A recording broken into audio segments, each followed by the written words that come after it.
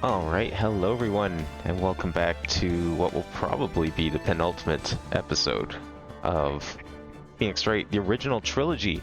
Not even just the penultimate of part 3, but the whole original trilogy. We have almost completed. We've got one case left, and it promises to be a very long one, so I'm expecting this to take a couple of streams to get through. But yeah, I'm looking forward to this because there is a lot of cool Phoenix Wright stuff coming out in the near future, both on the channel and just announced today, actually, officially as well, which I'm very excited for because I had plans on how I wanted to stream the rest of the series, but I think I'm going to have to change them up slightly with some of these new announcements that have come out, so if we have a chance to get into them during the stream, I'll definitely talk about it because, yeah, today's direct was quite something. So, I guess we're expanding the lore on Ami Faye.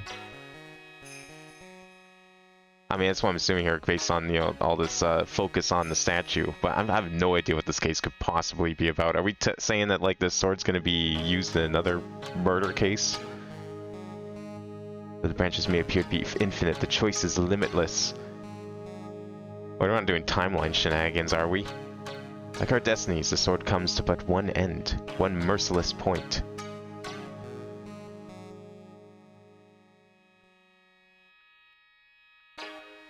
When the silver cord, the fragile thread that binds us to this world, is severed,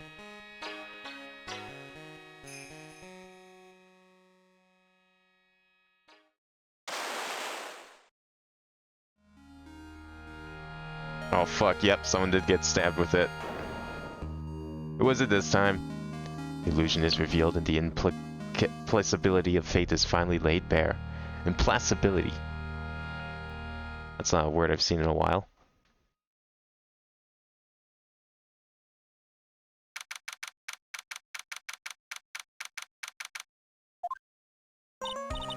Hey Nick.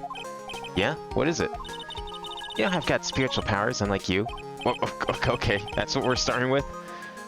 Sure, you are a spirit medium after all. But just like you, if I don't keep my powers sharp, they get dull, right? I guess so, yeah. Glad you agree. Okay, Pearly, you're up. Pearls? So, that's why we need to go on a special spiritual hotspot tour, Mr. Nick. I'm lost. What's this magazine you're shoving in my face? It's the New Year's issue of Oak Cult. Winter Spiritual Location Special. Oh, Pearls looks so happy. He's not even paying attention. Maximize your spiritual powers with just one night of intensive training. Oh, it sounds too good to be true. I'll say. Sounds more like a scam to me. It's at a spiritual retreat called Hazuka-Ura Temple. It's way up in the mountains, and and it's nice and cold. Just perfect for training. No, I definitely don't want to go. You know, I think I've heard of this temple before. It's a famous channeling dojo. It's hard for even real spirit mediums like us to make reservations up there. Reservations? For a temple? Are you serious? Don't worry, I've already made special reservations just for us. Yeah, and I signed up for the special course. That's nice, and the timing couldn't be better. Since we don't have a case right now anyway. Alrighty then, it's settled. Well, come on, don't just stand there. Start packing your stuff. Yes, Mr. Nick, you'd better start packing your stuff. Huh? Me? Why do I have to go? Well, we have to be accompanied by someone over 20 years old. Hey, I don't have anything to do with spiritual power. The only thing I can channel is a TV. So, is there a heated pool at this Hazukura temple? No, but you can stand under a freezing waterfall. I would imagine most waterfalls are pretty freezing considering it's February. Sorry, but I think I'll pass. I hate cold places. What? No way! How can you be so selfish? Come on, Mr. Nick, look at this place. Doesn't it look beautiful? Nope, not going. I'm gonna be nice and toasty at home. What the? What is it, Mr. Nick? Let me see that magazine.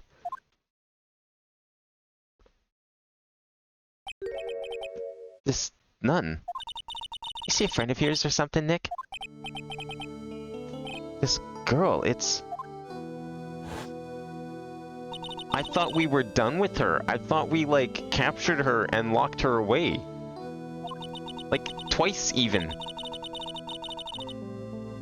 I just want to say, it's an honor for me to be here in your noble presence. Honestly, how can any woman ever count on you for anything? You disgust me. But it can't be. She was found guilty and should still be in prison. Mr. Nick? I'll go. Huh? Hazakura Temple. I said I'll go. Yay, isn't that great, Pearly? Yes, oh, thank you. Thank you, Mr. Nick. You'd do anything for Mystic Maya, right? Even walk over burning coals, right? Oh, don't tell me they have burning coals at this temple. Come walk over burning coals at Hazakura Temple. I'm sure that's, like, great for tourism. And the cult magazine featuring Hazakura Temple. Dahlia Hawthorne.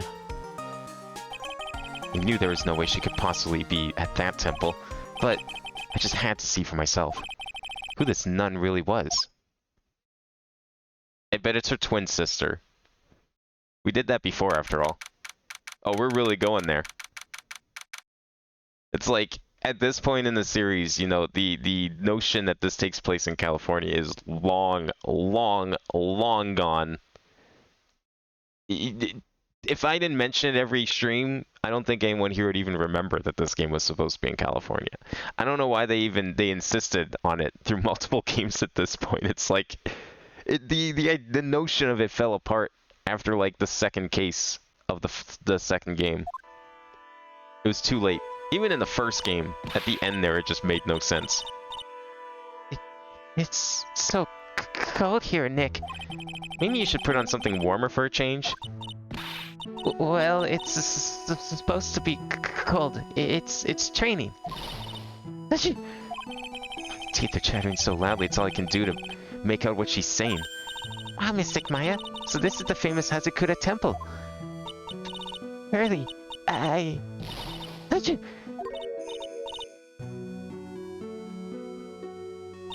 Another spirit medium, perhaps? Well. Nice to see you. Nice to see you here. Welcome to our temple. Oh, thank you. Oh, my. Thank you all for coming this way. Come now. You must have been cold. No, we're perfectly warm. At least some of us are. Well, we are high up in the mountains after all. In any case, we shouldn't be speak here. Please follow me inside.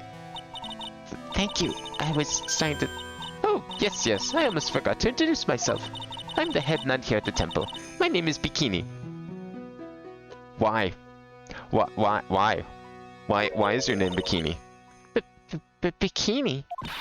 That's right. Actually, that's my temple name. What do you think? Why is it your temple name? You're not answering any questions here.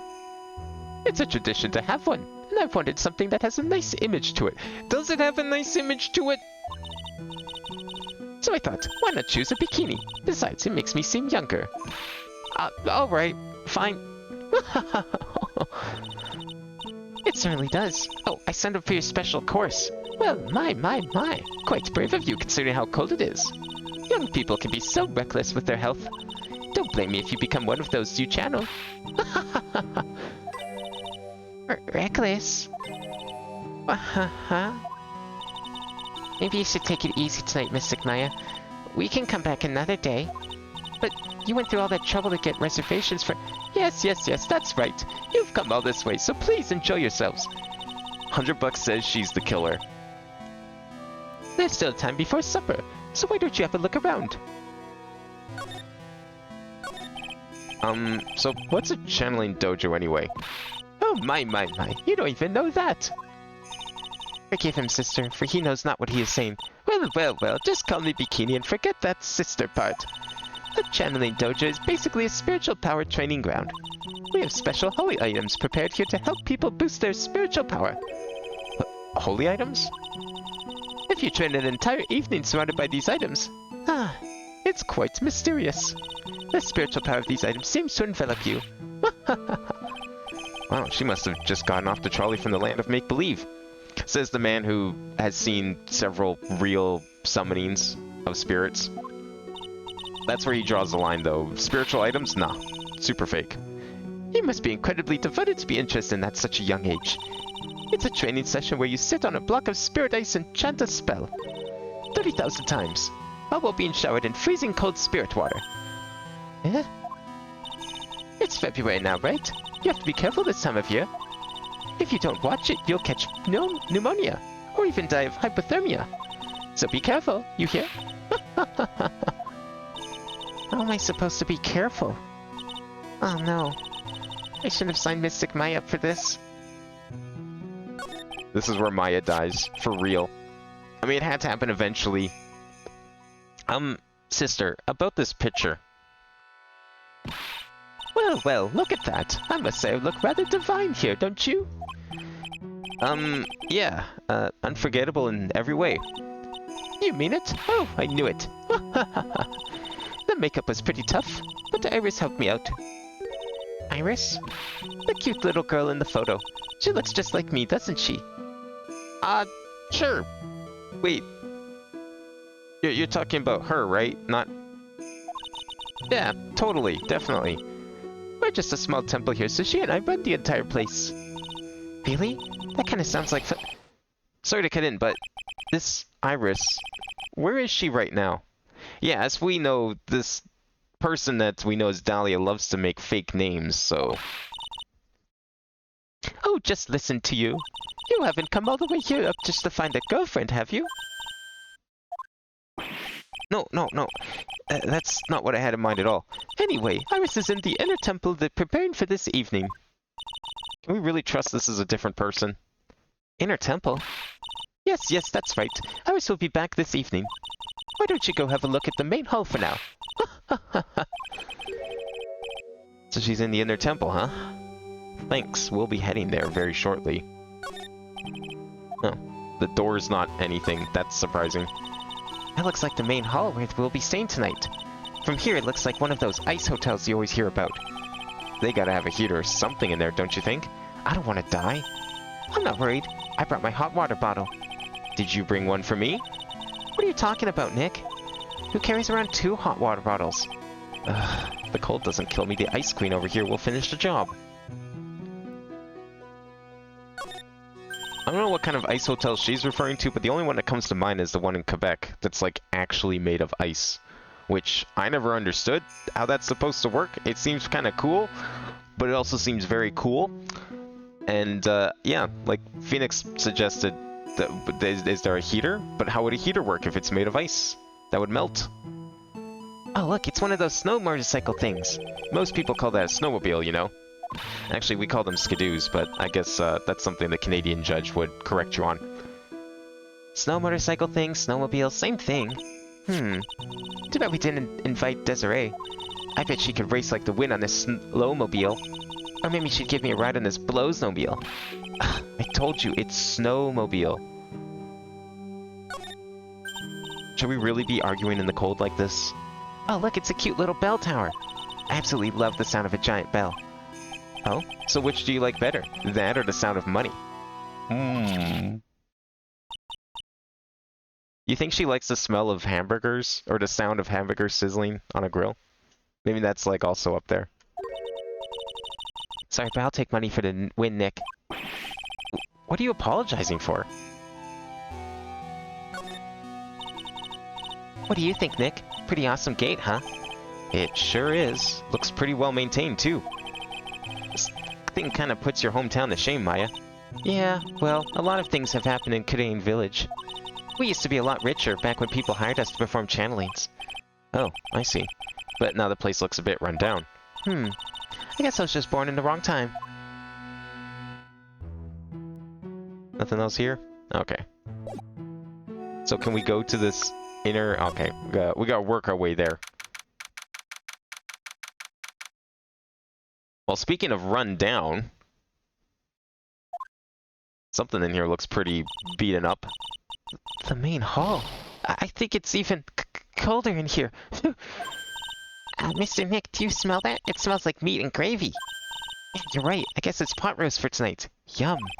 Weird. I thought they would serve something a little more, well, traditional. What are you talking about, Nick? You think monks and nuns just sit around eating rice gruel all the time? Yes, like Maya's right. Ooh, I hope there's mashed potatoes too. I love mashed potatoes.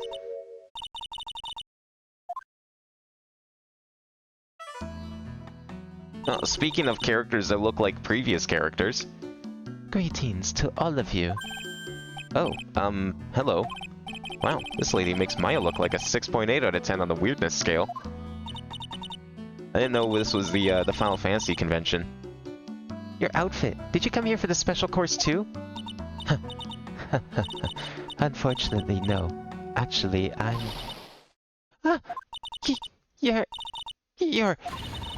You're Miss Elias Donim. Donim? What kind of... Elidonim? Okay, what's the pun here? Elidonim? Elias Donim? I'm drawing a blank on what the wordplay here is. Miss Eliza Donim. Yes, that's right. You know of me? My name is Pearl Fay. I'm your biggest fan. Who is she, Nick? I see it now. Zavadi! A fortune teller? I've got all your books, Miss Donim. What a sweet thing to say. And please, call me Elise. Elise? Maybe it's Elise. Elise Donim. That still doesn't make any sense with the pun. It's probably Elise, though. Books? Mr. Nick, don't you know anything? Don't you even know who this is? Well, an author, maybe? Yes, and an illustrator of picture books. Picture books, huh? Oh, now I get it. I'm sorry, I didn't know who you are. I don't get a lot of chances to really enjoy picture books. It's alright. I take no offense to that. My books are nothing but simple stories for children. And really beautiful pictures too, Miss Elise. Your books always make me feel as if my heart has been purified. It makes me feel very happy to hear you say that. I do have to admit, she certainly seems like a kind, sensitive lady. Okay, never mind, she's definitely the killer. Miss Elise won an award last year for her book, The Magic Bottle. Yes, a friend of mine secretly submitted a story I'd written to a publisher. They liked it so much that they asked if it was alright to make it into a book. Wow, it must have been a really great story. Maybe I should try to write a children's book too. If I do, you can secretly send it to a publisher for me, Nick. Would it really be that secret though if you knew I was gonna do it? Recently, I've accepted a sort of apprentice, you might say. An apprentice? He calls himself Loris Donim. Wait, why'd you give him your last name? I believe he's off doing some landscape sketches now. On Loris's behalf as well, I'd like to thank you for your support. Of course, Miss Elise, anything for you. Why did you come to Hazakura Temple, Miss Elise? Are you here to do some spiritual training? No, that's not it. I'm actually here to gather materials for a new book I'm working on. Wow, I can't wait to read it. Rose is completely taken with her. I wanted to do a book with a more Japanese feel to it this time. So is that why you're dressed like you are? The children have a certain image of me in their minds. I don't want to disappoint them. What can I say? She's really a sweet lady. Which definitely makes her the killer. Wow, Miss Elise, you're dressed up like a mountain nun. Yes, the good people here were kind enough to let me borrow this. I'm wearing training clothes underneath my robe as well. I want a staff like that. You like the crystal sphere? It's real amethyst, you know. That's a big sphere of amethyst. Surprised no one tried to steal it. Maybe we'll find one like that up here on this mountain. Good luck, Nick. I know you'll find me one. Well, you'll have to excuse me now. I have to go help with the dinner preparations.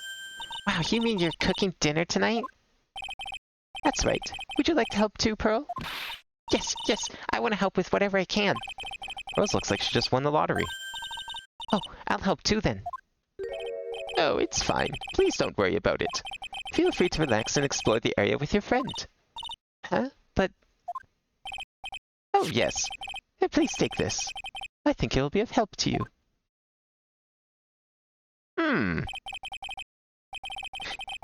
You know, I can't really put my finger on it, but something about this looks familiar.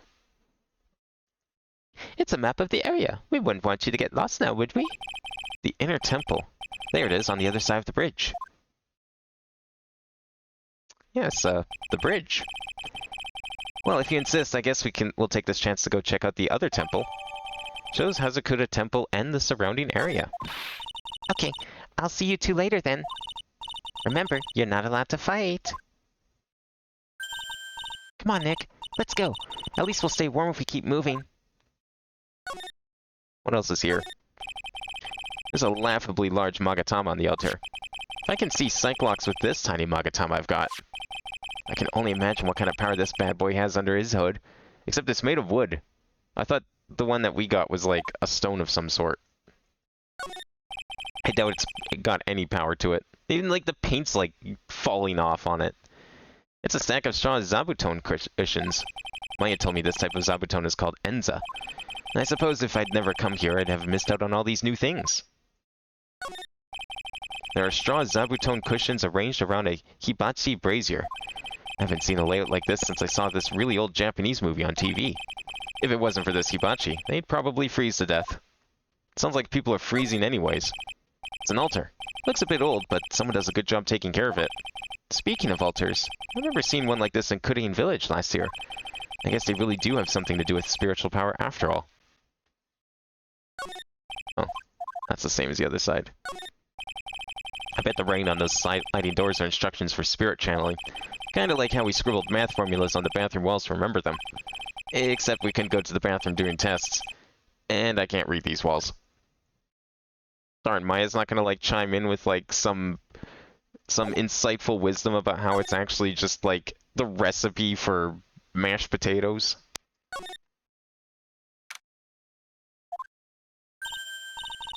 Huh? Where did Sister Bikini go? I guess she went to the inner temple to go help that other nun out. Oh, right. I think her name is Iris? Yeah, that was it. I want to find out who Iris really is, but I'm scared of what I'll find. Well, I'm looking forward to finding out. Dusky Bridge. I love that it's just like someone carved perfect Times New Roman into this stone. Like, like this looks like it's just hastily scribbled on and someone took all the time to make sure it was like perfect Times New Roman. Wow, look at this broken down old bridge, Nick. Yeah, and look at that big canyon below us. Hey, there's a river down there. It looks like it's flowing real fast. Man, it would be a real shame if someone fell into that river, hey? What's wrong, Nick? You look like you've seen a ghost. I'm just not very good with heights.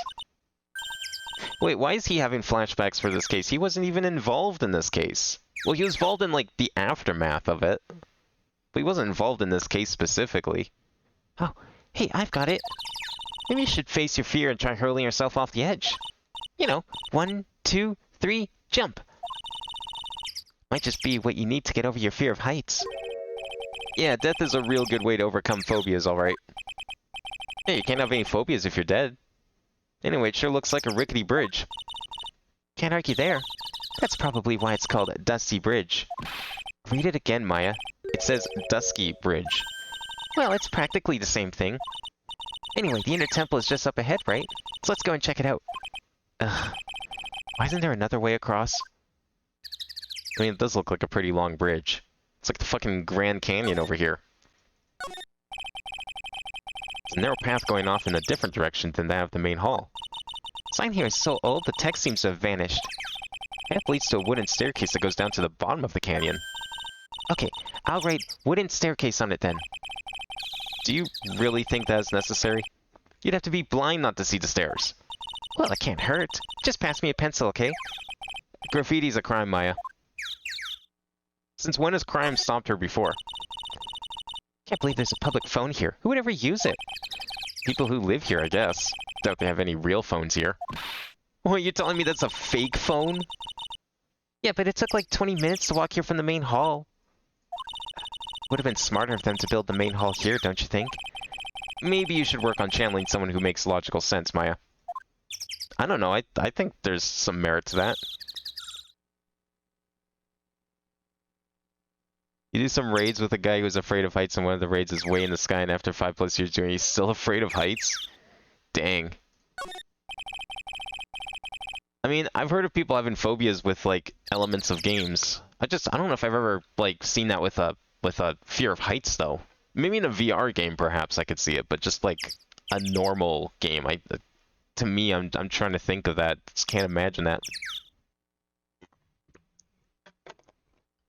I'm smoking brisket right now? Dang.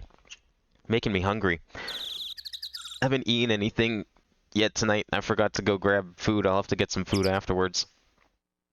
I was like thinking like, man, I should eat something, and then I realized it was like 7:50. I'm like, oh, never mind. Guess I'm not. Some letters are engraved into a roughly cut boulder. D-U-S-T-Y bridge. Huh? Okay, in what world does that look like a T? Are you stupid? Don't answer that. It says Dusky. Dusky Bridge, okay? Come on, Nick. Take a look at that bridge and tell me it's not supposed to be dusty. That's called snow, Maya. That's not dust. Sign is obviously wrong and I'm gonna fix it. Now give me a pencil, Nick. Do I look like a pencil holder to you? Oh, what's a pencil gonna do on rock? Have you ever tried drawing with pencil on a rock? It doesn't work. Come on, Nick. Why don't we hop across the bridge? It'll be fun. I'm not so sure. It looks like a bunny hopping across the bridge would destroy it. Okay, Nick. Let's try to find a cute, fluffy little bunny and test your theory. That right there sums up the fundamental difference between sane and insane. Looks like they fixed the bridge, at least. That's good. I'm sure nothing bad will happen if we cross this bridge, will it? Oh no, we made it. Good. Whoa. That bridge was shaking like jello in an earthquake. And at least half of the wood on that rickety bridge was rotting, I bet. Not to mention the last part only had like one board left on it. Okay, did they fix it or not? Because it doesn't... From here it looks like it's fixed. Because you see snow like all the way across. Like this is where it's supposed to be broken. But then she's like, no, it's totally broken. Also, what's the point of this cable here?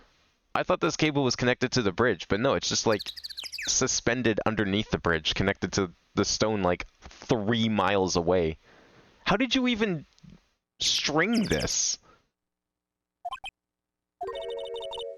What's wrong with you? Your face is all green. Can you not pick on me for a second? I'm still trying to get over the shock that we made it safely across that death trap. Yeah, I guess I'm a bit surprised too. Yikes, that temple is in bad shape. Looks like it could collapse at any time. I guess people don't use it too often. Is this really where you're going to train tonight? That has to be it. It's kind of creepy around here, like a ghost might jump out at you or something. Spirit medium afraid of ghosts? Isn't it ironic, don't you think? I don't know, not as ironic as like someone who's half a ghost being afraid of ghosts. Alright, what do we got around here? Hey, half-open gate. That's practically a welcome mat.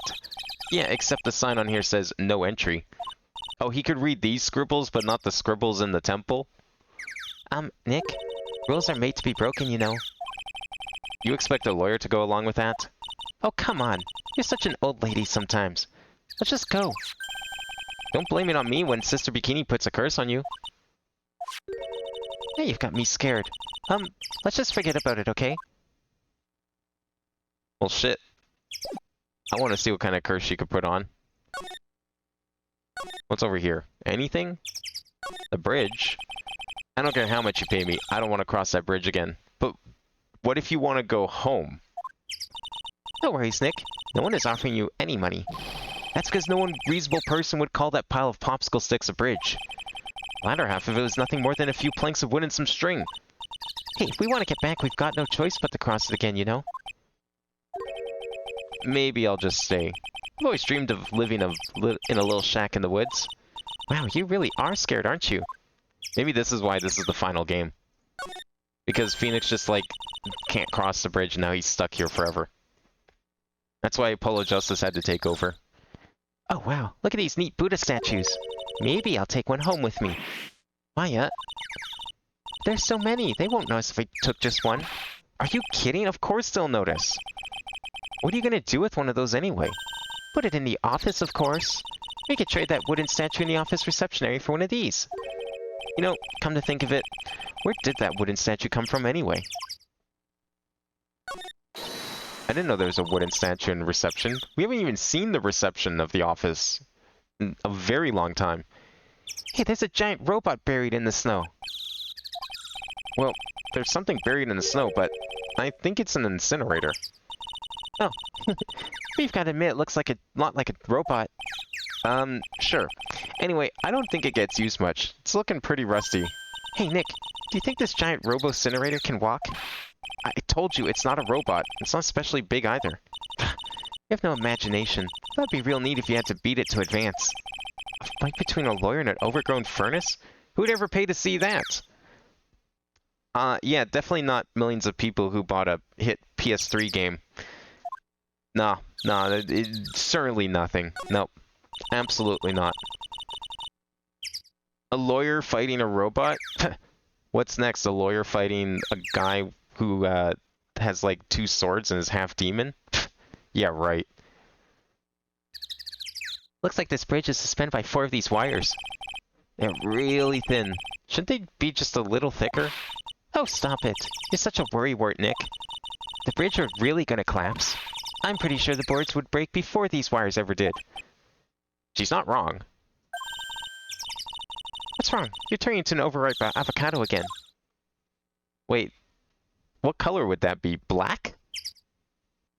What color is she implying, and what color does she think an avocado is? Because I don't think either of those things make sense here. So that's the inner temple up ahead, huh? Looks kind of run down. Well, it wouldn't be very temple-like if it was all bright and shiny. So you're training here tonight, huh? Yep. Then everyone will see my spiritual powers. How about your hungry powers?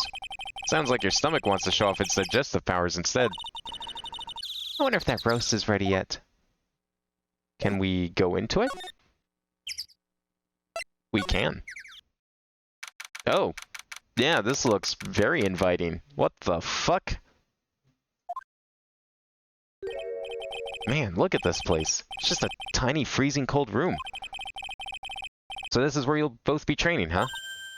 Huh? What do you mean both? I'm the only one. Really? But I thought... Pearlie's just a little kid. She can't handle this kind of intense training.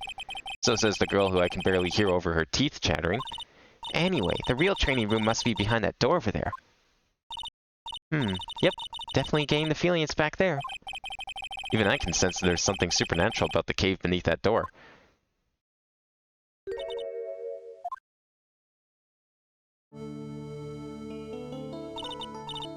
Excuse me, but who are you?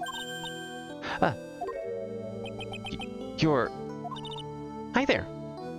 We're just looking around since we're going to be staying here tonight. Is something wrong? No. It's nothing. I wonder why she's spaced out like that. Don't you, Nick? Did you say something, Maya? Not you too, Nick.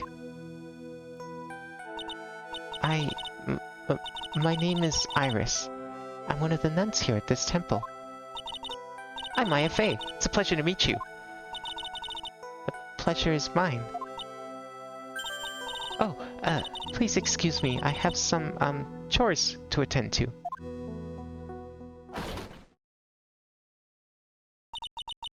She sure is beautiful. And a bit spacey, I guess. I guess she's just not used to talking with urban sophisticates like us. Nick? That girl. It can't be, but... Can it, though? I mean, she's supposed to be in jail. Did she sneak out? Is she a fugitive? This antique dresser. I wonder if there's anything valuable inside. Let's have a look. Anything? Nothing. Just a bunch of clothes. Hey, Nick. Huh? Oh, sorry. I was just thinking. Oh, about Iris, I bet. Looks like you've been bitten by the love bug, Nick. Yeah, let's just go with that. I'm sure they'll make it easier to explain. What is it? Why'd you scream like that? This scroll. It's my mother. What?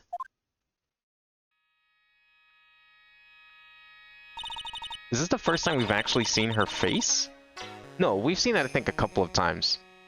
Oh, didn't she have a profile in one of the games? Or one of the cases? It's Misty Fey, the master of the Kudian School of Channeling. Are you sure? Yes. That crest at the top of the scroll. That's a special mark of the master of our tradition. So that's what the mark means.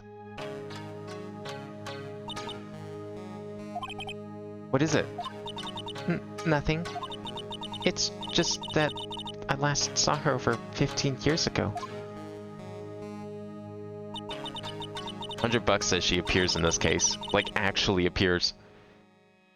If it wasn't for that crest, I wouldn't have ever known it was her. Okay. Long shot theory that makes absolutely no sense. Calling it now. Elise is actually Misty Fey. Maya doesn't recognize her because it's been 15 years. But I bet that's her mom. My own mother, and I can't even recognize her face. Yeah, see? There's the foreshadowing. She's been right here this whole time. Maya. Shows Misty Fey, master of the Kudian technique. It's a hanging wall scroll showing Maya's mother, Misty Fey. It's not that old. The crest at the top is the official mark of the master. I wonder if this temple has some sort of connection to the Fey family. I think it does, actually. Supposedly it's founded by a branch family member of the Kudian school. I'll have to ask Bikini in more detail when I get the chance. Oh, Maya. And about the A family in general. The actual training area must be on the other side of this door. I wonder what it's like. You think there's a chance that she's gonna, like, go in there, some sort of murder is gonna happen, and then someone's coming out? And then she's gonna get accused of murder again? Or even better yet, what if she's the victim? Wouldn't that be a twist? That twist wouldn't make any sense, of course. But that'd be a cool twist. Phew, it's locked. Come on, Nick. You know you want to open it for me. I can't. You've been in kind of a bad mood lately, haven't you, Nick? Somebody, I know what it is. I-R-I-S. Iris and Nick sitting in a tree. K-I-S-S-I-N-G. How is it locked? There's, like, a bar that's not even secured. You just lift the bar, and then you open the gate, and then you go in. But okay. Whatever. Sure. Yeah, it's locked. I guess. It hasn't happened yet, so yep. I mean, it could. The only thing is I know it can't be that, because I know that Maya's in the other games. I know that she's in the later games. Plus, she's in Professor Layton and Phoenix Wright, which, while not canon, is supposed to take place after the original 3 games. So, we know for a fact that both Phoenix Wright and Maya do survive whatever happens in this game. She cannot die, unfortunately. Phew, imagine making it across Dusty Bridge. Nick, you look green. Are you feeling alright? Hey, what's wrong with you? Ever since we met Sister Iris at the training hall, you've been really quiet. Huh? Oh, sorry. Uh-oh. You think he's yelling at us? He must be. There's no one else around. Who is this? Oh. It's you. Is this just like tradition now that he appears in the 5th case of every game? Or the last case of every game? He's taking up art now? Hey, I know you. You're... Whoa, sorry. Gotta run. See ya. Hey, wait a minute. Oh, nice to meet you. I'm Laurie's donim. Liar, you're Larry. Your clothes may change, but you're still the butts. Shut up. I'm Laurice. I'm just here to do a sketch of Dusky Bridge. So it really is our Larry. Not that I get why he's pretending to be someone else. Why are you here? Being an artist. So what are you doing with the last name Donim? Well, I want to start over again with a clean slate. A clean slate? You remember, don't you, last time? Oh yeah, that's true. He did get fired.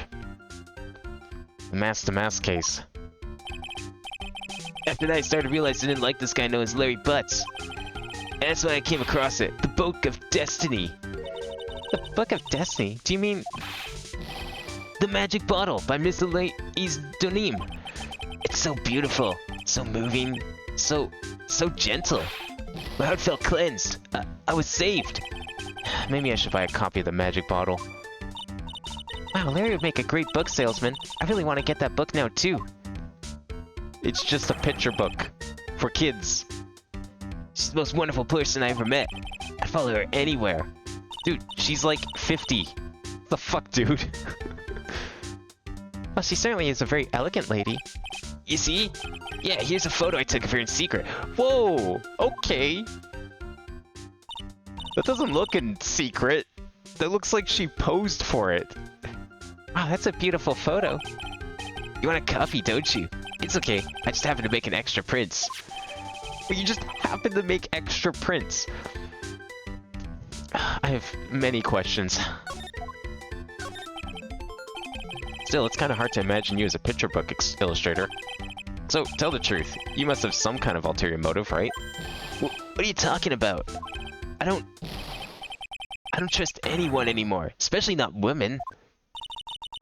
What a bad case of denial.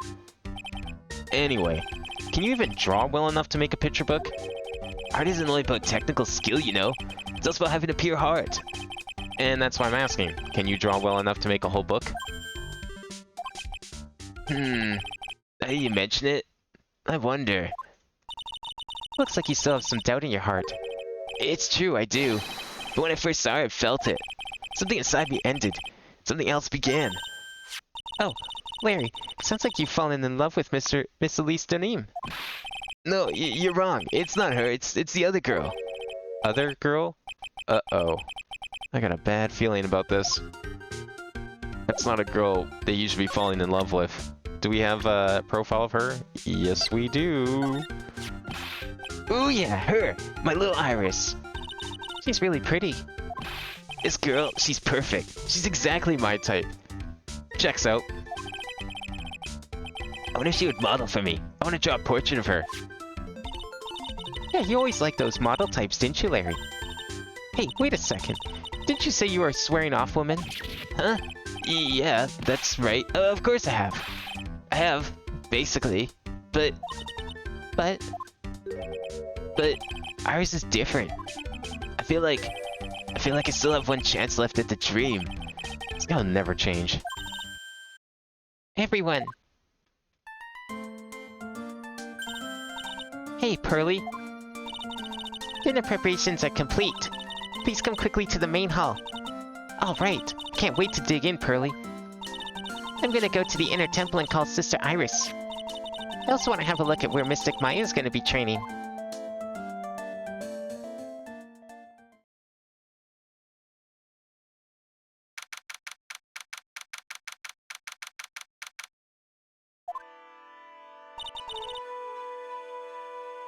Boy, am I stuffed. Are you sure it's alright to be eating that much before your training? Well, this kind of training is a battle of endurance. Mystic Maya, please don't do anything that might put your health at risk. No pain, no gain, I guess. I'm still worried about you. Well, let's not dilly-dally shilly-shally. You must get ready for tonight. Good luck, Maya. Alright, here I go. I'll see you all tomorrow, I guess. She's totally gonna die. Iris, please bring the bell at 10 o'clock for lights out, alright? Yes, Sister Bikini. And then after you ring the bell, I want you to come join us at the training hall. I understand, Sister Bikini. Why did they have to give her that name? Maya and Bikini really seemed excited about this training thing tonight. Well, Pearl, what are you going to do tonight? Well, if you'd like, you can come to my room. Perhaps we can read some books together. Really? I'd love to. I'm not very good at reading. Well then, would you like to practice reading with me? I'd love to. Rose is absolutely smitten with Miss Donim. So, Larry, what are you gonna do? Huh? Me? Well, I'm just gonna hang out in my room. I can't stand the cold at all. Totally hear you there. Miss Elise, so, for example, how do you read this? It says, gravely. That's kind of a tough word. Oh, okay, and what about this word? That's another tough one. It says, roast. What kind of book is she reading anyway? Well, I'm gonna go wash the dishes and help clean up. I'll visit you when I'm done, Miss Elise. Well, not much to do except head to my room and huddle under the covers, I guess.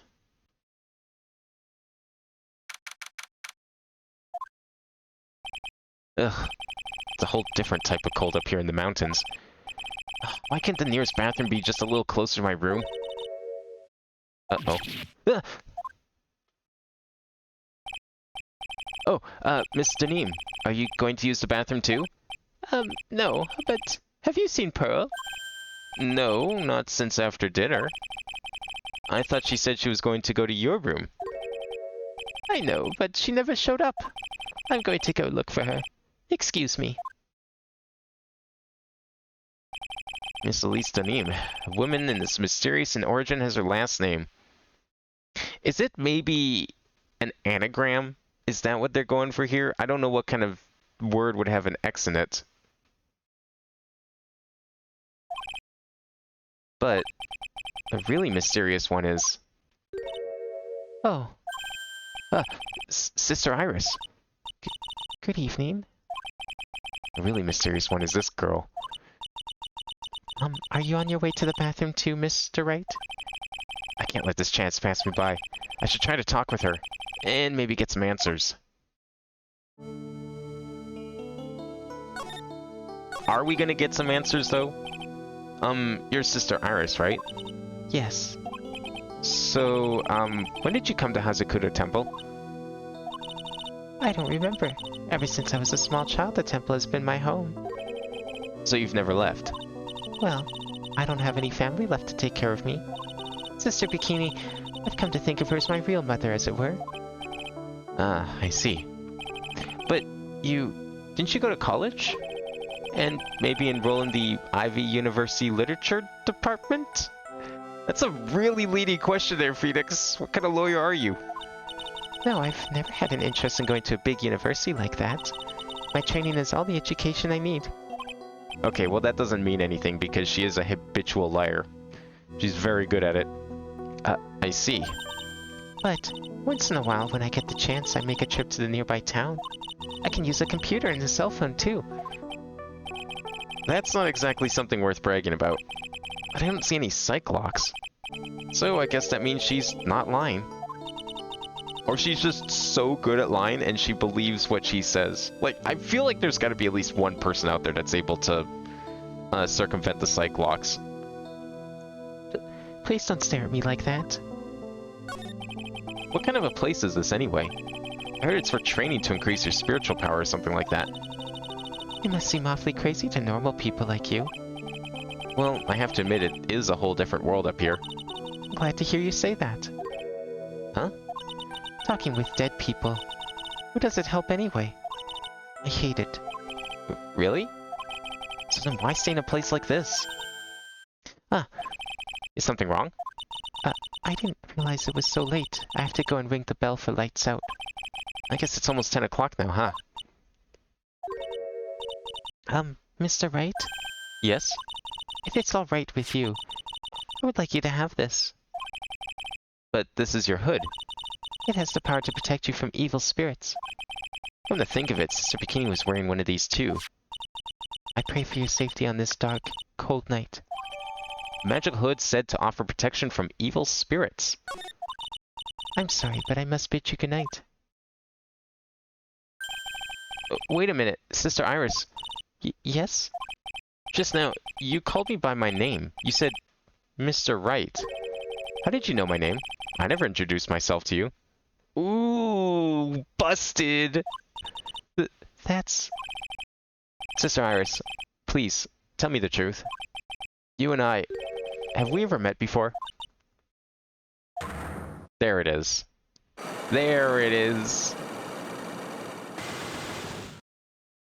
I'm expecting one of these to have like 6. Iris. So how did you escape jail? What did you do? Did you bribe the guard? Dig your way out of the cell? How'd you do it? Oh, it's almost 10 o'clock. Perhaps we can speak again tomorrow.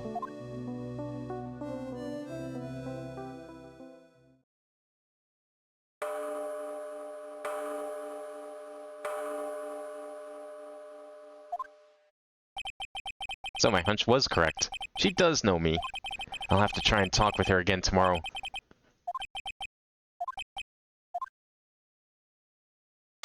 And then the murder occurs! What the? That blood-curdling scream came from the courtyard. Oh. That scream. I'm sure it came from around here. Ah! Someone's there. On the ground.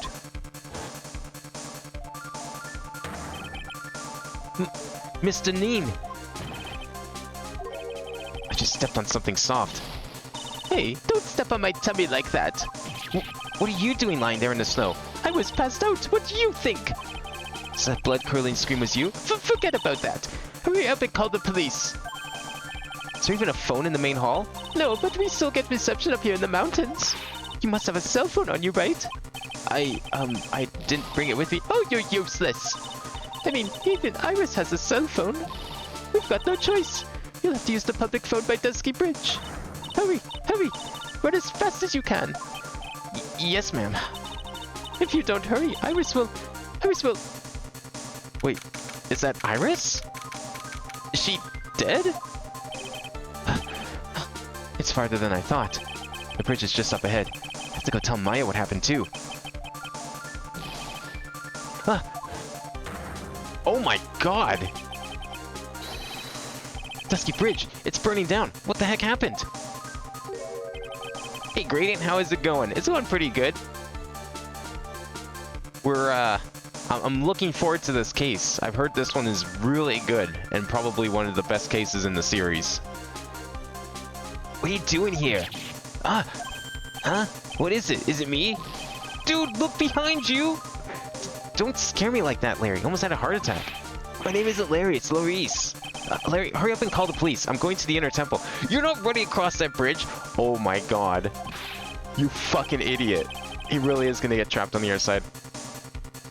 Don't be stupid. The bridge is nothing but a burning wreck now. Listen to me. There's been a murder here at Hasakuda Temple. What? The murderer might have fallen across the bridge. Have to make sure Maya's safe. But... Please, call the police. I've gotta go. Get on my way, Larry. Played this one years back, really good game. Yeah, I kind of been liking Phoenix Wright 3 the best out of the original trilogy so far. Like 5 really good cases, they all seem to kind of tie together in some way. I mean, Case 3 was fine. I know people consider Case 3 of the Phoenix Wright games filler, but I definitely liked that one too. I thought that was a pretty fun case. This one's went from like 0 to 100 real quick though. Must have been crazy. I knew how dangerous it was, but I still went for it. Uh-oh. Yo, what? Weakened even more by the fire, the rickety old bridge's planks snapped and gave way. As I was swallowed by the eternal darkness that surrounded me, a final terrified scream rose up to pierce the frozen air of that harrowing night. Holy shit, what an intro! Already beat the last 2? Yeah, I streamed them... Well, I've been streaming Phoenix Wright games pretty consistently over the past few months, but yeah, we played all of 1 and all of 2. We streamed everything in 3 up to this point. So this is the last one of the original trilogy, and I plan to play the other games too. Every single one of them. The order is going to change slightly because of a certain announcement that was today, which was very timely, if you ask me. I was originally planning to do the Investigations duology next, but considering there is now an official remake / translation of the second game coming out in a couple of months, I think we'll probably do them in a slightly different order. I'll save those games for after the Apollo trilogy, which I do have. So I'm deciding if we want to do. I'm thinking it's either going to be. So originally the plan was after this game we would do the Miles Edgeworth games and then Professor Layton. But I'm thinking what I'll probably do is Professor Layton and then go straight into Apollo Justice. I don't know. I'm still like trying to work it out. We got a couple more weeks to figure it out, but yeah, that was kind of the original plan. Was like, okay, we'll do the original trilogy, play some spin-off games, and then do the sequel trilogy, and then play like Great Ace Attorney after all of that. But with the actual remakes of Investigations being announced and coming out on like, what was it, September 4th or something like that? I was thinking like, well, we'll just save those for later, and then maybe just do like Professor Layton now, and then Apollo Justice, or maybe just do Apollo Justice right after this. I'm not sure yet. It's going to be one of those two things, but eventually, somehow, all the games will get streamed on here. Heard about that? I haven't watched the announcement yet. Sounds good. Yeah, go definitely at least watch the trailer for Investigations. It actually looks really good. Like, they redid all of the art, all of the sprites are completely hand drawn now. It looks very much like this game actually. It's great. There's even an option if you want to play with the original pixel art too, so you can swap at any time by the sounds of it. Plus it's got like a lot of the other features that the Great Ace Attorney collection had, and I think Apollo Justice does as well, where it's got like, you know, your artwork and soundtrack and all that stuff. So it seems like a really good collection. I figured it was going to happen eventually, and I was a little, like, streaming the games this year, I was a little worried that they were going to like get announced by the time I already finished streaming them. But I'm glad that it happened. It was like just in time, because like literally, if they waited a couple more weeks, like I was going to stream them Edgeworth 1 like the moment we finished this game. But yeah, no, it was announced just in time, so I'm going to definitely wait for those before I stream the Edgeworth games. I know absolutely nothing about Grace Attorney. Yeah, I didn't know anything about it either. All I knew about it, like back like 10 plus years ago when the first part of it was announced, I was like, oh, okay, I guess that's just probably never coming to English then, because it was like, apparently it was like so Japanese, and then it was like the reasons people stated for those ones where it was so Japanese, and it had Sherlock Holmes in it, so those two reasons alone were like, no, this is why this game's never getting translated. They can't figure out a way to make it take place in like Japanifornia, or like make it consistent with the Western lore, and they couldn't use Sherlock Holmes. The first one seemed kind of bullshit, but I kind of get it. But the second one, yeah, like that one made perfect sense. So I always chalked it up as like the 3 forbidden Ace Attorney games was Miles Edgeworth 2 and Great Ace Attorney 1 and 2. Were just like never coming to North America, but we somehow managed to do it. We now have the entire series, barring Professor Layton, available in English on modern systems, and it's crazy. This ring is driving me crazy. Yeah, it was driving me crazy too. Yes, Edgeworth speaking. Edgy, get up! It's an emergency! Huh? Larry? Do you know what time it is? It's not Larry, it's Laurice! Laurice Donim! It's nothing more than a terrible nightmare. I'll just roll over and... Wait, don't hang up! It's an emergency! It's Nick. He took a really nasty spill. Well, that's certainly one way of putting it. Well, it wouldn't be the first time, so... I'm not joking, his life's in danger. What? What happened? Tell me. Talk about a guy with bad luck. He may already be dead. Anyway, you gotta come back. You're the only one that can help. My Iris, my beautiful Iris, she needs help. Alright. I don't know what's going on, but I'll be there as soon as I can. I'm at the detention center, please! Hurry! Wait, why is he at the detention center? It's been only 1 year since I left that country. I thought I wouldn't have to see him again for a while. Sounds like it won't be a pretty reunion. As if I expected anything to change.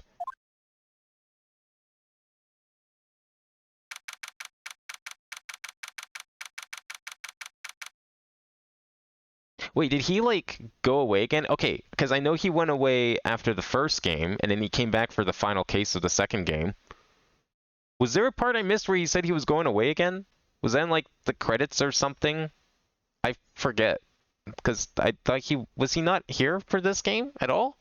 No, I guess he wasn't, because the only time we saw him in this game was during the flashback case 4. Yeah, I guess he wasn't here, because we fought Godot in the second and third case, and the first case had Pain, of course, because it's a tutorial. Yeah, I guess he hasn't appeared at all in this game. What was my favorite case in Game 1? Is it weird to say the 5th case? I mean, is that cheating because it's not technically part of the original story? I mean, okay, if we're talking the original 4 cases and we're excluding the DS game, I would say probably I really like case 2. I thought that was pretty fun when I first originally played it. It's a tie between 2 and 4, I think, for me. What was case 3 again? Or am I thinking? Oh, sorry, not 2, 3. The samurai case. Right, I'm thinking of case 3. 3 or 4 for me are probably my favorites. But if we're including the 5th bonus case, I really like the 5th case. Honestly, that was probably my actual favorite. Super long, but I really like the cover of case 5. Yeah, I honestly like. I think by this point it's fine to include that. I would definitely say case 5, even if it's not like really part of the story. But with the trilogy, like in recent years, like they've retranslated and fixed things to make it canon. So technically the case is canon. So I consider it part of the series proper. You're late, Edgy. What took you so long? I don't want to hear it. I chartered a private jet to come as quickly as I could. Well, you should have chartered a faster one. Anyway, just listen. Something happened to Miss Elise. I think it's Maya and Iris's bikini. Huh? Say something, Edgy. Before I came here, I stopped by the hospital and paid Wright a visit. I believe I have a better understanding of the situation than you at this point. The murder victim was the picture book author Miss Elise Donim. She was found by Wright and the head nun. The suspect is the temple's younger nun. Oh, again? Then later, while Wright was crossing the bridge, it broke and fell into the river. The hospital says that he'll need at least 2 days of bed rest. Yes, that's right. You got it. But they arrested her. My sweet little Iris. Here I was, convinced he was the one the police had arrested. However, I still don't understand what these 2 items are for. What are you talking about? They're the things Wright gave to me when I was leaving his room. This is the first. He said some nonsense about being able to see into people's hearts with this. And the other. He couldn't possibly be asking what I think he is, could he? I'm begging you, Iris's trial starts tomorrow. With Nick out of the picture, you're all I got left. You're the only one that can represent her. What did you just say? You know, represent, defend. What were you expecting? Why do you think I called you anyway? I'm a prosecutor, Larry. A prosecutor. Do you understand what I'm saying? A prosecutor's a lawyer who... Don't talk to me like a kid. I graduated from junior high, you know. Don't worry about it. I promise I won't tell. But I mean, I heard a paper badge had no problem fooling an entire court before. How could this country's judicial system have fallen into such decay? Please, Edgy. At least listen to her. Listen to Iris' side of the story. So Wright wasn't joking when he gave me this badge after all. Well, this is weird. Well, it's a real shame that we're now not playing the investigation duology next. It would have been very fitting. Thank you for coming. My name is Iris. Edgeworth. Miles Edgeworth. I don't know if I can be of any help, but I will at least hear what you have to say about the murder. Mr. Wright, how is he? Mr. Lawyer said that he might even die. Fortunately, he'll be fine. Larry, you moron, how could you say something like that? He was badly bruised when he hit the water, but otherwise he is unharmed. Thank goodness. But he's caught some kind of nasty cold. A cold? He's running a high fever and is drifting in and out of consciousness. Must be imagining things. This woman. I feel like I've met her before. Maybe a hot take, but I think Case 2 of Game 1 is one of the worst of the original trilogy, at least from a gameplay standpoint. Yeah, I mean, I didn't really care for it. I think, like, I felt differently when I first played it. So, when I played through games 1 and 2, most recently on stream, those were not blind. I did kind of remember them. I played up to the third case, the very start of the third case in game 3, when I first had the 3DS trilogy back in, like, whenever that came out, like 2015, I think, or something like that. So I played up to, like, the 3/5 of the way through the third game, but everything after that was new. But yeah, playing through the 1-2 a second time, I was like, yeah, this is, I just want to get onto, you know, the rest of the good stuff. I didn't really care for case 2. I agree with that. I didn't really care for the case 2 of the first game.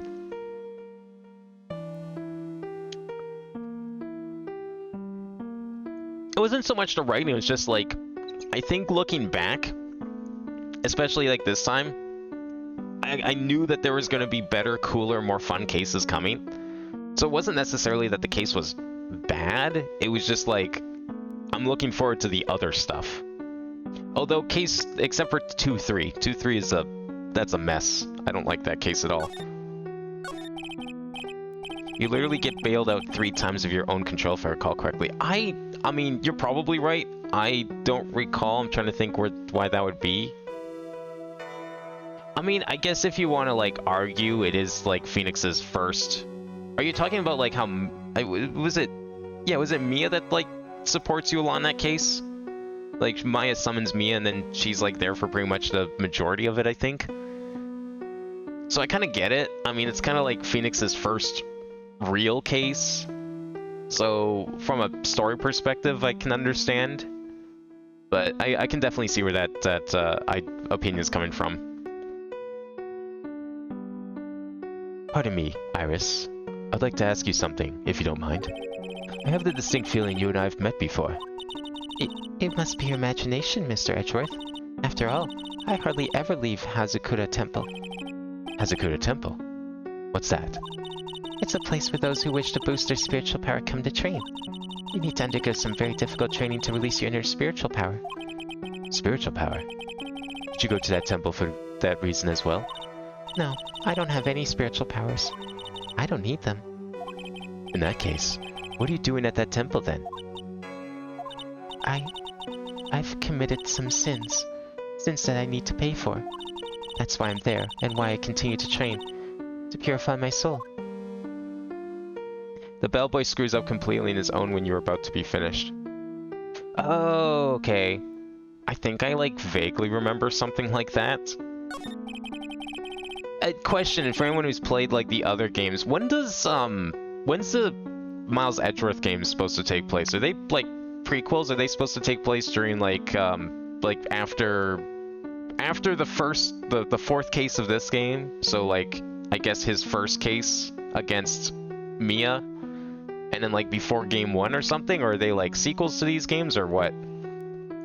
I never really understood when those 2 games were supposed to take place. They look like they're prequels, technically. Like, to me, they seem like something that took place before the first game. Mia's also the one to mention receipt. Right, yeah, she mentions a receipt, which is, yeah, it's like... You didn't think to flip it over and see what kind of information was on the other side, Phoenix? Come on. It's okay, they solved that in later games because all the DS games let you, like, examine evidence in 3D, so they can't use that excuse anymore. I want to ask you about the night of the crime. Alright. I helped to clean up after dinner and then went back to my room at about 8. Later, I left my room to ring the lights out bell at 10. Bell? We ring it at the same time each night. I see. And then? And then... I was told to go to the training hall, but... I went back to my room and stayed there. Why didn't you go to the training hall like you were asked to? I was frightened. Frightened? So I just stayed in my room and meditated until the murder happened. There's more to our story. I just know there is. Maybe I should dig a little deeper. You were asked to go to the training hall on the night of the murder. Yes. However, you didn't go. Because you say you were frightened. What exactly were you frightened of? There it is. Oh, only 2 on this one. What in the world? Is there something wrong? I'm sorry. It's nothing. Looks like she's not aware of them herself. These must be what Wright was talking about. The psych-locks. The psycho-locks. I believe he said that I need to present this Magatama item to do something.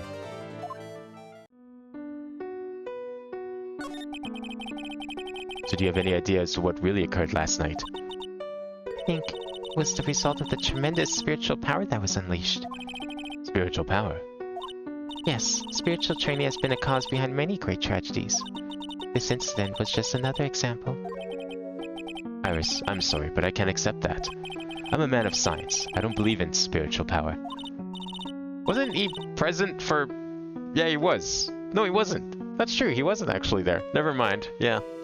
It's a shame he wasn't there for the last game, because there's definitely would have been some moments. Yes, I understand. Most people don't. And I'm certain that the thing that killed the victim was a human. So please, answer me this simple question. Were you the one who killed Elise Denim? No. I'm not the one who took her life. The psycholock things aren't happening. I suppose that means I can believe that she's not lying. What's wrong? I can't believe what I'm thinking. And here I just finished saying that I don't believe in spiritual power. Yeah, but he saw it happen just now. Like, how do you not believe that? It appears that's about all you can tell me. Thank you very much for listening to my story. I visited Wright at the hospital before coming here. He asked me to take care of you. Me? Yes, at the trial tomorrow. He asked me to defend you. If Mr. Wright has that much faith in you, Mr. Edgeworth, then I will gladly entrust my fate to your capable hands. But before that, I have one question. Yes? Do you know Wright? Why would you ask that? Whenever you came up in our conversation, he would begin to act a little strange. Mr. Edgeworth, what is Mr. Wright to you?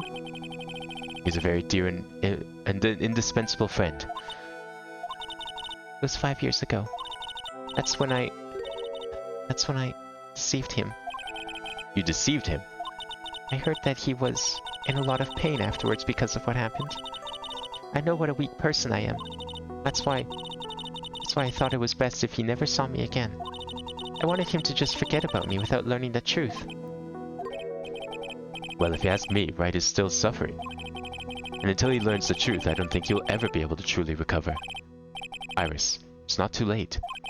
You should go to him. Tell him the truth. Isn't she arrested? How are you gonna go to him? I'll defend you, but only if you agree to that one condition. Alright, Mr. Edgeworth. I promise. Very well. I'll do everything in my power to get you an acquittal.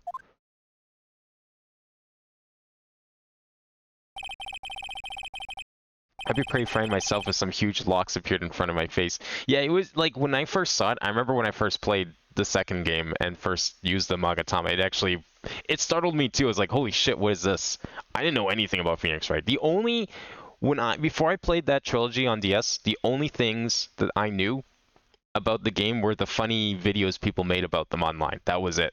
That was my extent of knowledge. Also that Phoenix Wright was a fighting game character. He appeared in a fighting game. That's all I knew of Phoenix Wright. Never played any of the games. My first Phoenix Wright game was actually, it was the Professor Layton game, and then I got the trilogy shortly after that. That's enough information gathering for now. I should head to the crime scene. Wow, I like Edgeworth. He's very methodical. He likes his facts and logic. Yeah, what does he think of this police officer? The guard is glaring at me. If someone glares at you, it's only polite to return the favor. It's what I was taught. Are you alright, Mr. Edgeworth? Oh, excuse me.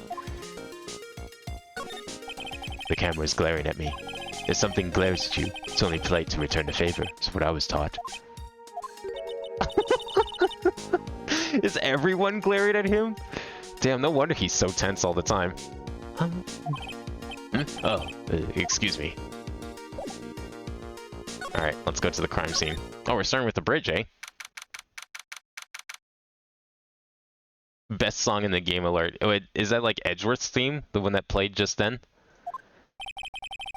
Sure is cold, alright. So this is it. Dusky Bridge.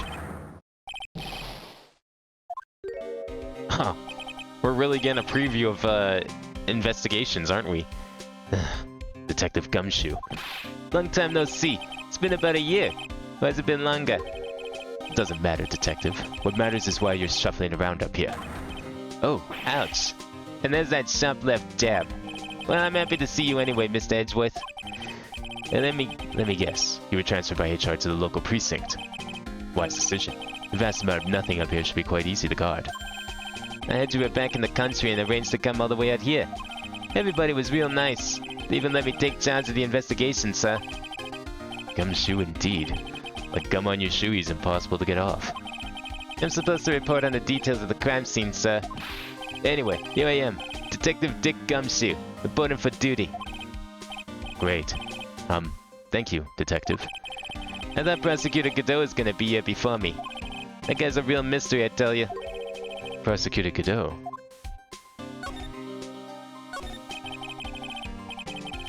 Edgeworth glares at everything. According to him, everything is glaring at him, so he must glare back. Gee, I wonder who taught him that.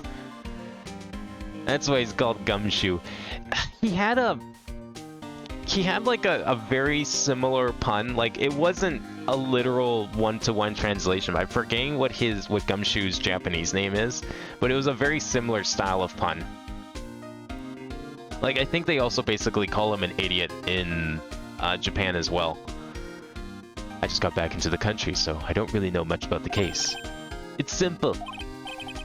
Well, simple does, as they say. Oh, you got no idea how much I've missed that bite and sarcasm of yours, sir. But seriously, this one's a piece of cake. There's a witness that's on the whole thing. A witness? Yeah, bikini lady. Bikini lady? Here, on this freezing cold mountain? Well, you should talk to her yourself if you want the details, sir. May have to talk to this bikini lady. I mean, decisive witness, myself. You think he's gonna be disappointed? So this is the bridge that Wright fell through? Yep, I can't imagine being that reckless myself. Look before you cross is how it goes, right? Or was that leap? And? Is there something on the other side? Yeah, some old building they call the Inner Temple.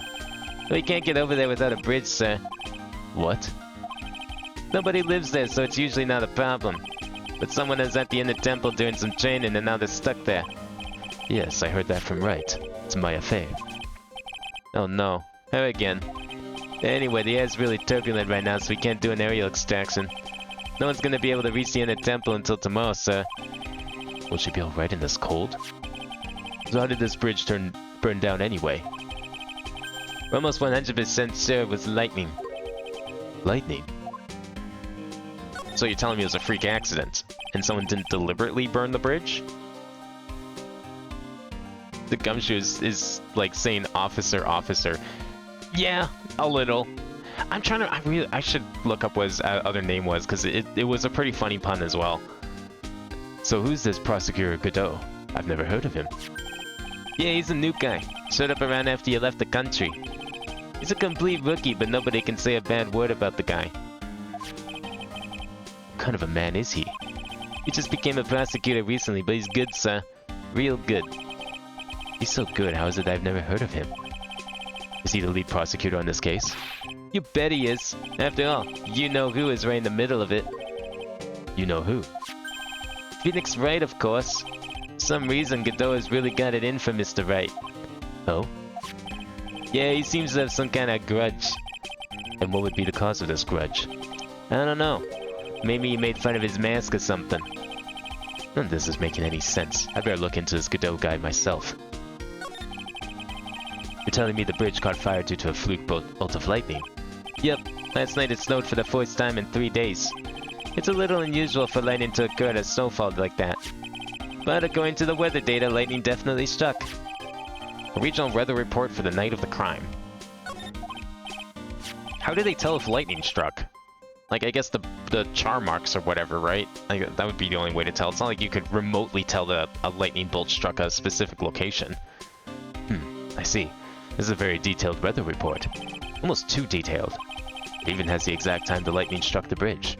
Yeah, okay, good. I'm glad I'm not the only one here. Man, I like playing as Edgeworth. Oh, we got that information from the witness's testimony. Someone that actually saw the lightning hit the bridge. Who is this witness? Say, I'll go ask one of the local cops later, sir. I guess we should examine everything again as Edgeworth. I think Godot's mask looks cool. It does! I love Godot! It's gonna be... I wish... Like, I don't know, maybe it happens in the later games. But I almost hate that every game has a different prosecutor. Because, man, that means we're never gonna get to see Godot again. Like, ever. And it sucks. I love him. He's definitely my favorite. I don't even know what kind of prosecutors we're gonna get in 4, 5, and 6. Or any of the other games, but... knowing that we're probably not... it's not gonna be Godot sucks. There's a little shack down that way called Heavenly Hall. The shack? It's like a rundown doghouse for losers that can't bear the freezing drafts of wind. And it reminds me of my apartment, sir. The name Heavenly Hall makes it sound like a palace.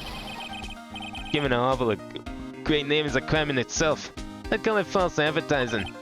And by the way, the name of my apartment complex is Compton Castles. That's not such a great name if you ask me. Well, it's not such a great apartment either, sir. Some letters are wildly engraved into a roughly cut boulder. Dusky Bridge certainly is an appropriate name. You need to get some glasses, Mr. Edgeworth. That sign says Dusty Bridge. What? How are we mistaking K's for T's? Does that even look remotely like a T? Like, even with the text in the way, I can tell that's a K. I can see how you can read it wrong, though, sir. I'm guessing this is probably some sort of pun that they tried to, like, emulate in English, but it didn't really translate very well. Like, maybe it had some sort of kanji where, like, it was one tiny little radical was different from some other kanji. You're the one who needs glasses, detective. Try reading it one more time. You're right. It's Dusky Bridge after all. I guess whoever wrote this made a mistake. Never mind. Hey, it's a public phone. You don't see a lot of these anymore. That's true. Since I got one here, why didn't we take a photo as a memento? Well, sure. Why not? Oh, darn it. I don't have my camera with me. I'm gonna go buy a disposable camera. I'll be right back, sir. What's so special about public phones, and why is he so fascinated by them? So this is the bridge that Wright tried to cross. Pretty reckless, if you ask me. I'm amazed he survived the fall from up here. Yeah, he's one lucky guy, sir. Now I see how he manages to win his cases in court. Blind luck. I think dumb luck suits Wright just a bit better. Looks like a pretty good distance that far cliff. Yeah, it's gotta be around 100 yards or so. Detective, that's not even close to 100 yards. Well, I gotta admit I'm not very good at judging distances. It's about 20 yards or so. Impossible to cross without a bridge, it seems. It definitely looks farther than 20 yards, but I'll take Edgeworth's word. I definitely believe him.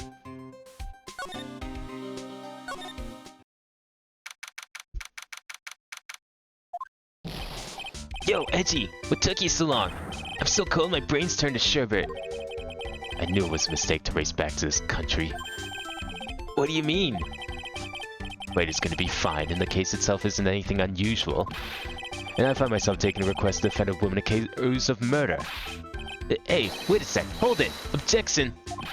What's going on here, Mr. Edgeworth? It's hard to explain, but one thing led to another, and... What kind of lame excuse is that? You call yourself a defense attorney? Prosecutor Edgeworth is a prosecutor, and that's why he's Prosecutor Edgeworth. Prosecutor Edgeworth, defense attorney, just sounds plain old weird, pal. Wait, Prosecutor Edgeworth? I'm not sure what role I'm supposed to be playing in anymore. Dude, Edgy, I don't see you for a couple of years and your heart turns to sherbet. I'd say more like sorbet. It is rather cold here. What's the difference? Iris didn't murder her, someone else did. I just know it, okay? So trust me on this one. Ever the romantic, aren't you, Larry? Nevertheless, I'll do whatever I can to prove her innocence. At least until I pass the baton on to Wright, that is. Man, I'm telling you, Iris is so cute. Right, Edgy? You think so too, don't you? What's wrong? Why are you so quiet? To put it simply, your comment has me highly concerned. Could it be that the reason you think she's innocent? Come on, a girl that cute can't possibly be a murderer. I was right after all. I should have never come back. No, don't worry. I see things for how they really are this time. Honest. If I had a penny for every time he said that. It's just that, well, ours is a delicate flower. You can't force things too much. You know what I mean? Huh? But I have no idea what you're talking about, Larry. Oh. Forget it. I didn't say anything. Larry, where were you and what were you doing on the night of the crime? Larry? What? Don't tell me. You think I might have done it? What? Get lost. Go back to your chartered jet and get out of my sight, you creep. And I hope your plane crashes and you die. I'll just ask one more time. On the night of the murder, where were you and what were you doing? Oh shit, he's got locks too? Well, we know he was in front of the bridge at some point. As I suspected, psycho locks. I'm sorry, man. You know me. I just don't remember. My short-term memory's a wreck, dude. Alright. Actually, wait. No, we should examine. Definitely examine his Edgeworth. I suppose this type of thing is necessary up here in the mountains. This gave me a great idea. Something tells me he's going to tell me what's on his mind, whether I like it or not. I've got an idea for a brand new invention. It might even make me rich. An invention? Yeah, a car that can travel on snow. I'll call it a snow car. So what do you think, sir? Would you go for a ride on something like that? Only after you take the first 1,000 test rides. I'm pretty sure that already exists. I can see a small bell tower from here. Hey, that just reminded me. There's something I've always wondered about. Something tells me he's gonna tell me what's on his mind, whether I like it or not. We call a person who tells a liar, right? So why don't we call a person who rings a bell a beller? Or truer for a guy who tells the truth? Oh man, I'm not gonna get any sleep tonight. I had no idea he was such a deep thinker. I didn't know Edgeworth could even manage sarcasm. That must be the main hall back there. A brilliant deduction, sir. Are you trying to flatter me, Detective Gumshoe? A brilliant use of suspense to build the tension, sir. According to Wright, the head nun had something important, some important information. Can't miss the opportunity to speak with her. Skate looks quite old, strong enough to resist the weight of time. That's the Edgeworth I know. You got a real flair for words, sir. I've always appreciated this kind of old, timeless elegance. It's exactly how I feel too. Take this coat for example, like a fine wine that gets better with age. Yeah, apparently it's so old that it got moldy. It's all green. Even fine wine turns to vinegar and begins to stink at some point. I suggest you wash that atrocious rag you call a coat, Detective.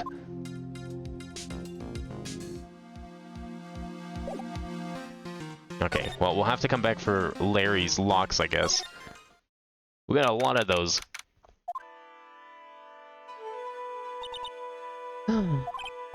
Hey, hello there. So how you feeling? All right, I suppose. Huh? Who is this? My name is Miles Edgeworth. My. A handsome boy such as yourself is always welcome. Circumstances weren't so tragic, I might just... Please don't call me boy. I'm sorry to trouble you, but I'm looking for a woman in a bikini. Well, you have found her. Now, what can I do for you? I'm sorry, but I don't see any bikinis. If you ask nicely, I might give you a peek, big boy. Mr. Edgeworth? This is the head nun, Sister Bikini. She's the witness. Why didn't you tell me earlier? This is exactly why your salary keeps on getting cut. My stomach's already growling in protest. So, what's the latest about my beloved Iris? Well, first, I want to hear what you know. A meek, submissive boy like you. Yeah, she seems like... she said earlier that the only reason she picked it is because she wanted something, like, nice. They told her to pick a name of something that she enjoyed. I don't think that's the only reason. She said it was like, oh yeah, it's like... they look pretty and you know, because it's so cold up here. Yeah, no. We all know the real reason.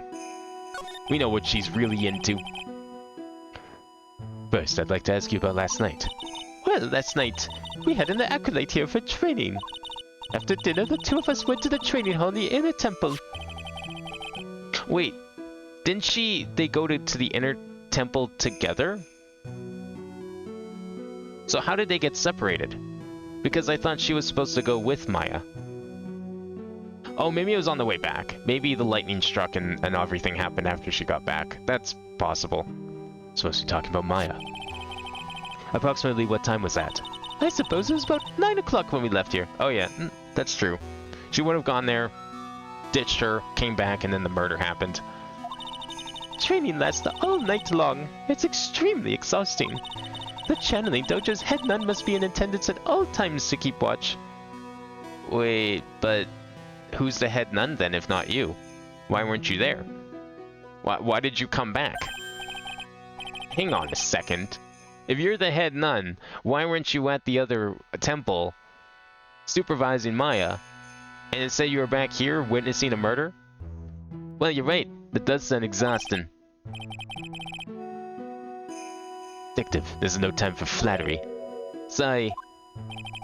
Sometime around 11 o'clock you witnessed the incident in the courtyard, but your duty was in the inner temple. Why did you come back here? The way you're staring at me, I'm starting to get goosebumps. I'm starting to get goosebumps myself, but for a decidedly different reason.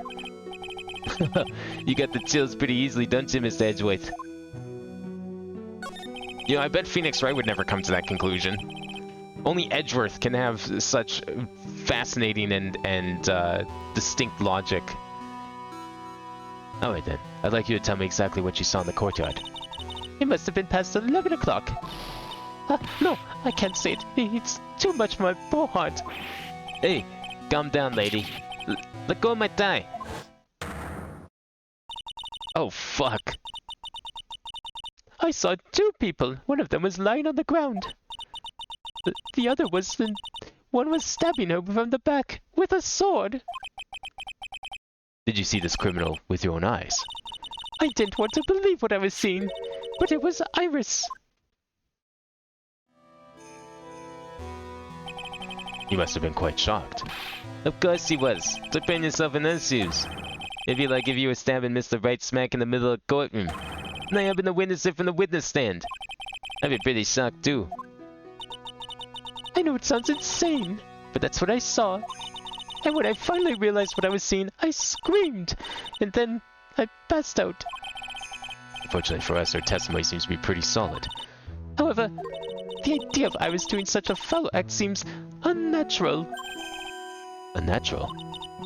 The girl I saw simply isn't capable of this sort of foulness. I wonder what she means by that. How does one stab someone with a weapon that branches? Well, I was just thinking that too, but then I realized, well, the points are sticking up to the tip. Like, everything is the same way. So it probably, I mean, if you stab someone real hard, like, it would probably just, like, cut through all the flesh and just make a really wide slit. Like, I definitely think it's possible. It just requires a lot more force. Is it practical? No. Is it possible? I would say yes. It's like stabbing someone with a trident, you know? I'm sure if you pushed hard enough with a trident, you'd probably be able to, like, push through, like, where everything connects, and then just stab the whole thing all the way through like that. But Iris doing that? I don't know. I mean, she's been caught for murder twice already. But even so, I don't think she's got the strength for such a feat. As the head nun, it's your duty to stay with the acolyte at all times, correct? Yes, that's correct.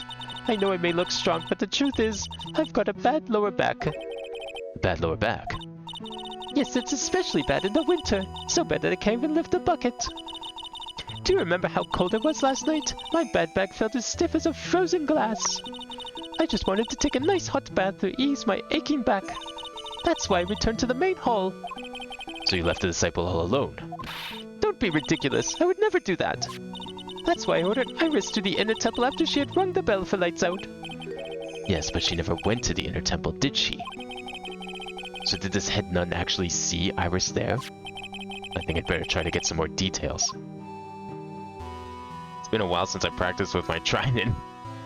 But you're right, though. I never really thought about that. Like, how practical is a trident then for stabbing people? Because, yeah, like most of the time, I mean, if it's like, okay, in the case of a trident, like this sword, we saw a close-up of this sword. It looked very sharp at all angles. Like, every single little contour and curve of this blade is extremely sharp. We saw it in the prologue. So, with the sword, I could see it because every edge is a cutting edge. But you know, like, think about it, with a trident, though, that wouldn't really work as well, because, like, aren't tridents usually traditionally only sharp on the tips? And not, like, the actual handle or the prongs themselves? Just the tip part? So you definitely, yeah, I guess with a trident you probably couldn't do that, because it would be very blunt. So who's this acolyte that was trained at the Inner Temple? Her name is Maya Fey. I treated her very badly, I'm ashamed to say. And after she went through the trouble of signing up for the special course... Special course? It's a training session where you sit on a block of spirit ice and chant 30,000 times. You don't mean to tell me she's still doing that over at the Inner Temple, do you? No, of course not. You don't have to worry about that one little bit. Last night we still hadn't started the training session itself. Well, that's good to hear. Oh, dear, there's still one thing I forgot to tell you. Uh-oh, I don't think I like the sound of this. Do you know that small girl? I believe she is Mystic Maya's little sister. Maya's a little sister? Oh, you mean Little Pearl. That's Maya Fey's cousin. Little Pearl? I thought she was going to visit Mystic Elise after we'd finished with dinner cleanup. But I haven't seen her at all since last night. She's nowhere to be found. What if she's the murderer? You mean she was with the victim? It's all the fault of my stupid, creaky old back. The little girl who was with the victim on the night of the murder is gone. As they say, the plot thickens. He'll be up against those invading fish people. Alright, let's examine. I see the obvious, we'll get to it. That thing sure casts a strong presence over the whole room. This is the lesser Magatama. It is a precious heirloom containing a great many souls. Huh? This is lesser. What is the greater one like? The greater Magatama is displayed in the main room of Fey Manor. It was supposed to be shown at the Treasures of Korean exhibit, but it was so large that they couldn't bring it through the doors. Didn't we see something like that in the last game? There's flowing script written everywhere on the walls. Man, I bet you have an awful nightmares if you tried to sleep in here. This is our main hall, so it's protected by a variety of magic spells and charms. They're all designed to prevent evil forces from entering. So if I slept here, the Oogie Boogie Man wouldn't hunt me down for eternity. Alright. Does this guy think about anything other than eating and sleeping? It's an altar with a giant Magatama enshrined on it. There are lots of candles lined up on it too. You know, I haven't had a birthday party for myself in a while. Maybe you should blow out those candles over there to make up for that. Mr. Ashworth, would you mind singing happy birthday to me? Stop that! Cut that out! Please don't blow out the altar candles! Just wait till your next party. Don't, you know, don't rush these things. Ah, it's a warm cat box. Where are the cats? It's called a hibachi. It's for heating the room.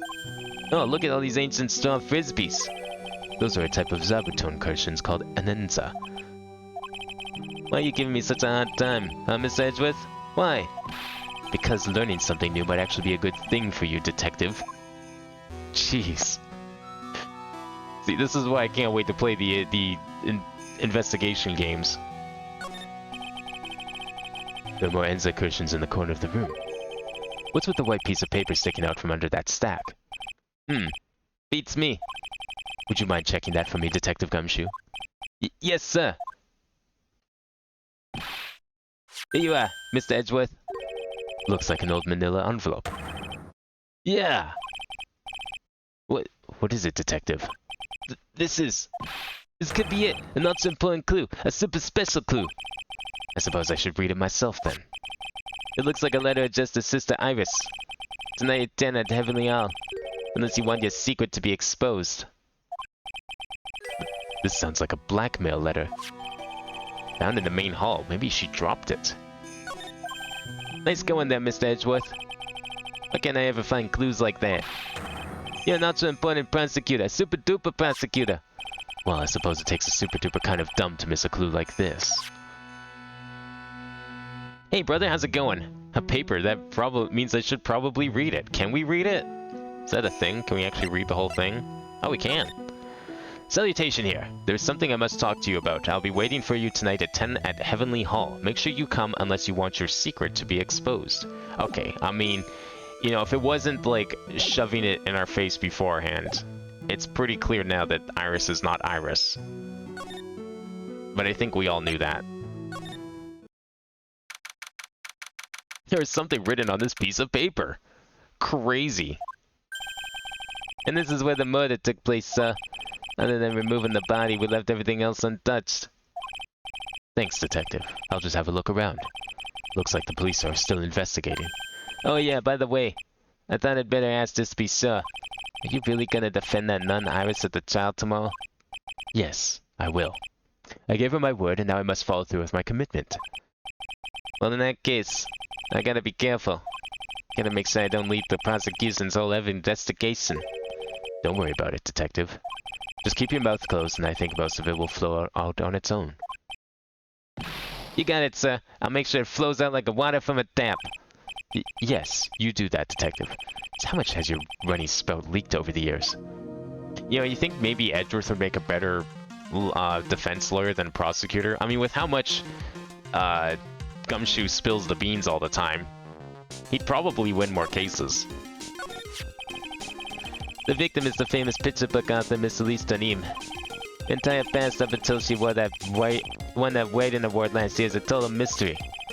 It's hard to believe this is day and age you can still find people like that. The estimated time of death as the victim was between 10 and 11 p.m. on February 7th. The cause of death was blood loss resulting from a stab to the back of the murder weapon. The murder weapon? The victim was found skewered with a giant sword, sir. That's terrible. Yeah, but there's one other strange thing. Yes? The victim's entire body was covered with bruises.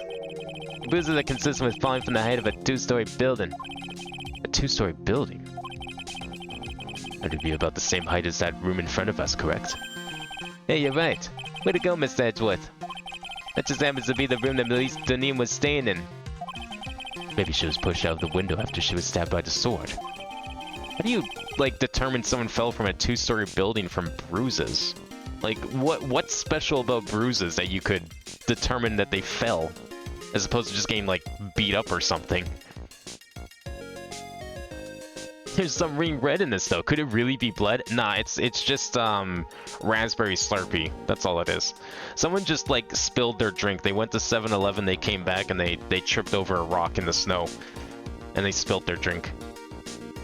Doing good. Play a little more rhythm, Doctor. Beat 5-2 and sustainable and consolable. Well, that's considered really hard without missing a note. Oh, nice.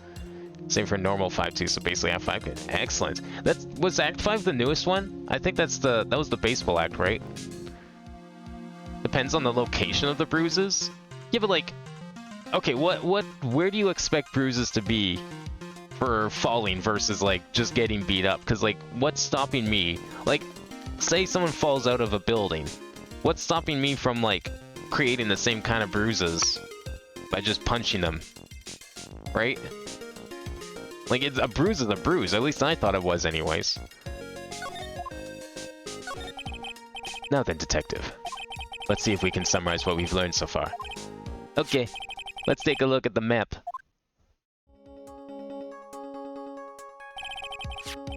According to the testimony of Sister Bikini, the head nun, right after they'd finished dinner, she and Maya Fey headed to the inner temple.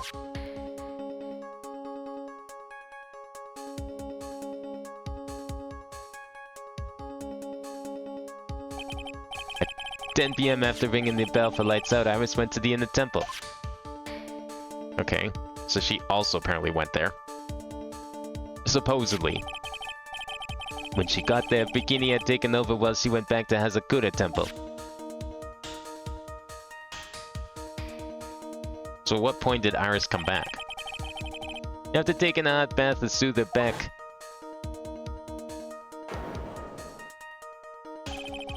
Sister Bikini witnessed the murder in the courtyard. But she also apparently witnessed Iris there, so she came back at some point. When was the lightning strike? Snow 7 to approximately 10:50, lightning from 10 to approximately 11. Oh, okay, so the exact same time frame as the murder. Okay. If you want my details, you should ask Bikini herself in the main hall. In a temple, huh? I'd like some more information about that place. If bruises were all on one side of the body, then it would indicate trauma from a singular force. Okay. No, that makes sense, yeah. Okay, yeah, when you put it in that context, it definitely makes more sense. So it sounds less like that you can say for certainty that they probably fell, although it might be more likely. But yeah, no, that makes sense, because, like, yeah, if they fall, they would land on one side, so bruises would be only in one position. So it doesn't rule out the possibility someone would get beat up specifically from one side. But yeah, no, now that you put it that way, it definitely seems a little unrealistic to think that at first glance anyways. The trial begins tomorrow, but who's the prosecutor? I'm pretty sure it's that good old guy, but nobody can get a hold of him, so they're looking for a replacement. What do you mean? It's really weird. All of a sudden, no one can reach him. I wonder if the rumors are true. Maybe since Mr. Wright got a gold and won't be defending, he just lost interest. I intend to appear in court in the role of defense attorney. However, I'd be quite unhappy if it came out that I'm actually a prosecutor. Yeah, I can see why, but I'm not the one you have to worry about. I think the real problem is gonna be that judge. Yes, he certainly would remember my face even after such a long absence. Yo, can we get the Canadian judge back? He wouldn't remember Edgeworth. Probably. It's been a few years. That's why I requested another judge preside over the trial tomorrow. We've only met each other once. There's a good chance he won't remember me at all. Fuck yeah! Yeah, but what about the prosecutor?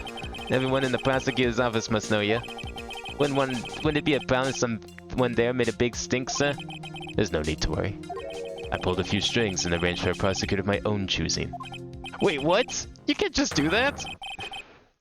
Wow, Mr. Edgeworth, I had no idea it's such a powerful string to pull. Can you do that? If you have a bruise that has the entirety on one side of your body, you probably fell. 2 stories exactly. Yeah, okay, I mean, the 2-story thing, like, that's... I maybe with a little more investigation, like, you could probably determine, like, the weight of the body and the severity of the bruises and all that. I guess you could probably determine how high they fell from. Someone ran her over with a snowmobile on a joyride. What a scum. Okay, I think there'd be some lacerations at that point too, though. We'd probably have some lacerations to deal with.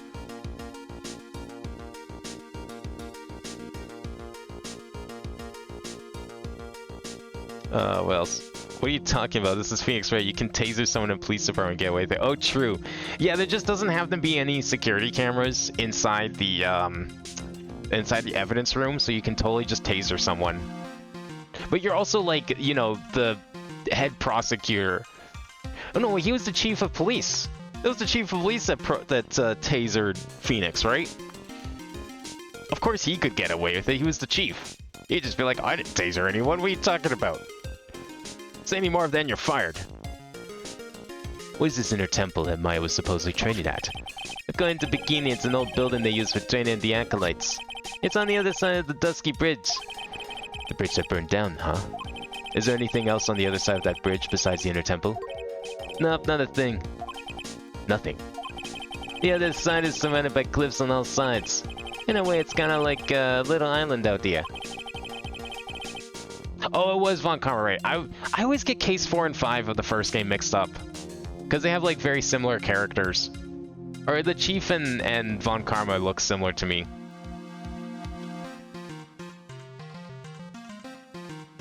So the other thing here is inner temple. Like, it's not the kind of place a person could survive in. Please be alright, Maya. Alright, let's examine the crime scene. It's a lantern. I suppose they light it at night. There's something elegant about the light of a fire. At the end of each month, I always like to relax in my room by candlelight. Detective, can you not afford to pay your electricity bill? How did you know?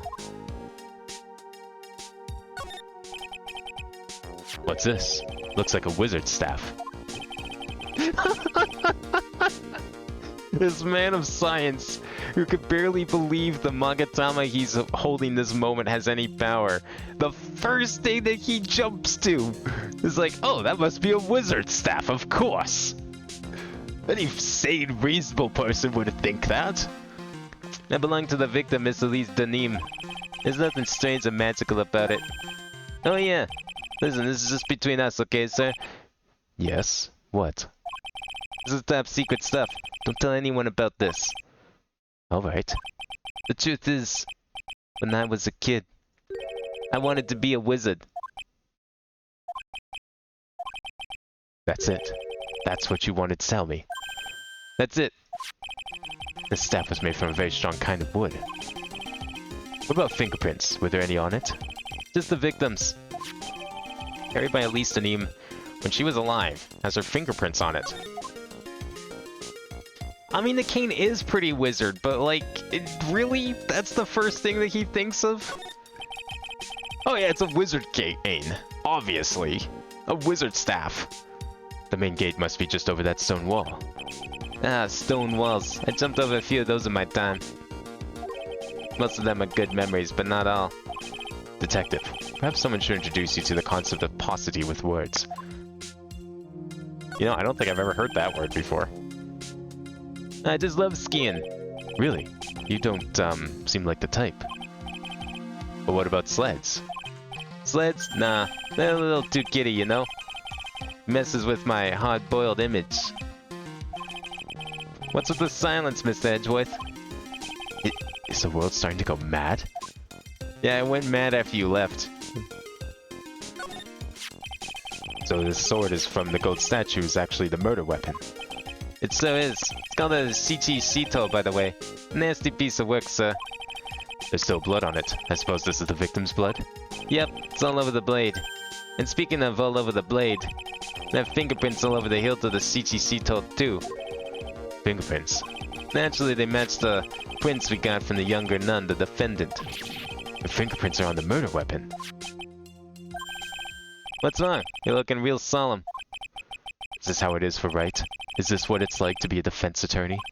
Yeah, I figured it doesn't feel really good. To be honest, it feels more like it's detrimental to your health. So how did the murder happen? So we don't really have a lot of information on how exactly the murder happened. What it seems like so far is that the victim was possibly shoved out of the window of their room up here in the corner onto the ground, and then the murderer, I guess, stabbed them with this sword, and that's really all we know. And, I mean, unfortunately, it sounds a lot like the defense may have done it, because her fingerprints are all over the sword. So that's not going to be good for us. But yeah, that's like basically it. She fell out of the building here, and then was stabbed with the sword, and this was all witnessed by Bikini. Somehow, because she wasn't at the other temple like she was supposed to be. That ladder looks pretty wizard. Oh yeah, that's true. There's a ladder back there. Shame we don't have Maya with us to tell us all about step ladders and how they're different from other types of ladders. Okay, where else can we go? I guess we have to go back here. So I think now we need to start doing stuff. Did she have any locks? She didn't have locks, right? No. Can we... Oh, okay, this is new. I was gonna start talking to Larry and see if we could break his locks, but maybe we're not doing that yet. That statue seems to have a tight grip on that sword. How the fuck does it get out, let alone maybe wield it? So I'm pretty sure that's the same statue that was from, what was it, case 2 of this game? And in that case, it was also a weapon. It wasn't used to kill anyone, but it was used to knock someone out. And the sword was taken out of the hand, somehow. I've just accepted it. I, too, would love to know how exactly someone removed the sword from the hand, but it's happened before. We've seen it happen already, so we know it's possible. And it was also bent. Like, someone smacked someone so hard it bent the sword, like, almost 90 degrees. I don't know how they fixed it. They probably just made a new one. But, yeah, it's already been established that that sword can be removed from the hand of the statue. So that's not an issue here. I don't see Larry anywhere. Maybe we scared the poor kid away. His heart was shut tight with a number of psycho locks. I guess I'll have to look for him now. What a thorn in my side. Go back to the bridge. Nothing. Nothing. Wait, do we need to go back to the main... Maybe he went inside somehow? Nothing? Actually, wait, can we present to her his profile? This is Mystic Elisa's apprentice, is it not? I think he might have a bit of a crush on me. Sweet boy, at any rate. Huh? Oh, I don't blame him. Sister Bikini understands the temptations of young men. Sure. But I'm afraid it wouldn't be proper to abuse my position. I'm a head nun, after all. But in return, I did allow him to draw a portrait of me. I pray it was a pose that maintained your modesty for everyone's sake. Okay, well I thought maybe she could tell us where he went, but I guess not. Nothing here? Okay. Maybe we need to go back to... I doubt it, but maybe we do need to go back to... Oh, we can't leave here. Wait, yes we can. No, we go to the suspension bridge, and then from the bridge, we can go to the detention center. Oh, here we go. I just noticed I was joking, but didn't the snowmobile actually have snow on it before? Wait. I didn't see it. Okay, well, I'll go back as soon as we can move again. I want to go take a look. I didn't notice that it changed. Ah, Mr. Edgeworth. I came back because I need to ask you a few more questions, if you don't mind. But I've already told you everything that I... Iris, please remember. I'm on your side. You can tell me anything. Yes, thank you. Okay, let me go back for a second. Hang on. We gotta see the snowmobile. It's very important. You're right, it did. That's a good point. I mean, obviously Edgeworth doesn't know that because he wasn't here yesterday, so that's not something he would point out. But you're right. That's a good catch. Someone must have used the snowmobile at some point. That could be important later. Maybe it's even a clue. But again, like, since Edgeworth doesn't know that changed, then he wouldn't have any reason to mark it as a clue. Oh, whoops, we already asked that one. Inner Temple. I just finished speaking with the head of Nun of Hazakura Temple. She testified very clearly as to what happened. She said that she saw you stab Miss Elise Donim with a sword. And one other thing. She said that when Maya Fey began her training at the Inner Temple, you were there as well. What? When I spoke with you last, you claimed that you never went to the Inner Temple. And yet, Sister Bikini says that she met with you at the Inner Temple that very night. But I didn't go there. I didn't go to the Inner Temple last night. Looks like she's unwilling to tell me the whole truth. I wonder if I'll find the answers I'm looking for if I break those psycho locks. Should we go for that? Oops, wrong thing. I forgot to present the thing. Look, Edgeworth is still new to this, okay? Give him a break. Alright, present this, go. Oh! We never heard Edgeworth say take that before.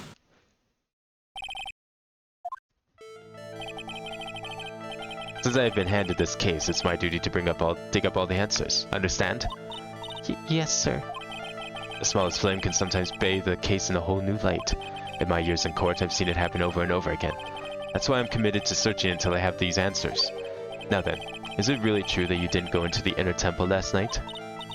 Yes, I swear. I already told you that. Yes, you said you didn't go because you were frightened. That's right. If that's the case, then the obvious question is, what were you so afraid of? Iris, I wonder, is this what frightened you so much that you couldn't even leave your own room? Finally, you smoked something properly. This is 3 years of trying and making. Nice. Turned out good? You said you were making brisket. What kind of brisket? Like beef brisket or... I'm pretty sure there's other kinds of briskets. I've definitely had non-beef brisket, or at least I've heard of it. I'm assuming probably beef, because that's like the traditional. Where is that note? This note. Take that! I love that one. That's my favorite. I found this in the main hall. It is addressed to you. That's... Well, Iris? Why are you glaring at me like that? You were scared of the blackmailer who wrote this to you. Isn't that correct? Was it the evidence or the power of my glare that broke that lock?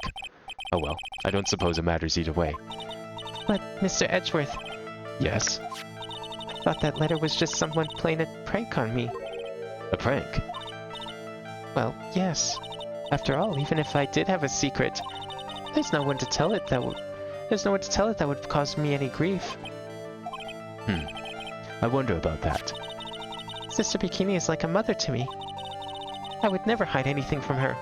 No, you may not have anything to hide under normal circumstances. However, last night was different. Unfortunately, I don't know the exact nature of your secret yet. However, whatever it is, there's one person you didn't want your secret told to.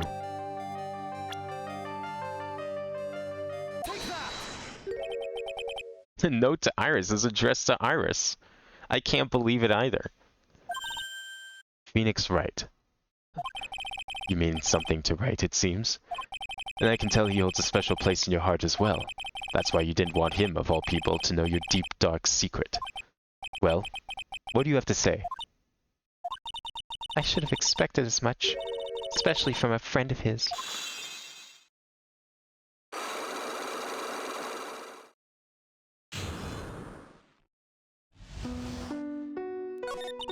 After dinner, this letter was waiting for me in my room. As I said, I was frightened by it. What is this heavenly hall the letter mentions? It's a small mountain shack at the base of Dusky Bridge. A small shack, huh? It's more like a broken down shack that no one would ever want to go near. Where is it on this map? It's around here. To get there, you must follow a small path down from Dusky Bridge. The reality is, to get to the inner temple, I had no choice but to cross that bridge. But the thought that such a terrible criminal could be lurking at Heavenly Hall... I was so scared by the whole affair that I didn't even want to think about it. So this is the secret that you locked away in your heart? Yes. Looks as though even I may have to visit this heavenly hall now. Maybe I'll find some sign of our mystery blackmailer. In any case, you still claim to have never left your room last night? Yes, that's exactly right. Rang lights out bell at 10 p.m. and was then in her room until the murder was discovered. The trial starts tomorrow. I promise you, I will win.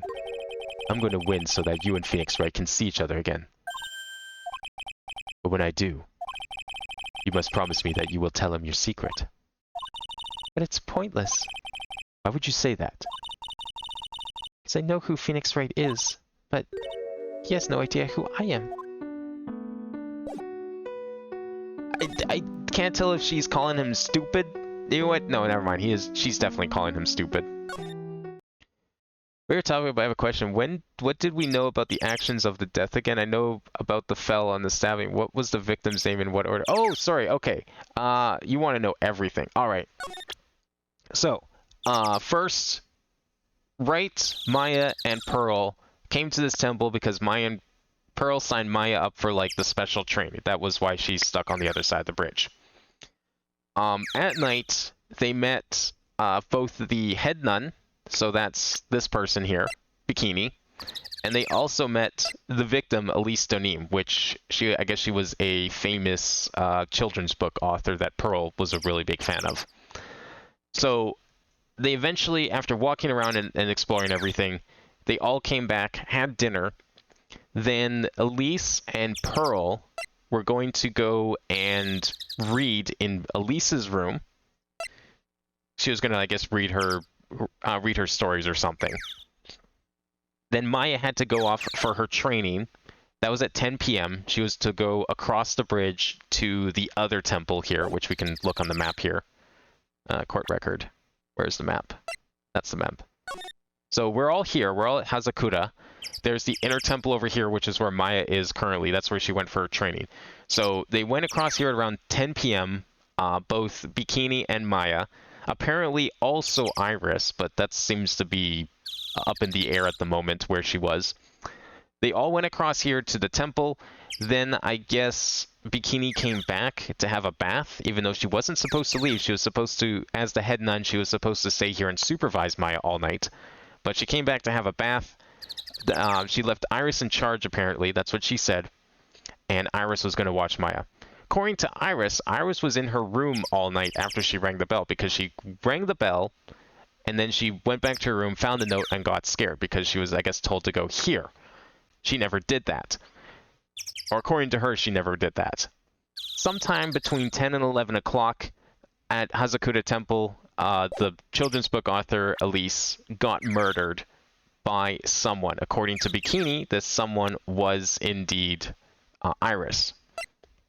Bikini witnessed Iris stabbing Elise through the chest with that sword. We don't know if that's the case. However, there are fingerprints on Elise's, or fingerprints on the sword from Iris, apparently. So at some point, someone pushed Elise out of her window into the courtyard, and then she got stabbed with the sword.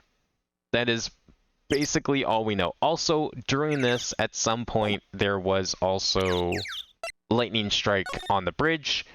The lightning strike during the fire, Phoenix Wright ran across the bridge because he was worried about Maya, and that was a really dumb mistake because he fell through the bridge into the river below. Larry calls Edgeworth to come back and help him out. And then that's basically where we are now. So the fall, then the stab, right? Yeah. So she was apparently pushed out of her window onto the ground and then got stabbed. I doubt it's the other way around because that would be pretty strange. That doesn't make a lot of sense, but yeah, that's basically it. What was I doing now? I forget. Oh yeah, we can go to Heavenly Hall. That's why we're here, right? What is this?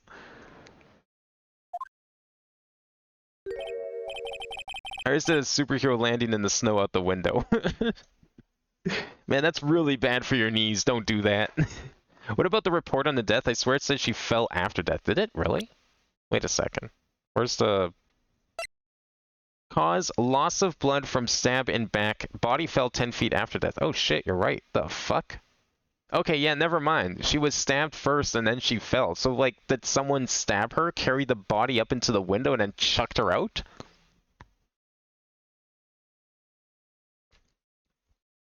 The fuck? Was that like a really strange attempt to cover up a murder? It's like, oh yeah, I just stabbed this person. I know what I'll do. I'll make it look like a suicide from a fall. Yeah, let's just forget about all the blood and everything. Like, were you hoping to throw the body into some sort of pike? Just like she threw the body on herself onto like some sort of sharp object on below? Was that going to be your story? Play of the game. Well, not much of a view down here, huh? It's still better than that view from my apartment, though. Someone's here. Hide yourself, detective. Ever see the movie The Rock? No, I have not.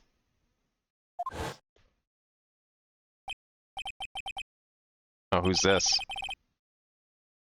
Oh, it's you. Why does this always happen? Whenever I find a girl I like, they always run away. I haven't chased one of them to Japan. Next is gonna be prison, I guess. I'll steal that detective's wallet.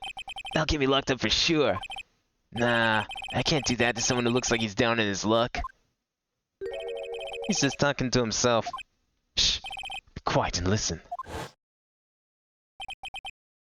I knew it. I should have done that. I blew it again. Done that? What did he do, I wonder? Hey, you! About what you just said, I got an objection. What the? Edgy, you dirty rat. Gumshoe, you oaf. I'm sorry, sir. Before I knew it, I was shouting out objection. In a loud, commanding voice, too. I've been pointed with my pointer finger. You've watched too many trials. I'm sorry. Okay, Larry, the jig is up. What have you got to say for yourself?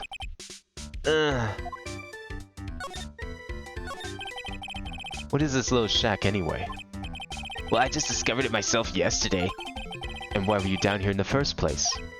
Come on, I'm an artist. I was looking for a good place to sketch. This is a great little place. It's artistic. It's quiet, it's cold, it's got no power, and it looks like it's about to collapse. Sounds a lot like my apartment there, pal. One thing's for sure, no one is likely to show up and disturb you. So can I get you something to drink? Some hot water, maybe? He's getting all buddy-buddy on us,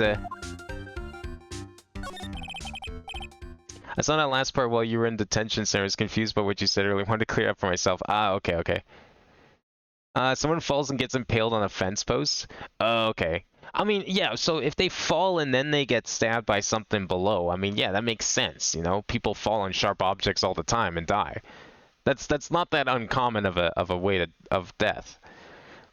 But, like, you're trying to cover that up as, like, stabbing someone first and then trying to make it look like a suicide by getting stabbed from a fall?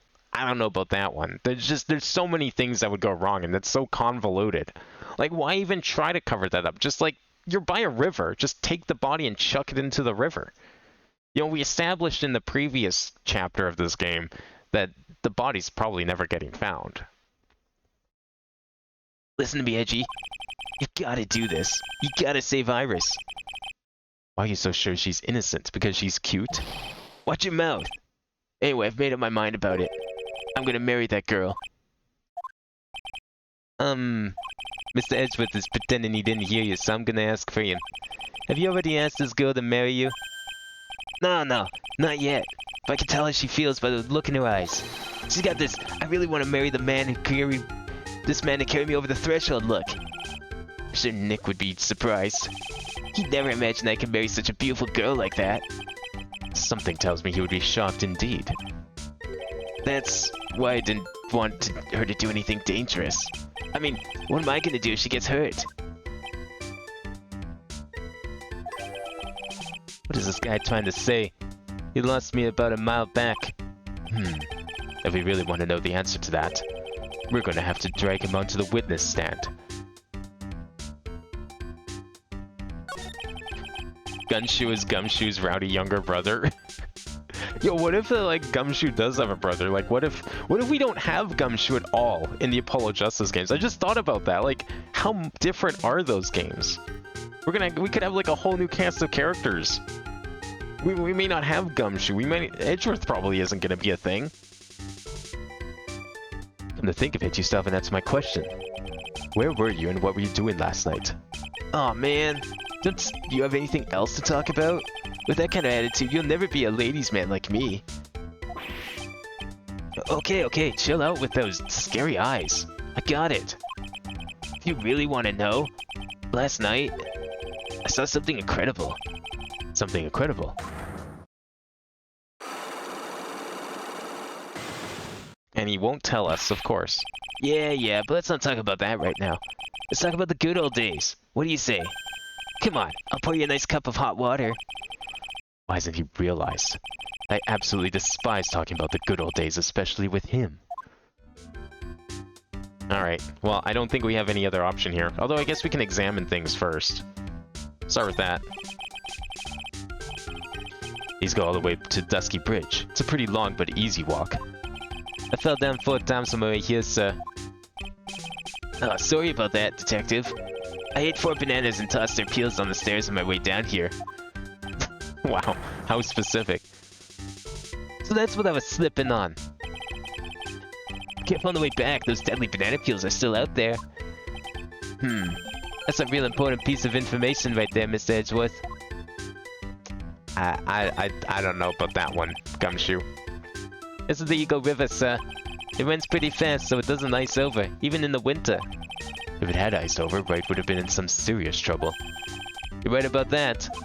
He would have landed on the ice and slid downstream to who knows where. He'd also probably be dead. Not exactly what I meant, but alright.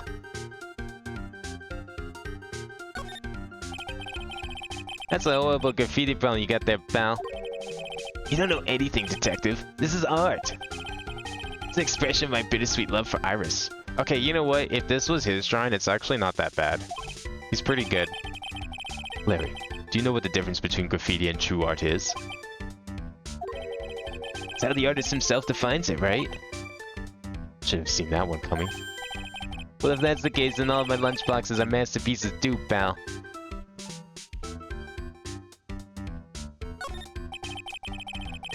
The straw roof is totally covered with freshly fallen powdery snow. Wow, makes a nice image, doesn't it? I always did like the rusket look. Heavenly Hall. I suppose it's an appropriate name in some sense. You got that right. Look at that bridge up there. This place has to be heaven, because that thing is hell. You would do well to remember, Larry, that this is a sacred place to some people. What is this festive-looking ornament? It reminds me of art class in grade school. We used to have a lot of fun decorating a classroom with origami. Remember? Well, Oh yeah, you were never any good at it. Really? Yeah, this guy was so bad he couldn't even fold $1, let alone a crane. Everyone tried to comfort him, but you would just sit there sobbing. Really, I never would have guessed that. Be quiet already. I'll never forgive the shame of that day. You want a crane? I can now make a perfect quarter-inch crane without a single flaw. You know, Edgy, nothing for nothing, but a quarter-inch crane without a single flaw is not easy. Yeah, that's quite a feat, Prosecutor Edgeworth. That's exactly why I hate childhood friends. Okay, well, if Mr. Gloomy here is done talking with everyone, can we, like, talk to you about your, yeah, the night of the crime? Where is it? Present. Oh, you know, I should present the attorney badge. See how people react to him having an attorney badge. I mean, we know how Butts will probably react, but I wonder if there's other people we can give it to. I got at least a name who clumsily slipped on a banana people and fell into the sword. Okay, I would totally believe that if this was case 2-3. 100% I would believe that. It would certainly make more sense than what actually happened in 2-3. Alright, now you're going to tell me what you really saw last night. Whoa, you're really upset, aren't you, Edgy? Okay, I'll talk. Huh? That was a bit too easy. Yeah, anyway, it was awesome. Never seen anything like it. At around 10 o'clock last night, it started thundering. I've been sleeping, I'm not sure for how long. Suddenly, zing! The whole world in front of me went white. Like I'd just been slapped in the face by my old girlfriend, Naomi. And then? And then, it was on fire. The bridge was on fire. Dusky Bridge caught on fire. Are you saying you saw it with your own eyes? Hey, why are you giving me the evil eye? I'm telling the truth. There's still 3 cyclo locks remaining. That means he's still trying to hide something. By the way, Larry, where were you when you saw that happen? Where you say? What do you mean? What do you mean, what do I mean? Just answer the question. I was in my own room, by the main hall. Where else would I be? As usual, you're as transparent as an empty jelly jar. The problem, I suspect, lies there. There? What do you mean, there? It's impossible for you to have seen lightning strike from Dusky Bridge from your room. Do we want to show the map, probably? Oh, whoops, this is the map. I mean, that makes sense, right? Obviously, you couldn't have seen it because the room is way behind a cliff. You're not a true Phoenix Ranger if you don't present your badge to everybody. You're right, I haven't been doing that at all, honestly. I kept forgetting to do it and it just kind of never became a thing. Although I feel like, okay, so I started doing it early on, like not during the streams, but when I first played the games. I was doing them early on, and then it just became like the exact same, like there wasn't really, half the time people didn't react to it. It was the problem, I think. And because like people just didn't react to it, I just didn't bother to present it unless I felt like I needed to solve a puzzle. But with Edgeworth, you know, considering it's not his badge here, I'm a little more curious about how people might react. This is the map of the area. Take a look around the vicinity of Hazakura Temple. What am I looking for? I think that should be fairly obvious. The main hall is surrounded by trees and it's impossible to see the bridge from here. What? Why didn't you tell me that before? Because you're the one who said it was possible? Well, how about it? How about what? Do you feel like talking now? About what? Looks like it won't be that easy after all. You leave me no choice. I'll have to move to the next step. You weren't in your room at the temple, so then where were you? You don't know I was in my room? So where was Larry and why wasn't he there? If I've read the situation up to this point correctly, the answer is fairly obvious. Very well then. Let's test my theory. The place you witnessed lightning striking Dusky Bridge from was here. Well, he probably was here, right? The place you saw the lightning strike from was, naturally, Heavenly Hall. Why would I be hanging out in this old shack? It's freezing cold, there's no electricity, and it could fall apart at any minute. Larry, how do you know that anyway? How do you know there's no electricity? After all, it's not that dark yet. Uh-oh. In other words, you have just provided evidence to prove my theory. My theory that you at least once in your life visit Heavenly Hall after sunset. I have to admit I'm impressed, Edgy. You're in a totally different league from Nick. That's nice. Now tell me, what were you doing at this cold little shack last night? That's what you might call a fair decor. I think you mean a fair decor. Could it be that you were waiting for someone? Oh, no. You really are one scary guy, you know. I believe that last night you were waiting for this person to come meet you. Wait, he was the one who... What? Hang on, why did he do it? That doesn't make any sense. What do you know about her? You made it sound like you didn't know who she really was, which would be very on brand because this is Larry we're talking about. There's only one person you'd wait for in a horrible place like this, Larry. I told you before, don't call me Larry. The person you were waiting for was Iris. Oh, suddenly I feel cold all over, Edgy. No doubt because of my chilly glare. So you think I got the hots for Sister Iris, huh? Do you have some kind of evidence? Get something that proves I was waiting for her? Or are you just guessing? This is where I draw the line and end this ridiculous little game. Here's the evidence that proves you were waiting for Iris. He's trying to get laid. Yeah, he's gonna get laid in a run-down, freezing cold, dark, dank shack at the bottom of a cliff by a river. That seems like the worst place to get. Like, you know what that sounds like? That sounds like a place to get murdered. I certainly wouldn't be going there. What are we doing? Evidence proves you're waiting for Iris. Oh, right, because he was the one who wrote the note, right? Obviously. Here's your evidence. You called her to the spot with a pathetic blackmail letter. Oh, hey, give that back. You're embarrassing me. Okay, if you're gonna try and get with a girl, don't blackmail them, even if it's like fake blackmail. They're not gonna like you. What are you doing with that anyway? That's not important. I misjudged you, Larry. What do you mean?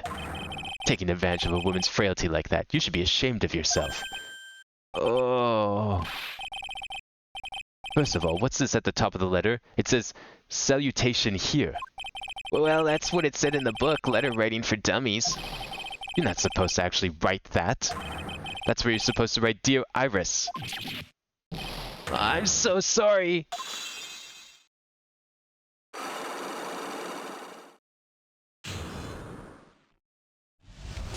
This guy's a fucking idiot.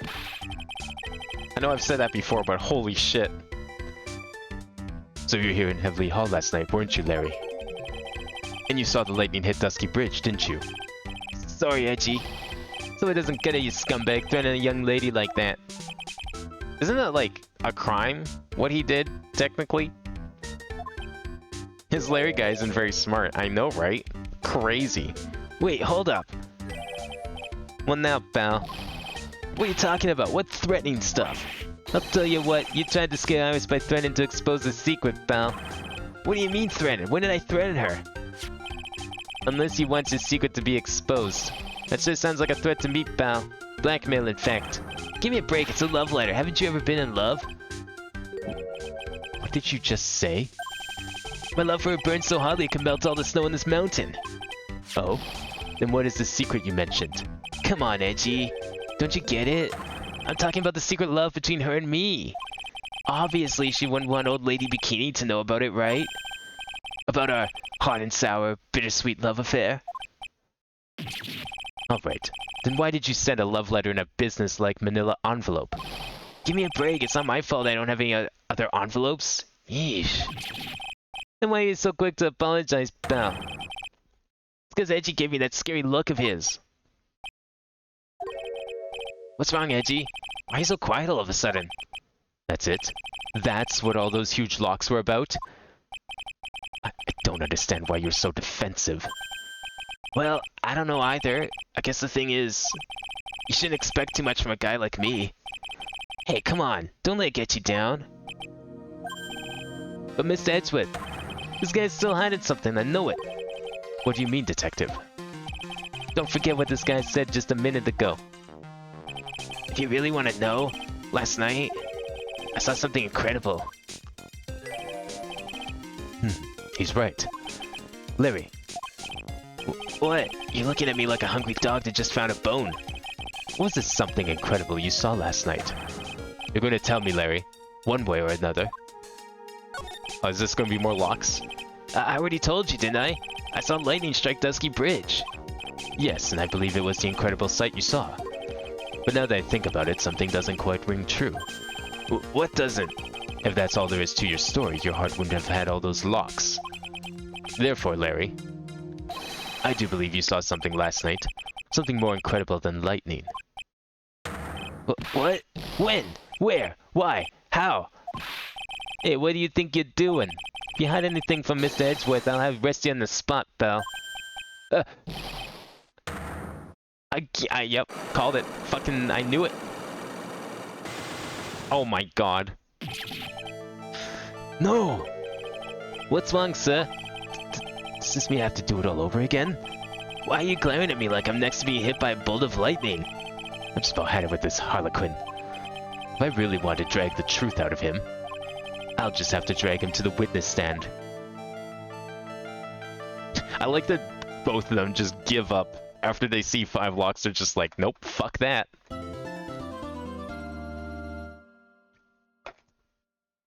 Man, I was kind of hoping we'd get to visit Phoenix in the hospital. I kind of wanted to see him as, like, talk to him.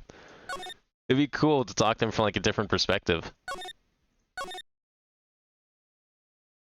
Oh, we're going to trial already. Shit.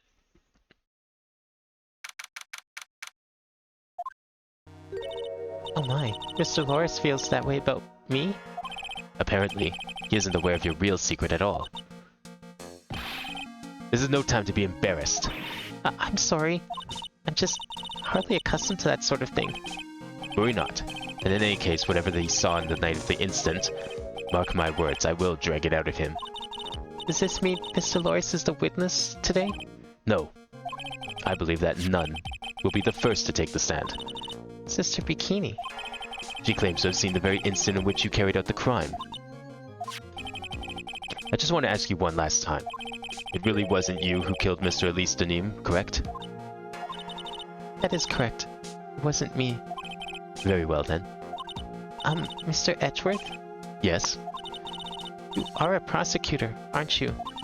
Are you sure about this, if your true identity is revealed? Don't worry. I've made the necessary arrangements. I see. Iris, it is a prosecutor's job to doubt people. But right now, I am a defense attorney. A defense attorney's job is to believe in people, and to believe until the bitter end. That's why my friend told me once. Mr. Edgeworth. I simply ask that you watch and decide for yourself, whether or not I am fit to do the tasks that I have been entrusted.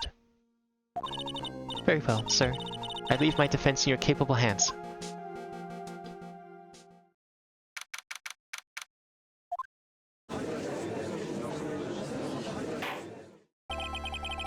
Court is now in session for the trial of Sister Iris of Hazakura Temple. The defense is ready, Your Honor. Seems like the prosecution isn't ready. It's almost like Edgeworth is really good at being on time and Phoenix isn't. Defense does indeed appear to be ready. However, the same cannot be said for the prosecution in this case. Indeed. I'm not sure I like such a blatant waste of this court's time. An empty prosecutor's chair can only mean that the prosecutor has no confidence in their ability to move the case. It would seem that this case is already over before it had a chance to begin. There's an unfortunate accident. Oh, you know, come on, Edgeworth wouldn't do something like that. You know he wouldn't do that. What, kill the prosecution? Nah. I'm ready to announce my verdict at this time. This court finds the defendant... Objection! Oh, shit! The prosecution stands ready. And you are... Franziska von Kammer, prosecuting prodigy. Von Karma, you say? Perchance, you wouldn't be of any relation to the legendary prosecutor Manfred von Karma. Legends are a thing of the past. I am a von Kammer, that is all. Upon a special request, I flew in today for the purposes of prosecuting this case. You did? Then, you must be quite a big shot, eh? By the way, Mr. Edgeworth. Yes, Your Honor. I'm almost certain that I've seen you somewhere before. Or am I just imagining things? You look very much like a prosecutor I met once. I believe you're imagining things, Your Honor. Ms. Von Karma, do you have anything to say? There is no such weakling as this man among those of the prosecutor's office. There isn't. But I'm sure, once before, in this court... I told you, there is no such weakling. What is that, a whip? I'm not sure I care for such a thing in my courtroom. Bailiff, remove that whip. Hold it! I have no objection to the whip. You don't? Prosecution can wield a whip or drink 17 cups of coffee. But there is still only one truth. That is what I stand here to prove today. This promises to be an interesting, Miles Edgeworth. I had expected to face Felix Wright here today. But looking at you now, maybe this is what I have been waiting for all this time. Miles Edgeworth, I will not allow this chance to crush you slip through my fingers.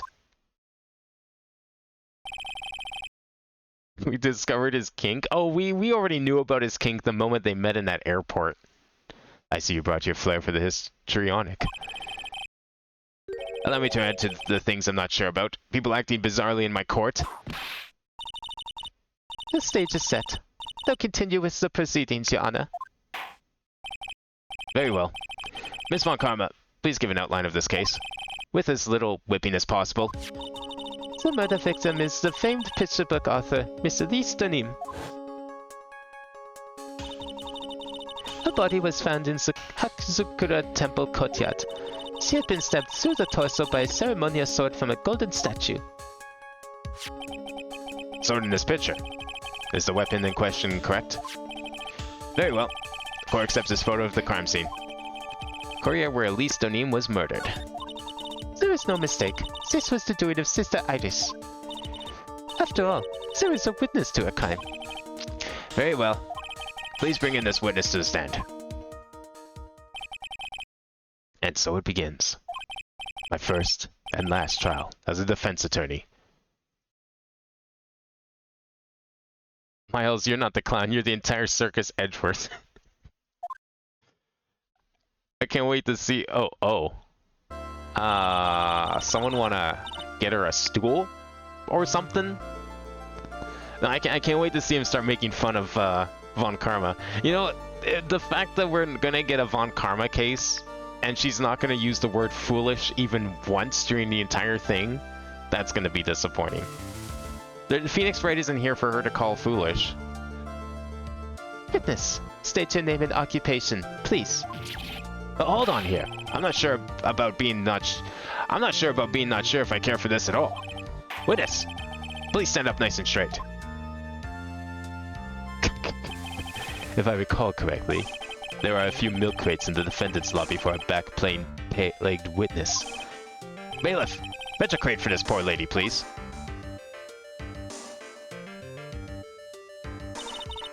Once again, your name and occupation, please. Little old me. Well, I'm the head nun of Hazakura Temple on Eagle Mountain. My name is Bikini. You got it? Bikini. Nice to meet you, everyone. But you don't appear to be wearing a bikini right now. The courtroom is the garden of holy judgment. Those with lechery in their hearts should leave the sanctuary at once. You want me to leave? Only to get your bikinis in a twist. Let me tell you, I'm a sight to behold in summer. In any case, witness, I hear that you saw the crime take place on the night in question. That's right. I can still hardly believe it myself, to be honest. There's no way dear little Iris could do anything like that. Do you really think she wouldn't call Edgeworth a fool? I mean... No, I guess I'm not confident about that statement. I feel like she has some respect for him, though. I mean, they're practically brother and sister. Let's hear what you have to say, then. Alright, first, tell us about your movements that night, eh?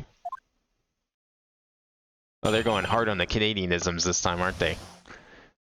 Wait, the photo has the statue holding the sword. How the fuck could that image physically happen? What, you mean like... Oh, that sword can be removed. We've what was that, case 2? Yeah, it was case 2. 3-2 confirmed that that the sword can definitely be removed.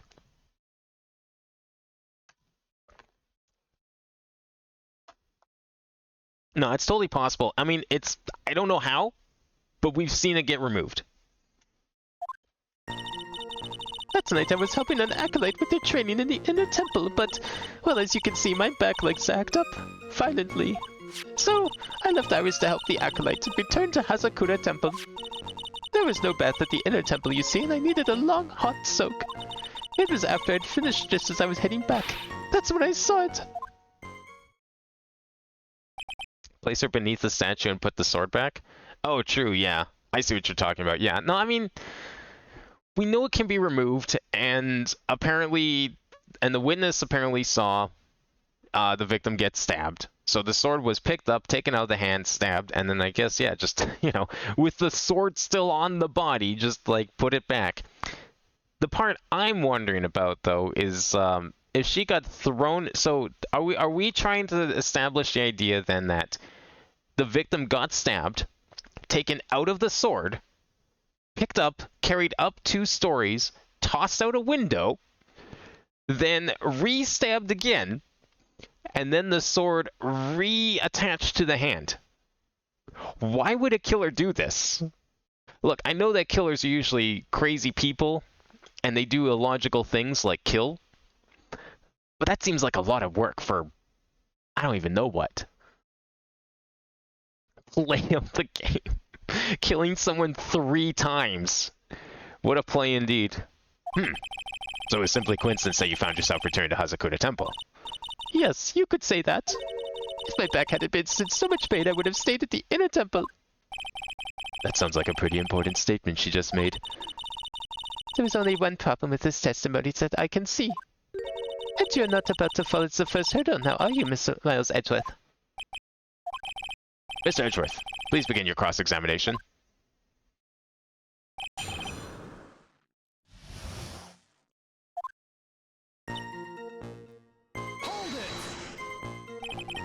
What is this inner temple?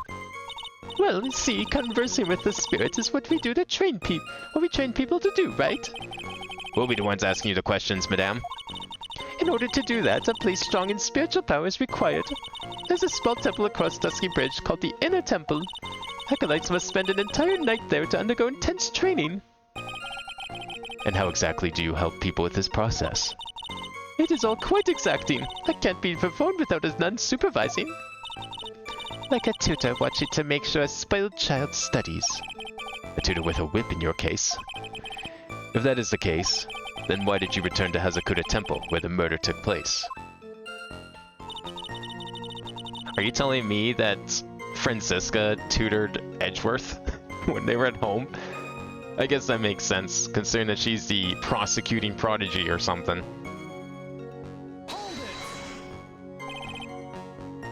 Is it your favorite cross-examination theme? I really do like the music in this one. I didn't really... I mean, obviously, Game 1's music is iconic, but 2's didn't really do it for me. I'm very much enjoying 3's soundtrack quite a bit, though. Violently. That's right. It's no laughing matter, especially in winter. I can't hold anything heavier than a knife and fork during the cold months. Just being alive is like strict training. On the night of the murder, was this fabulous back of yours hurting again? That's right. Raging like a bull in a pig pen. I almost forgot I ate it once or twice. I just knew that unless I warmed it up, it was going to finally finish me off.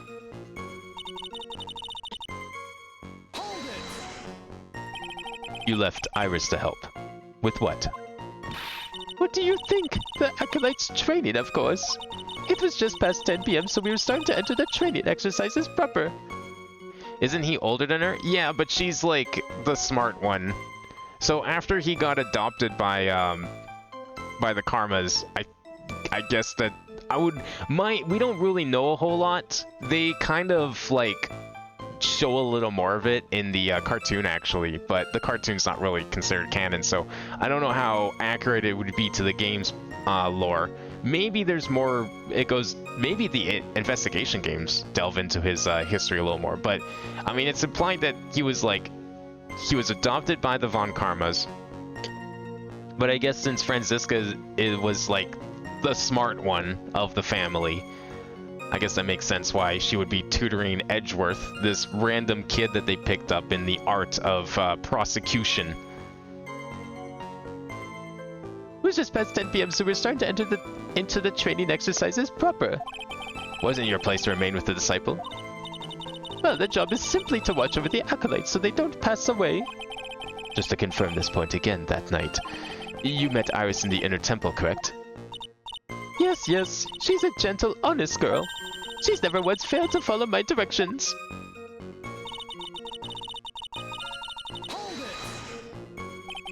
So you returned to the Hazakuta temple in order to take a bath? My back is to blame for everything. It's a do-or-be-done-in kind of world, after all. How long were you in the bath for, if you don't mind me asking? My, what a filthy little rogue you are. I know what's on your mind. I bet your next question is going to be, where exactly did you wash? This is why you have to watch the young ones. What are you going on about? I was... Pathetic, Miles Edgeworth. The lowest of the low. Is there some sort of kick-me sign stuck to the fence's branch? And see, now he knows how Phoenix feels. Anyway, I couldn't afford to be away from my post for too long, you understand, so...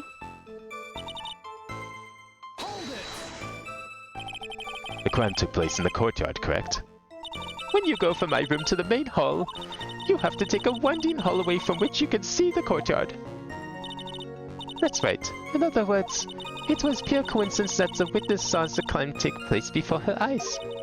There was no complicated setup in this case. That certainly seems to be true.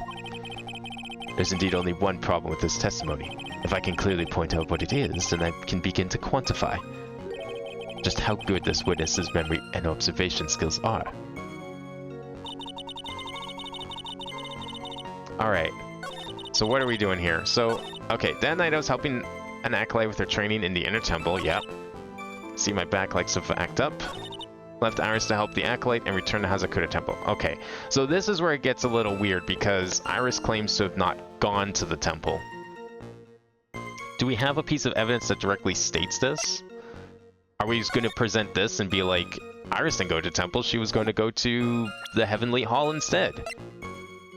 Or do we present this and be like, oh, she couldn't have been there because it was lightning? But no, that didn't happen yet, I don't think. I think that was later. Ring lights up about 10 p.m. was in her room until the murder was discovered. Ah, okay. So that's probably the piece we need to give. There's no bath in the inner temple, you see, I need a long hot soak, because after I finished, yeah. Okay.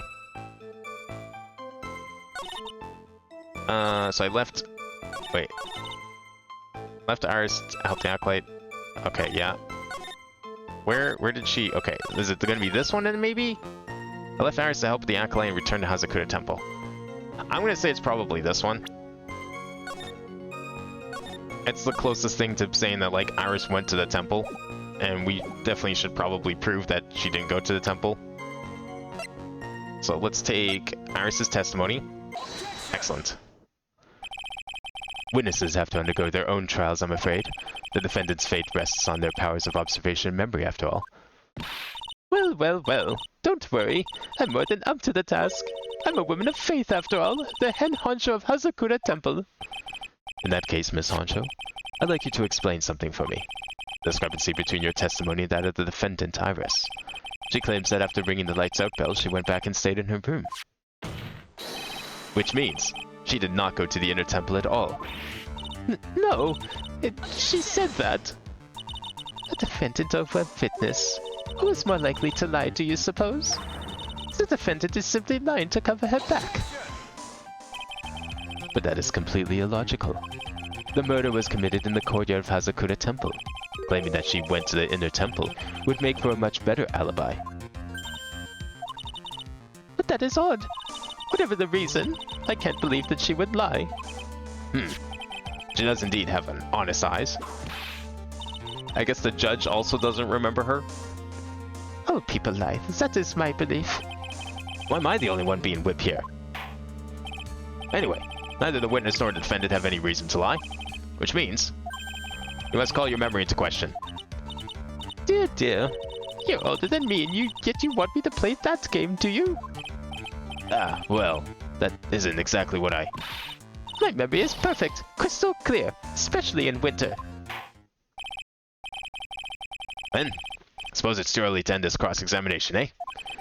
Mr. Edgeworth, if you're going to question the memory of this witness, you'll need to show me a more decisive piece of evidence. Understood, Your Honor. I was naive to think that alone would do the trick. Then please add your comments to Iris' testimony. And let's return to the cross-examination, eh?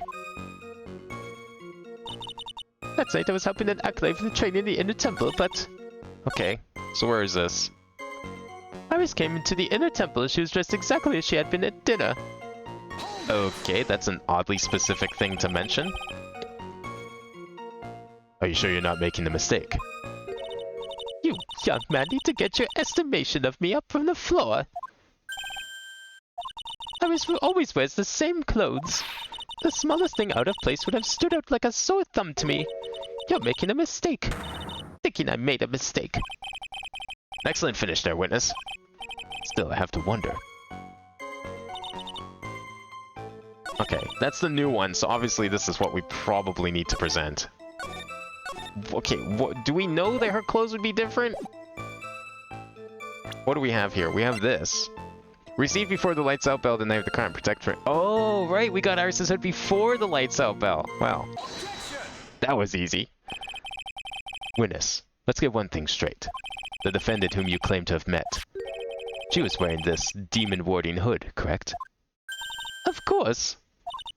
That is a very important piece of clothing, I'll have you know. Wait a minute. I want to see Edgeworth wear that hood. I'm surprised that hood fits anyone. It looks so tiny. Hold it right there. Why do you have that? That's the question of the day now, isn't it, Miss Von Karma? I'll have you know that this hood was given to someone as a gift that night, before the lights out bell was rung.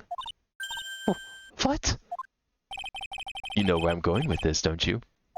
If the witness had seen the defendant as she claims, then the Iris she saw that should have been missing this very hood. That's a big box. How small is she? Like, even when we had the kid up on the stand during the first game, he was on like a tiny little crate. They had to like... That's like at least 10 crates. It's not a bad feeling at all, exposing contradictions like this. Now I understand that happy look on Wright's face every time he does it. Order! Order in the court! Sister, this hood. You have spare ones around the temple, don't you? Spares? Well, I do tend to make too many of them. I see. A stockpile. A surplus of hoods, eh? Each knight is only given one hood. This should be the only hood that Iris owned. Then this is quite strange. As there is a surplus of hoods, then she could have worn one of those. There's no contradiction here. You know, I always wondered, how does the whip come from this side if she is standing on the left side, but she whips from the right? How does that work? That was a thing in the previous game too. Every time she whipped the judge, it kind of looked like he was getting whipped from the right side. Sorry to break this to you, Miss Von Karma, but you won't get away that easily. Discrepancies such as this will sow seeds in any human heart. The seeds of doubt. Witness. Well, I don't wish to call your testimony to doubt. Must give every detail with precision. I'm not sure I'm comfortable with going along with this. You swore an oath. Too late. Sister, you shall continue with your testimony. Tell us what you saw after finishing your bath on your way back to the inner temple. The seeds of doubt are sprouting in the judge's heart. They just need a little more stimulation to bear fruit. Contradictory stimulation. Long-ass whip, the one-of-a-kind Whipster 9000. Are you telling me that the whip, she whips the wall opposite her by the defendant, and it somehow ricochets off of the wall to whip the judge? Is that what you're saying? I finished my bath around 11, and I thought I should return to the inner temple. When I was walking back, I heard a noise from the courtyard. I took a look, and I was... Oh, Mr. Khalees. And with that sort of all things. Mr. Khalees was staying in the corner room which faces out into the courtyard. The stabbing I saw must have occurred after she was pushed out of her window. To be fair, the benches are only like 10 feet away from the judge. Yeah, it's a pretty small courtroom. Have you seen like an actual Japanese courtroom? They're pretty far apart, honestly.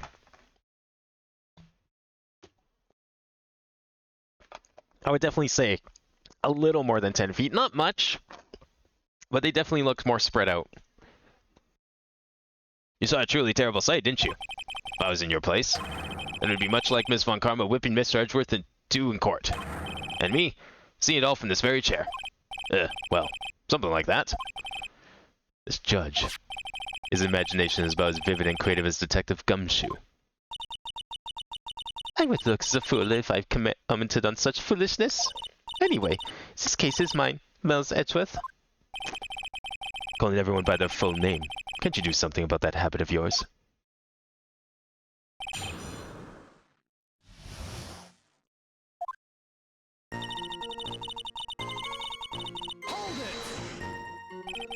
How far is it from your room to the inner temple? Let me think a moment. About 20 minutes on these stumps of mine. It's about 15 minutes to Dusky Bridge from Hazakura Temple. The inner temple is just beyond the bridge. Still, you never made it back there that night, did you?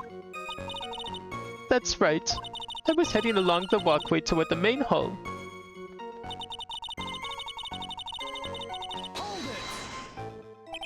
You say you heard a noise. Thump! Just like that. Oh, that's probably the body falling out of the window then. That could only be the sound of the victim falling. It's very quiet in the temple, you know. You can even hear the snow falling from the branches. Thump! Just like that. But then, could this noise you've heard been snow falling to the ground? I never thought about that.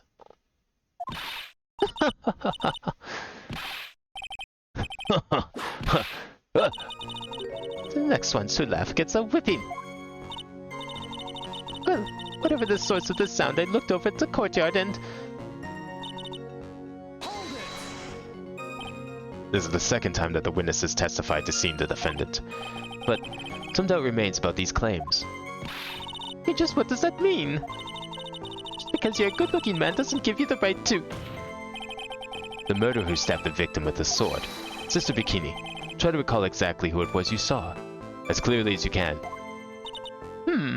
Well, you're a handsome young man, so I'll forgive you. Oh, now that you mention it, there was something awfully strange about her. Something that has been bugging me all this time. Please, don't keep us in suspense. Her hood. Her hood. That's right, it's coming back to me. She wasn't wearing her hood. Oh, now you're saying that she wasn't wearing her hood? Okay. I thought something was out of place, but it all makes sense now, doesn't it?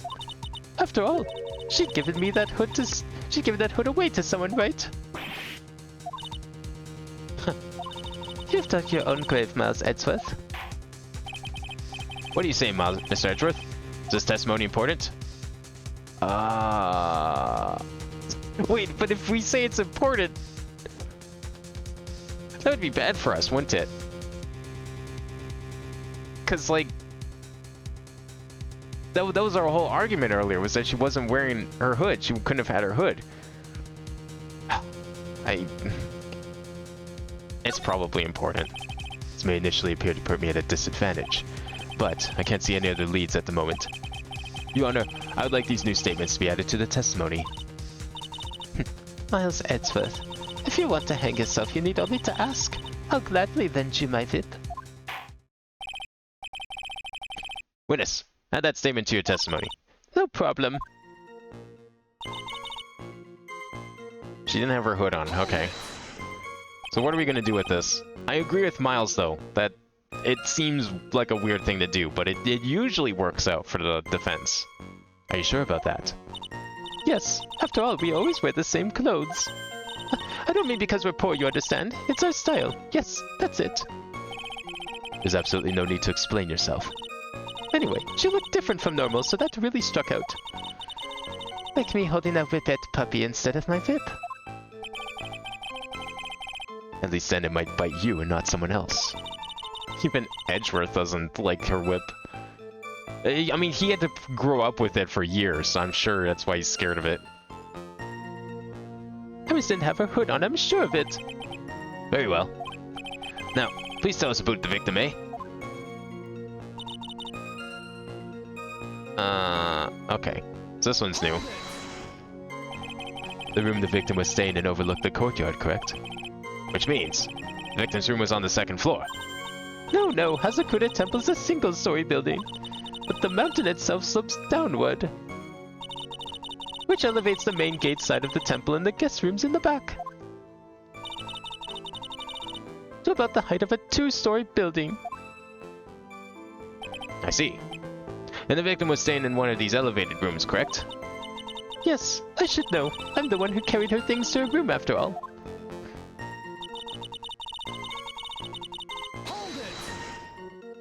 What makes you so sure of all this? It's just like I told you earlier. I heard a noise from the courtyard, okay? Thump! Just like that. No one smart sister, I'll give you that. The autopsy report states that the victim's body was covered in bruises, indicating a fall from around 10 feet in height. It appears that the witness was not mistaken then. Yep, I'm not much than the pretty face, especially in winter. I'm a woman of faith after all, the hen honcho of Hazakura Temple. There's only 2 of them working there. What's wrong with Miles Edgeworth? No snappy comeback remark? It doesn't feel like she's lying. This is very powerful testimony, too. She claims to have seen the instant in which the defendant stabbed the victim. There are only 2 things I can believe in right now. My client, Iris, and my own abilities as a defense attorney. Okay. So I guess we got as much information as we can. So she finished her bath around 11, and thought she should return to the inner temple. As I was walking back, I heard a noise from the courtyard. Iris... Okay. So the sword and everything and all that stuff, blah blah blah. Now that you mention it, Iris didn't have her hood on. Oh, whoops. I thought I was going backwards, I was going forwards. Okay... Mystic Elise was staying in a room which faces out onto the courtyard. I don't think we have anything disputing that. I mean, definitely looked that way when we were there. Stabbing assault must have occurred after she was pushed out the window. Ah, there it is. Thank you. Is this one like extra easy because Miles Edgeworth is a very competent lawyer? Whereas, like, Phoenix is, like, really stupid. So that's why all his puzzles are stupidly hard. Impressive logic. That's what I'd like to say, anyway.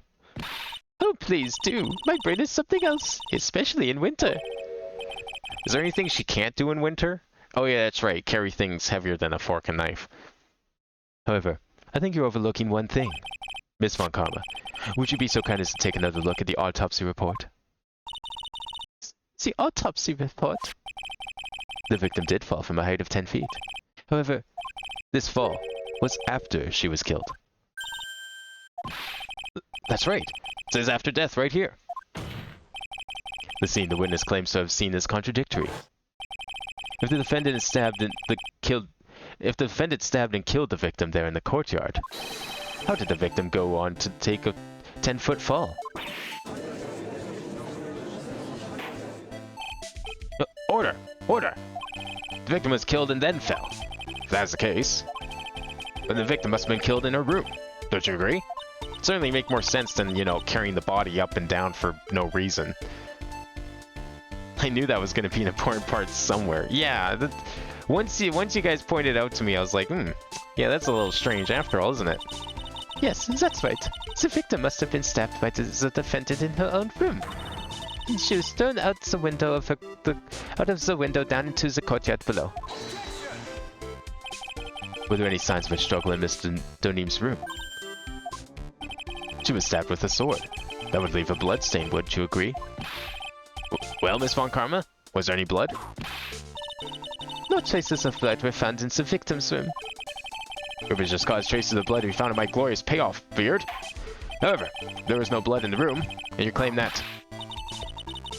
I'm sure there's no need for me to go over this, as I'm sure your honor is well aware of when a stab wound produces the most blood. When it produces the most blood? Very little blood is actually lost at the moment of a blade's insertion. If you want to talk about when the most blood would be lost from a body, that would be when the blade is removed. Indeed, with the weapon still in place. It acts like a lid on the wound. That's true. With the weapon still in the body, there wouldn't be much bleeding. A perfectly reasonable line of thinking. We have come to a conclusion then. The victim was thrown out of the window with the sword still in place. This removes all of the contradictions. Sure, yeah. Why not? You know, just stab the body, chuck it out the window, like yesterday's trash, with the sword and everything. Sure, why not?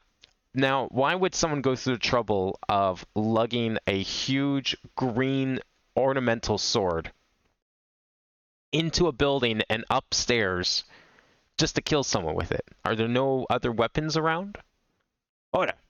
I must admit this is a probable version of events. I expect no less from Franziska von Karma. She locates and takes control of every vital point. Seems. We need a clear testimony from the witness. Another testimony.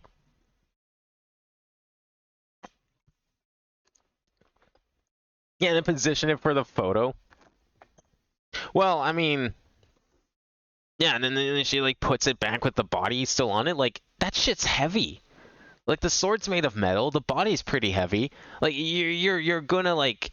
Okay, but you have leverage with the sword, at least. Like, I guess if you're strong enough, maybe you could, like, you know, lift the body up on the sword like a skewer. Move all supposition on your part and tell us only the facts, please. Oh, he finally said please. Witness, please, remain standing on the crate. Don't go selling me short now.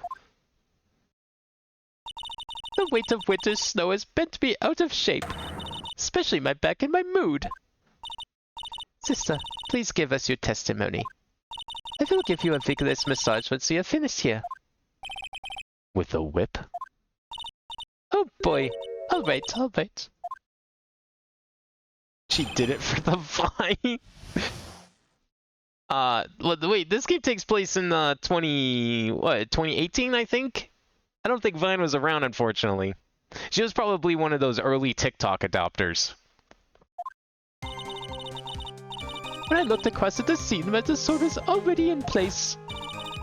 Thinking about it now, I didn't actually see her stab Mystic Elise. I've never seen so much blood before. That's when I fainted. You can't blame me, can you? And when I woke, Mystic Ami was stabbing Mystic Elise through the back. This all confirms Ms. Von Karma's theory. Von Karma strive for nothing but perfection. Putting together such facts is nothing for me. You should know that, Miles Edgeworth. Perfection is an impossibility, Franziska Von Karma, and I'm here to teach you just that.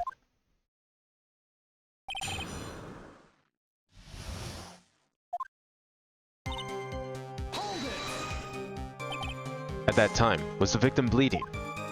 Well, I was very shocked to be seeing all of this, of course, so I'm not entirely sure. But I don't think I saw any blood, not then. I'm sure that you didn't. The weapon was acting as a plug in the wound. In any case, let's be clear on one very important point. Did you actually see the incident in which the victim was stabbed?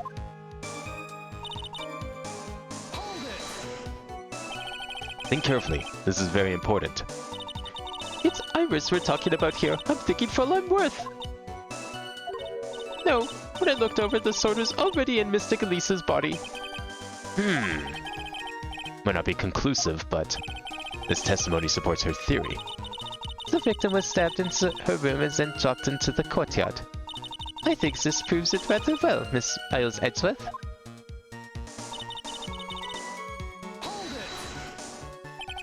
So you're saying that you saw the victim's blood?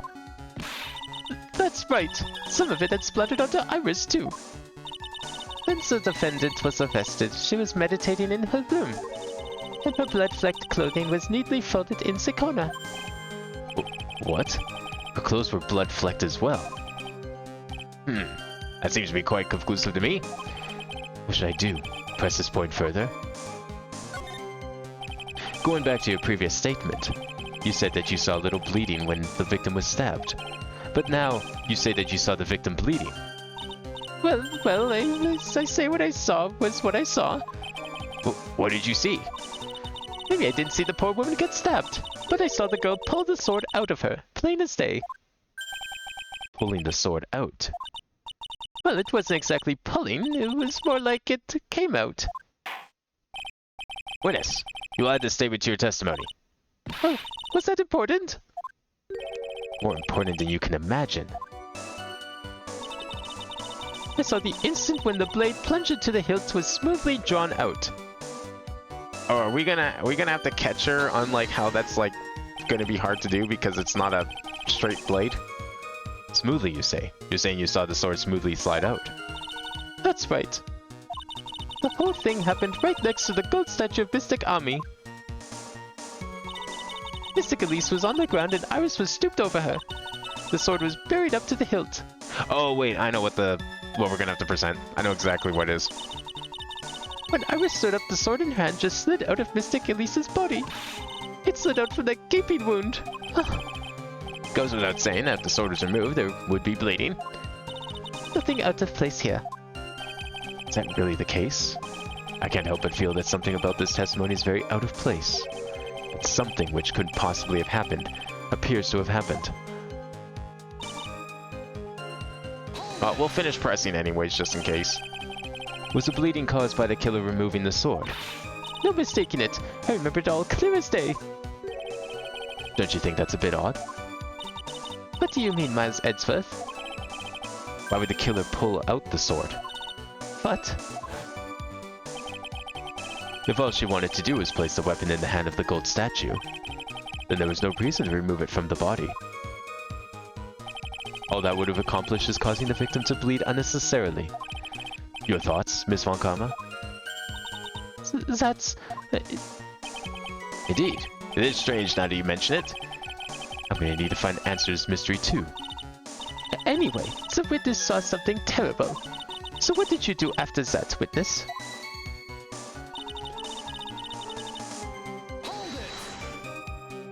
Now, on to what the killer did next. You saw none of it, correct? Well, I was unconscious. How long were you out for? I don't know. 10, maybe 20 minutes? Clear as day, but this killing took place at night. You know what? That's a pretty good thing to catch her on. How did she see everything? I mean, they were standing by a lamp, but we're talking like a fire lamp. It's like not even a street light with electricity. It would be very hard to see anything, and I think if we didn't have this better evidence, that would definitely be something to resort to. It's just like, how did you see any of this? It's so dark. How are you able to see so well? There's no way the witness could have seen all this. Unless she did it herself. A young man with a very prickly-looking head woke me up. By stepping on me, actually. I'm not sure I like that method of resuscitation. Well, I wasn't asking for mouth-to-mouth or anything of the sort. But I would have welcomed a more gentle awakening right about then, let me tell you. I shall have words with the offender personally. What did you see upon awakening?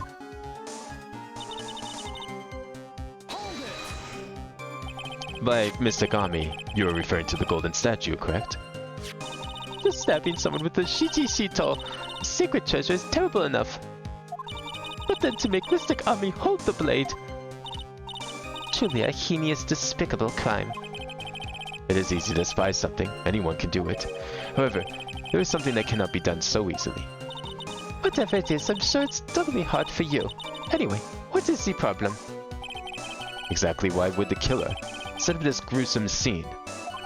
Can anyone explain the reasoning behind that? No, I don't think I can. I found this cell phone. It had TikTok installed. I think they were making a video. There's always a logical reason behind why someone acts. That's true. So true. In early spring, for example, I often find myself... There isn't always. That phrase might come in handy someday. There are too many unnatural elements in this case. Why was it necessary to use the Shiti-Shito from the Ami statue as a weapon? Why was the weapon ultimately placed back in the hand of the statue? If I can expose the flaws in this testimony, perhaps then I will begin to find the truth. Okay, well we know where we're presenting. I think there's only one obvious thing to catch her on here. It certainly would throw a pretty big wrench in her testimony.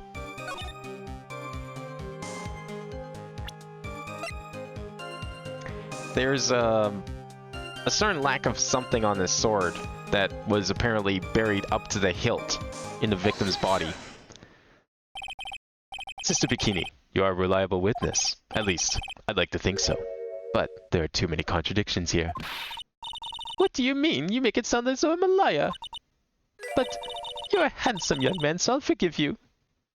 Bro, I was looking away from the stream and you saying that felt almost believable that they were saying that shit.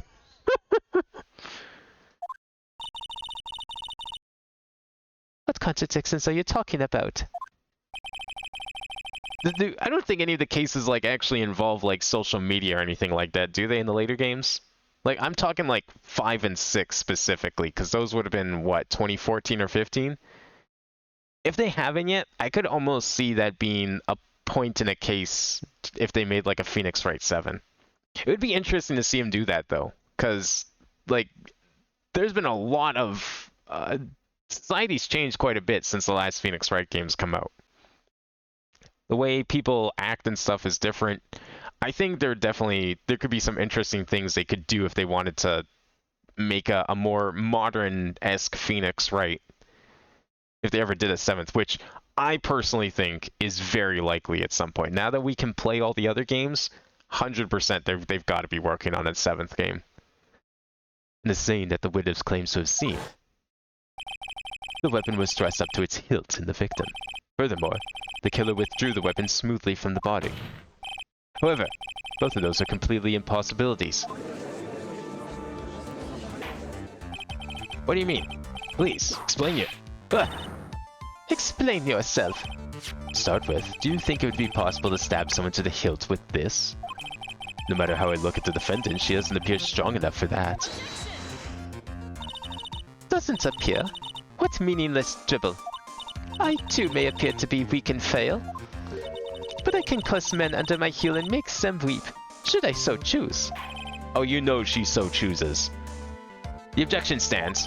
I whipped a little back there, I must admit. That isn't the only issue here. If this sword was truly stabbed into the body up to the hilt, well, just look at all the branches on it. It certainly wouldn't come out smoothly.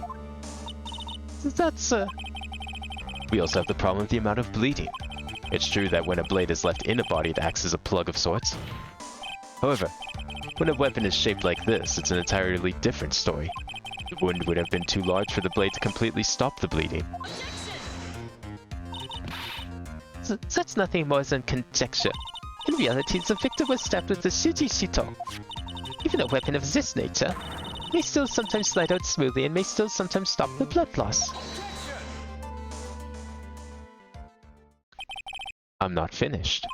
There is still one more conclusive contradiction. You've still got more. This one is simple. If this sword really was thrust all the way into the hilt, why is there only blood on the tip of it? If this witness is telling the truth, then there should be blood along the entire length of the sword.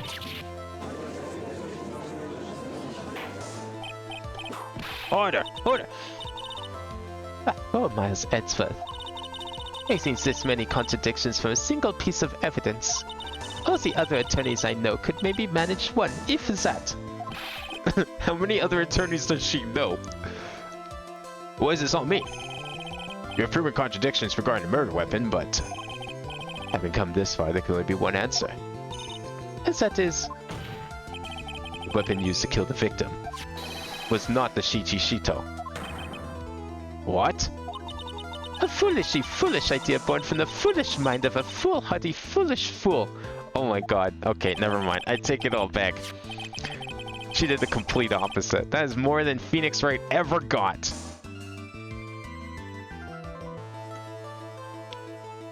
Edgeworth is now the ultimate fool.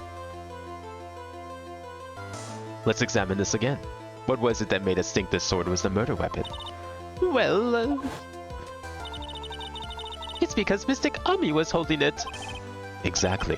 However, if you reflect on this, that is the only basis we have to assume such a thing.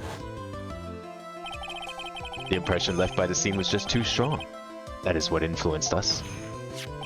It influenced us to believe that the Shichi-Shito was the murder weapon. Order! Order! Ah! So maybe the Shichi-Shito was not some murder weapon.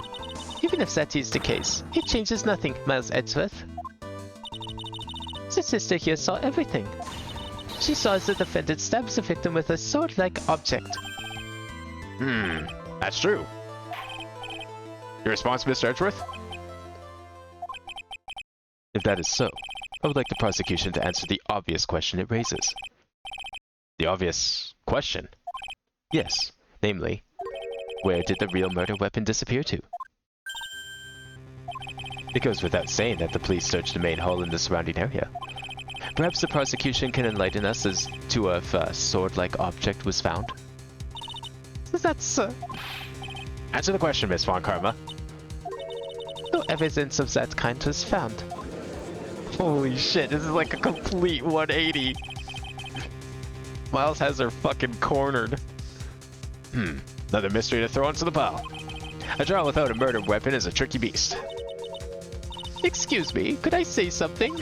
I just remembered something, actually. What is it, sister? I was just thinking, it's possible that just maybe what actually happened was, it was just over there. What exactly are you going on about here? The murder weapon, I mean. Maybe. I think I might know where the sword was disposed of. You what? Well then. I think we need to hear a testimony from you one more time, sister. Possible. What else? What else could this old woman have seen? Okay, if she's gonna tell us it's thrown into the river, well then, like, there's nothing we can do, because that weapon's fucking gone. I saw the murder around 11 p.m. And after asking that it be reported, I went out to the main gate. And there, I saw tracks. Tracks that indicate the snowmobile had been used. Ah, there it is! It takes 15 minutes to walk to Dusky Bridge, but less than 5 using one of those. Maybe they threw the weapon into Eagle River and came back while I was knocked out. Iris could have done that. She could drive a snowmobile after all.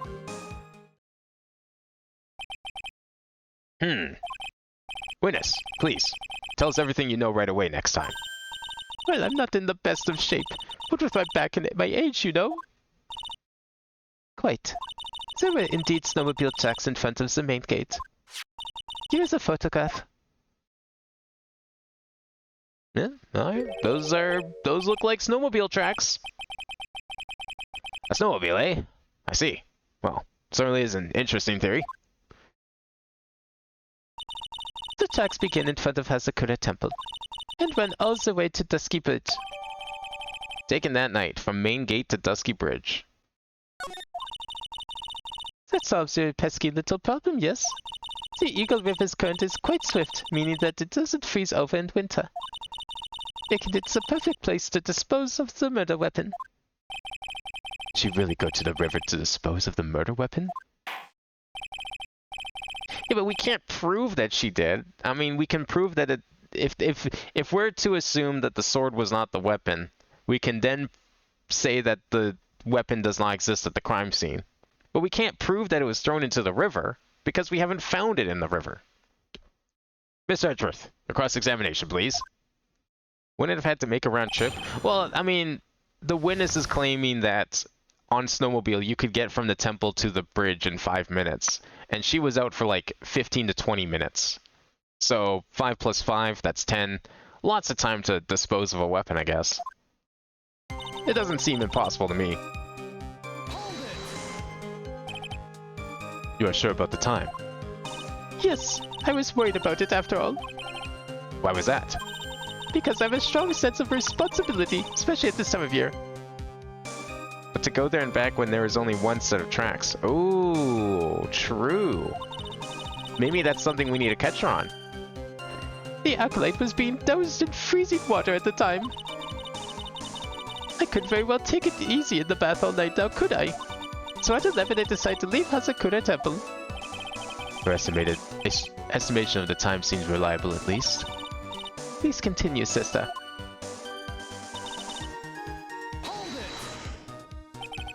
You asked Phoenix Wright to report the crime, correct? Right, the one who trampled me. Seems she is the type to hold a grudge. There isn't a phone in the main hall, so I sent it to the bridge. Phoenix fight, he didn't even have his cell phone on him. He had forgotten it at home, apparently. What a naive boy, as always. Not only do I always carry my phone, but I always have my whip in hand, too. Anyway, I was really scared. It was taking him a while to get back, so I thought I'd go out by the main gate for a spell. You see, she drove exactly the same path both there back. Oh my god. Could you imagine if I, like, go and present the skidoo? And they're just like, yeah, no, she totally just drove it back the exact same path at the exact same pace so that it didn't make any new tracks whatsoever. I could almost see the game doing that. Like, that almost seems plausible for a Phoenix Wright. That would be a sick trick indeed. Like, imagine, like, a murderer doing that with, like, footprints or something. Just, well, you know what? Okay, well, at least with footprints, that seems slightly more plausible. Like, it's not perfect still, but I feel like you might be able to do that with footprints. As I recall, there was a snowmobile outside the main gate when I visited. That's it. That's the only one we have. It'll run no matter how much snow falls. Now, you're certain of the snowmobile was there at the main gate when you arrived? Yes, of course. It was parked in front of the gate. So she had already gone, discarded the murder weapon, and returned by that time. I'm not sure if this is really relevant. What should I do? I need answers to every possible doubt. The snowmobile in question, was it still warm at the time? Huh? What do you mean? What do you mean? What do you mean, eh? What do you mean, Miles Edgeworth? I'm playing to a slow crowd here. It goes without saying that using a snowmobile will heat its engine. If it was still warm, then it means it was recently used. Ah, I see. I never thought of that. That's right. I overlooked that too, says the Canadian. Of course you did. Then answer the question, please, witness. I don't often go around touching hot engines. I mean, that's a pretty reasonable response. However, now that you mention it, there wasn't any snow on it. Snow? Yes, for some reason, only the snowmobile wasn't covered in snow. There wasn't any snow on it. Curses. Seems highly likely that the killer did use the snowmobile then, eh? How long does it take to get to Dusky Village by snowmobile? To use levitate on the snowmobile. See, it's funny that you mention that because there is another series of Phoenix Wright-esque games where such logic is actually very reasonable. And it's something I want to stream once we're done the Phoenix Wright games at some point. I played a couple of them, they're pretty good. In that case, why didn't you use it yourself? You could have spared yourself some walking. There's a reason for that. Have you got a moment for me to explain? I think that's why the question was asked in the first place. It was about a month ago. I was driving my beloved little snowmobile, happy as can be. I'd fetched some water and was heading back when I went and crashed into a tree. The tree and my back both went crunch, just like that. Crunch. Crunch. I haven't been able to find the courage to ride anything since then. Anyway, the killer must have used it. The snowmobile. It moves the snow off the vehicle. Why else would we call the snowmobile? Exactly. It makes the snow mobile. Refresh our memory. How long were you knocked out for? Like I said, somewhere between 10 to 20 minutes. It's possible to get to Zippets back in 10 minutes using the snowmobile. I have to concede that is more than enough time. Is that all you wish to concede, Miles Edgeworth?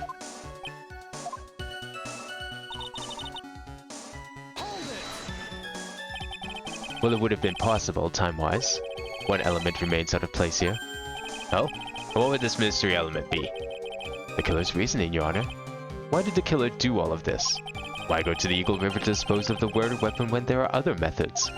Too many unanswered questions. Your response, Miss Von Karma?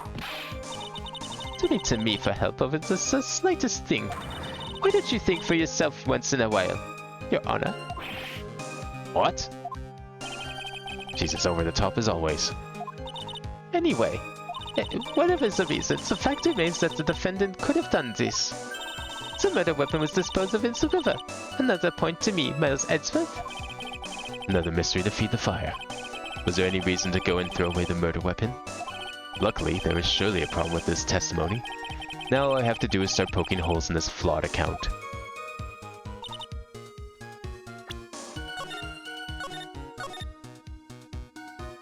So are we gonna prove why this... So I guess what we're trying to say here is there's no way that the murder weapon could have been thrown in the river. So she saw the murder around 11 p.m. Okay. That checks out because murder could have taken place around then. After asking that it would be reported, I went out to the main gate and saw tracks that indicate the snowmobile had been used, which we have from... which picture was it? Tracks photo. Okay. So there's both footprints and tracks. Now, I don't know if this is like relevant, but I can't quite tell if these tracks are going away from the building or towards the building.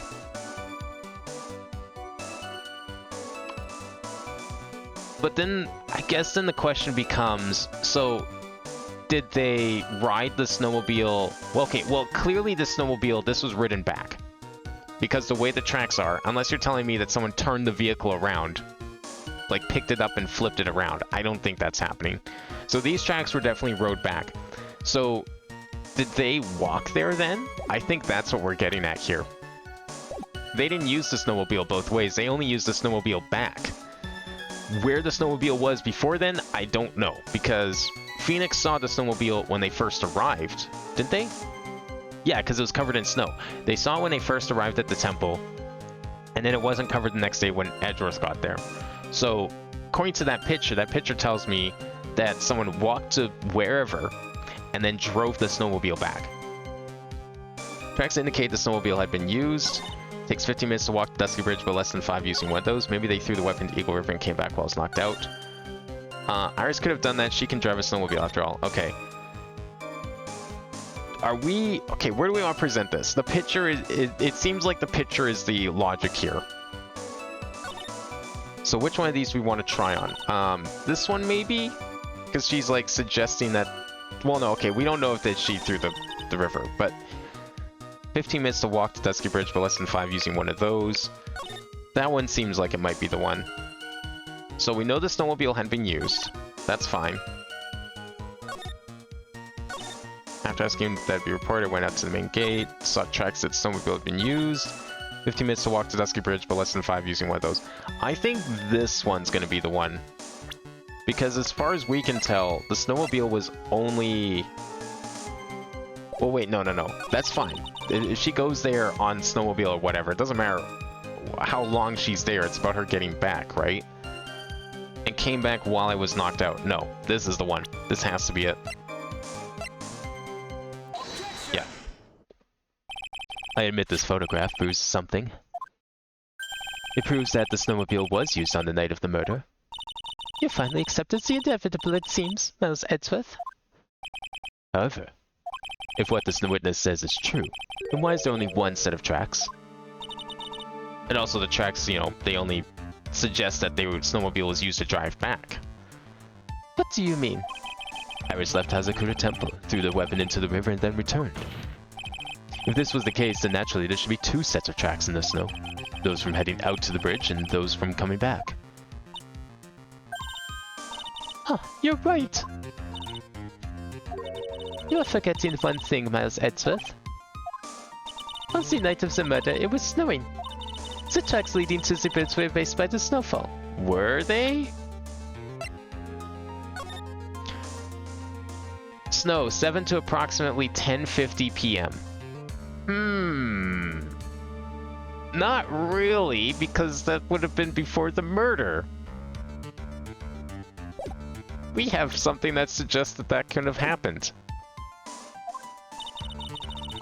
No, it's not about 10 minutes. Remember, the murder took place after 11 o'clock. The snow was long done falling. So the only reason someone would have to drive to the river to dispose of a murder weapon is because a murder has taken place. That means that they would have gone to the river after the murder, after 11 p.m.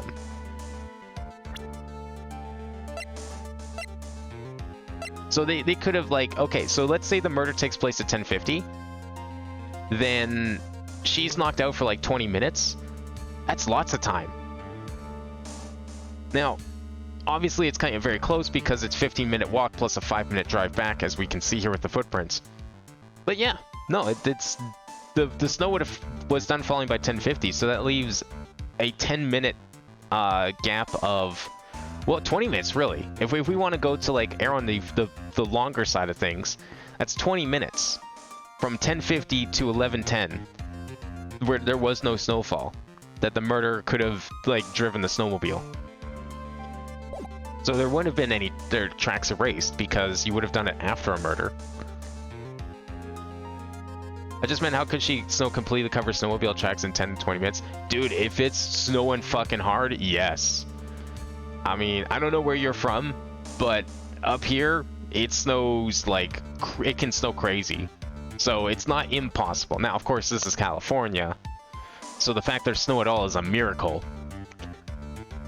But if it snows, it can snow pretty hard. I've definitely seen snow in a snowstorm like cover up any tracks you've done in like seconds.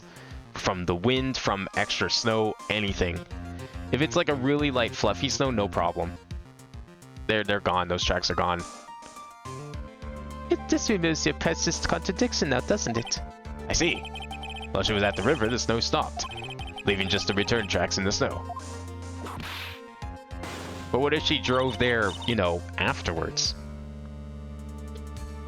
What do you have to say now, Miles Edgeworth? Is there a flaw in her theory? This idea that the snow covered one set of the tracks? Oh, there's definitely a contradiction here. I'm already seeing it.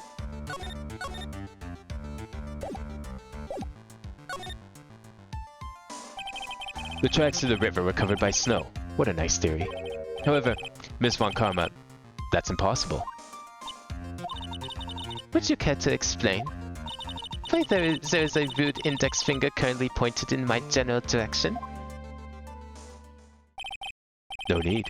The evidence will do all of the talking for me. Oh, whoa. Hey, how's it going? Welcome, everyone. Thank you for the raid. On the night of the murder, the killer went to and returned from Dusky Bridge. In order to dispose of the murder weapon, the outgoing tracks were erased by the snow. Or so claims Miss Von Karma. Mr. Edgeworth, present your evidence to the contrary. eh? Evidence that the outgoing tracks are not covered by the snow. Okay, so it's definitely the photo still. And my theory is that, okay, even if there's two sets of tracks, my theory is that these footprints go to the same place because there's two possibilities here in what we can actually present. I'm guessing that if I present this photo, I'm going to need to like point out where the contradiction is in the photo, right? So there's two things I can possibly click on. It's going to be the footprints, which seem like they go from the temple to somewhere. Let's assume the same place the snowmobile came from. And also the fact that the only tracks back are these, which it kind of gives the idea that like they walked out and then drove it back. I'm thinking this is probably it. I don't know what else could even be here. Outgoing tracks are not covered by snow. I guess it could also be the weather report, because there's that 10-minute window. I don't know. What do you think we might be going with here? Do we go with the weather report and be like, well, there's 10 minutes of no snowfall. They could have just drove out there in those 10 minutes. Or do we go with the photo and possibly have to like point out that there's the footprints? I'd go with the weather report. Yeah, I'm thinking the weather report too, because we just used the photo. Let's go with that first and see what happens. Okay, that seemed to be it. Witness, please tell us again what time it was when you witnessed the crime. Have they actually mentioned the footprints yet? She mentioned them briefly. Bikini mentioned them briefly. But they didn't really... no one focused on them yet. Like I said, it was around 11. Of course, this means that the weapon was thrown away after that time, correct? On that note, please take a look at this data. It is the weather report for Eagle Mountain on the night of the murder. The weather report? Snow started to fall at 7 p.m., but it stopped at around 10:50. Therefore, when the sister witnessed the crime at 11 p.m., the snow had already stopped falling. It is impossible for any tracks made after that time to have been covered up.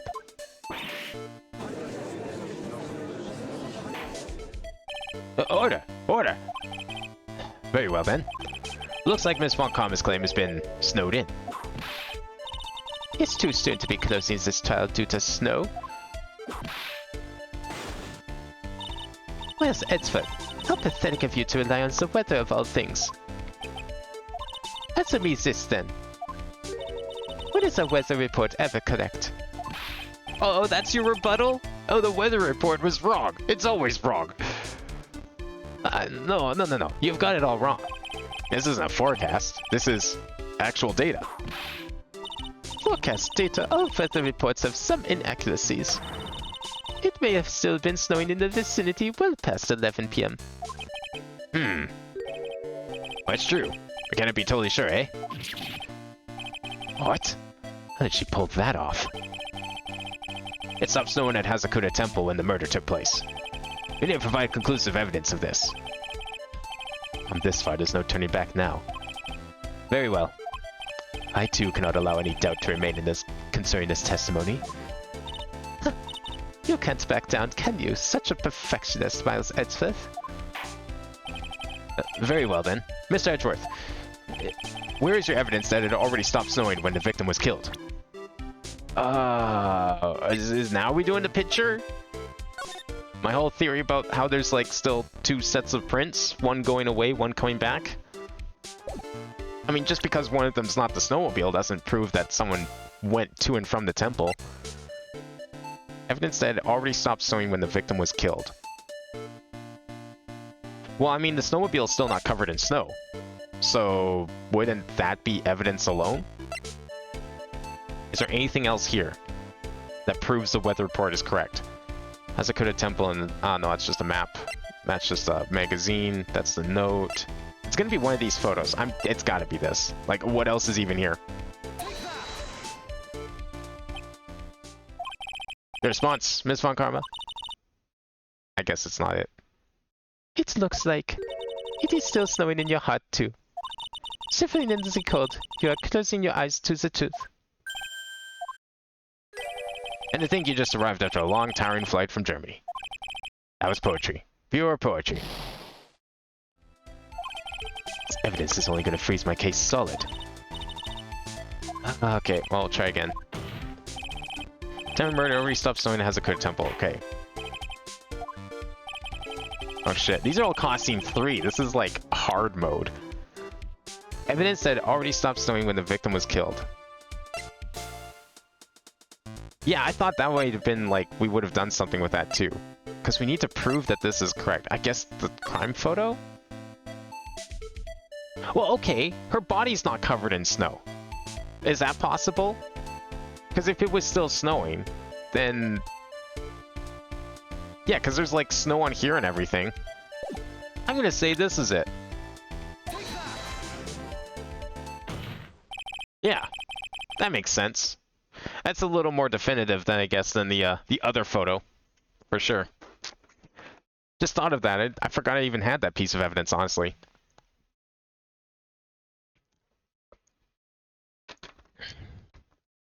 Ultimately, it all comes down to one point. That being, whether or not it was snowing in that courtyard when the victim was stabbed. That's right, but proving that is... incredibly easy. If we want to know whether it was snowing or not, this photo will tell us everything. Of course, I am referring to the photo of the crime scene. As you can see, everything is covered with snow. With just one exception. And that is... the victim herself, Miss Elise Denham. Why is there no snow on top of her? The answer is simple. It had stopped snowing when she was killed, that's why. In other words, if the killer really did go to the Eagle River to dispose of the murder weapon, then in this photograph there should be 2 sets of tracks. I guess whatever those footprints are for aren't really necessary at the moment. Just what are you suggesting, Miles Edsford? To be honest, I'm not entirely sure myself, but this is simply what all of the facts point to. That night, someone used a snowmobile to leave Hazakura Temple. From the tracks left, it can be understood that they were headed for Dusky Bridge. At that time, it was still snowing. Of course it was, because those tracks were erased by the snow. Then, when this person returned to Hazakura Temple, the snow had stopped. Thus, the returning tracks remained.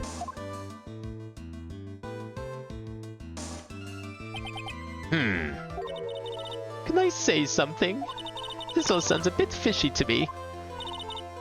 What does, sister? There is only one key for the snowmobile. Furthermore, on the night in question, we know that the defendant had it. The key was found in her room after the murder. Which can only mean that night, Iris used the snowmobile to go to the inner temple. But Iris said that she never went there. I should probably press on this point some more when I get the chance. The snowmobile can't cross the suspension bridge. So she must have left it on the Hazakura side of the bridge and crossed on foot. That sounds right. But what is odd is when I left Iris and returned to Hazakura Temple,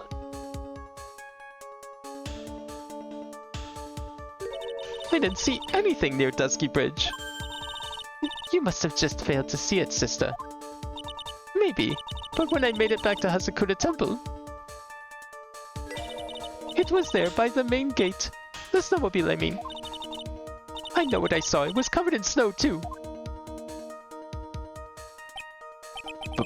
But that isn't possible. How is it covered in snow?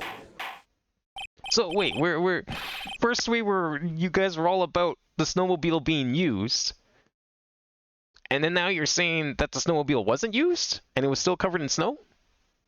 Order in the court. What does this all mean? So then what was the snowmobile used for? It wasn't taken by the defendant when she went to the inner temple. If it had been, then the witness couldn't possibly have seen it by the gate. Furthermore, it wasn't used by the killer to dispose of the murder weapon. If that was the case, there should be 2 sets of tracks in this photo. All we know is this. After it stopped snowing, someone used the snowmobile to return to Hazakura Temple. I never thought a simple snowmobile could cause so much trouble. I think we've learned all we can from this witness. Yes, yes, I've nothing more to add. I've told you everything that I know. But then, that still leaves us with the same problem. If only there was someone, a witness, who could testify to having seen the snowmobile. A witness, huh? Was there no one out walking perhaps near Dusky Bridge on that night? I don't think that's likely. It was cold enough to freeze your ears off. Only an idiot would go out wandering in that. Unless they had something really important to do. That's a shame. Hold on. Something is coming to me. An idiot may well have gone wandering out in that subarctic night. Your Honor, actually, there might just be one individual who may be of help to us. Really? You know of someone who might have seen the snowmobile on the night of the murder? I don't know for sure if he saw it or not, but there are two things about him that do come to mind. Which are? First, that he saw something incredible on the night of the murder. And the second be? This individual that I'm thinking of went wandering outside on that cold night. In other words, he is our kind of idiot.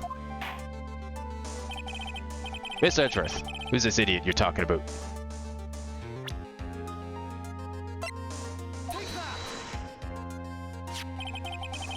This guy must be a product of Jean-Luc de Leduc's Guide to Obnoxious French Painting. This is Larry Butts, a disciple of the victim, Elise Denum.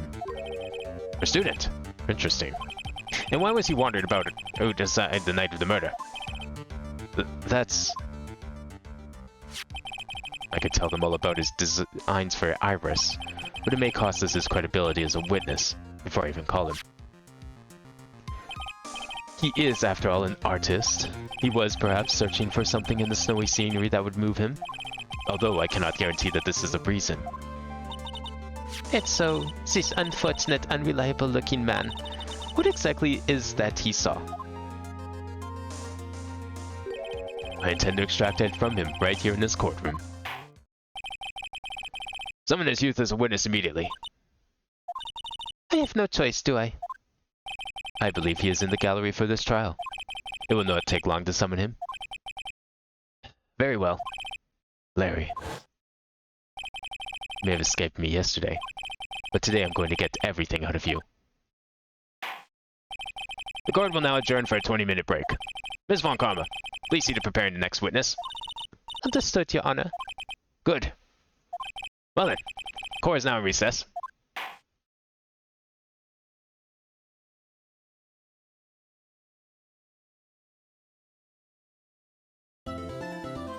Hopefully this clears something up. Because yeah, I'm sitting here like trying to figure out exactly how this snowmobile thing happened. Or why someone took it. I'm guessing maybe Larry took the snowmobile? That's kind of what I was thinking. Because like, is it possible Larry took the snowmobile at some point way before the murder? Because if he was waiting out there, right? Waiting for her. Although apparently she only had the keys, so I guess that doesn't make a lot of sense. Those footprints, either the snowmobile or the footprints are because of Larry. Unless the footprints, I guess the footprints could also be Phoenix as well, but probably Larry. Excuse me, Mr. Edgeworth? I'm not really sure what to say. Iris, we only have 20 minutes. There are two things which I need to ask you before we reconvene. Alright, I'll help you any way I can. First, about that night. You really didn't go into the inner temple, correct? The last witness claims to have met and talked with you in the training hall. Either you or Sister Bikini is lying. Mr. Edgeworth, it's just as I said yesterday. Until the incident occurred, I was in my own room in Hazakura Temple. Very well. The second thing then. That night, the temple snowmobile was used in between the times Sister Bikini returned to the main hall and when she bore witness to the murder. Sometime between 10:30 and 11 p.m. that night. Were you the one who used the snowmobile? There's only one key for the snowmobile. The only person who could have used it was me. So it was you. But why? What made you go out to the Dusky Bridge? Did she go to Heavenly Hall after all? Despite saying that she didn't want to go there? I'm sorry, Mr. Edgeworth. Are here? Now? Really? Oh my fucking god. Iris. I can't tell you about that yet. Yet? Not until her safety is confirmed. Her? The safety of the Acolyte. The Acolyte, huh? She must be talking about Maya.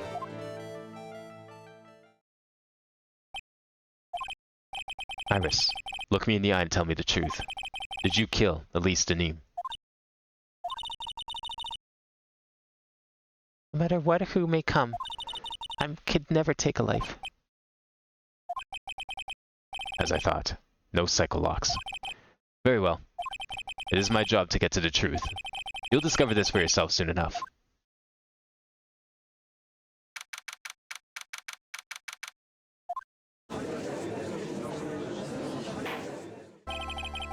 Court will now reconvene. Miss Von Karma, where's the witness? The Razorbaker man was detained for suspicious behavior in the gallery. Suspicious behavior. He was sketching something very intensely. Dare I ask what the witness was sketching when he was detained? He drew a terrifying woman, armed with a demonic face and a vicious whip. I can only presume that his intention was to capture you. Anyway, it's time to drag this pathetic excuse for an artist before the court. Louis Denim, I hope you're ready. Get in here. It would seem that whip is going to see plenty more use today.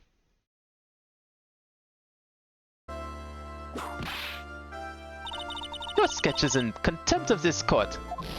Hey, I was just artistically rendering. Ouch! You tried to run away from the bailiff who was trying to hand you your subpoena, correct? Look, I'm nothing but a fledgling artist training out in the mountains. I'm only down here in the city because I ran out of green paint. Well, to use a technical term for the color, Viridian. Larry, This isn't an art store now, is it? I know, I graduated junior high, okay? Look, art is all about working in the fields, isn't it? Working in the fields? I presume he wanted to say field work, I hope. That's it. Thanks, buddy. It's kind of sad that I was able to understand his mangled train wreck of a sentence. I just happened to stop in here and found a wonderful new model. See, I've got nothing to do with this trial, at all. I expect all of your faces to be red when you realize this mistake. Bright red. Or, to use a technical term, Crimson Lake. Ouch! stop your pathetic blabbing and testify like a man. Refrain from whipping me, Miss Von Karma. Cross-whipping is as bad as cross-checking. Witness! That was all your fault. Testify. Now! Ugh, it's too much for me. You know, weirdly enough, I don't think they ever show the lower half of Franziska in the games, but if you look at concept art, yeah, it kind of makes sense why he might be attracted to her, considering what she normally wears in court. Almost makes you think that she got confused for a different location. I was at that lodge out in the mountains looking up at the stars that night. I walked to the bridge a number of times, but I didn't see a snowmobile. I didn't see anyone at the bridge that night either. Girl I was waiting for didn't show up. My teacher died on me. I'm all alone now. Aren't I edgy? Witness, please refrain from talking directly to the lawyers during your testimony. I'm just a nobody. Nothing but a small worthless man, aren't I? Why wasn't I asked for my name and occupation? Or anything else? Mr. Edgeworth, this man seems to have quite a severe inferiority complex. He's recently been the cause of numerous incidents. I think he's finally realized for himself just how much of a nuisance he has been to other people. Yeah, that's right. I'm beyond everything. Every case. Watch out, okay? Just touching me will make you eternally unhappy. Well, shit. He's the real perpetrator for every single crime that Phoenix has ever solved. It was all Larry's fault. Does that mean he's actually the parrot in disguise? Well then, let's proceed with the cross-examination. with no touching, thank you. We can delve into other details at a later time.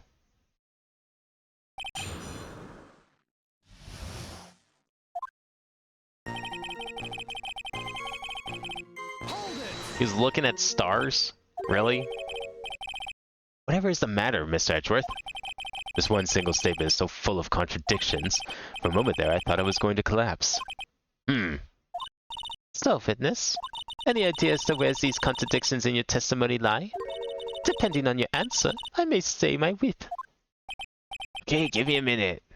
Well, it was snowing that night, so I couldn't possibly have seen the stars. That rundown shack is hardly a lodge, is it? And even if the stars could be seen, it's not like I was there to look at them, right? Holy shit.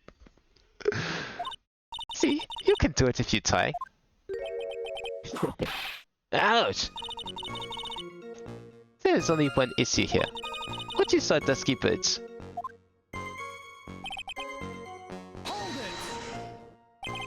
A number of times. How many? Maybe 5 times? I went once every 20 minutes. Which means you spent almost 2 hours at Heavenly Hall that night. You bet! Real love is about waiting with your heart in your hands. Love, you say? It was this man's intention to summon the defendant to the small shack, using this blackmail letter. Blackmail? No. It was simply a product of overflowing love. You huffy-puffy, loosey-goosey excuse for having been whining worse of a witness. So, what'd you see? Oh, for your sake, you saw a snowmobile. You huffy-puffy, loosey-goosey excuse for wimping, whining wuss of a witness, eh? Well, you see... Being called those names doesn't seem to bother him at all. I think he's too stupid to understand the veracity of those names. Larry, you really didn't see it? Hey, don't need to hit your desk, I can hear you. I didn't see it. I didn't see a snowmobile. Larry, say snowmobile for me, please. Snowmobile. You truly have nothing to hide. Then why are you stammering like you just flew over a cuckoo's nest? Shut up! What is this? I don't know. Don't ask me. Seems I'll need to start from a more obvious contradiction. I'm going to strike the blow that will finally get him to spill the beans.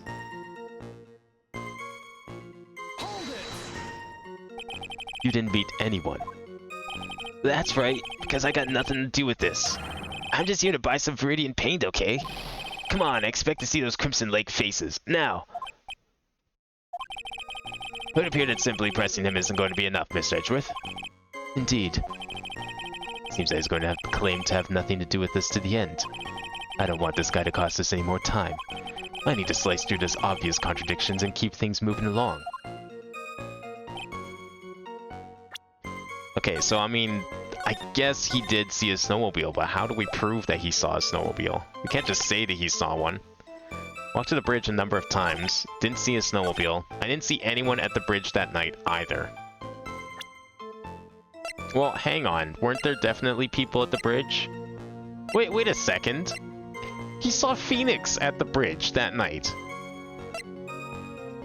How do we present Phoenix? Do we present his profile? Is there something more important here that we can present? Phoenix was totally at the bridge.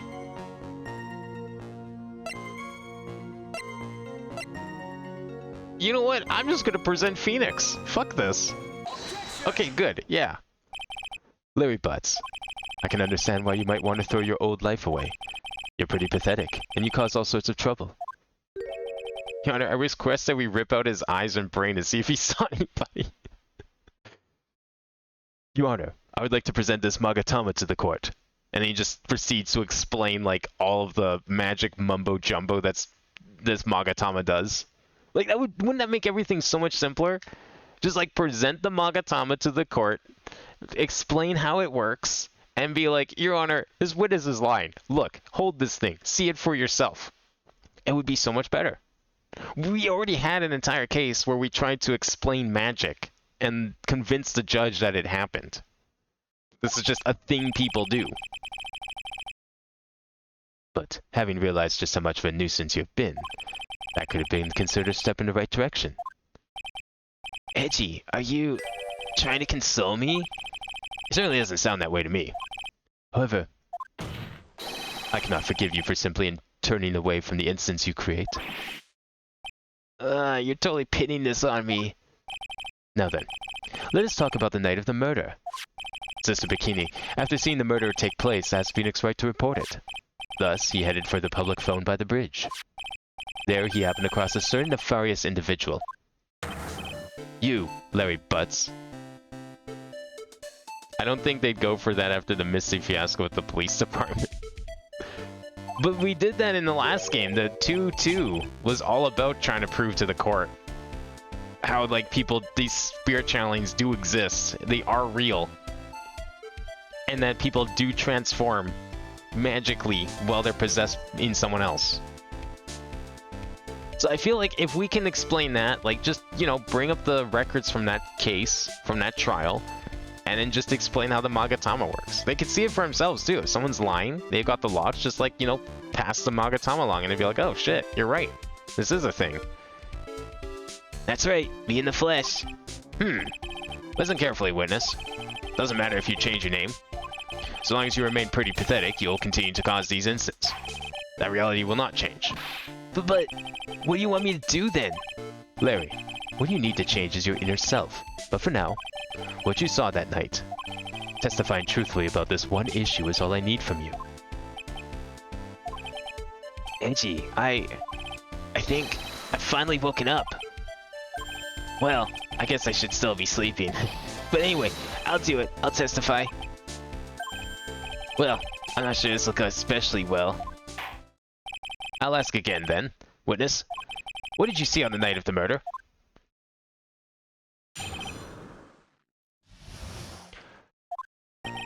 I went to the shack around 9, so it would have been about 10:30 p.m. I was lying under my bedding, when a white flash almost blinded me. I looked out the window. Dusky Bridge was on fire. There was still some thunder, but I went right away to check it out. That's when I ran into Nick. You certainly saw quite a lot, didn't you? So, what happened to the bridge after it caught on fire? It was like me after a 3-day stint chasing a girl. Totally burnt out. Like, almost totally gone. I mean, trying to cross the bridge, Ernie remains was what caused Nick to fall. What did you say?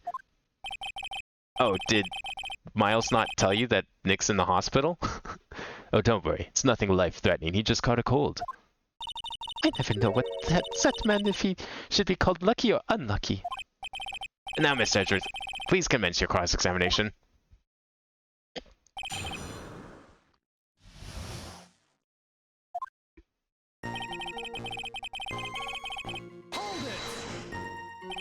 What did you do out there in the cold for an hour and a half? Well, if you really must know, I was busy being excited, I guess. Excited? Dare I even ask? I said the meeting time was 10 p.m., right? I couldn't wait. I thought she might come early, too. Well, it appears she didn't come at all in the end. Because they never arranged to meet in the first place, did they? Shut up! Don't go picking my fond memories apart. Anyway, I was getting a little worried. I thought maybe Iris had lost her way. So every 20 minutes or so I went out to the bridge. But I didn't see anything particularly suspicious. I didn't have anything else to do, so I went back to the shack to wait for her. I love how she actually shows some genuine concern of finding out that detail. Yeah, it almost seemed like they became friends at the end of the second game. I was worried that we were never going to get to see her again. Like, she just kind of fucked off and she would never come back.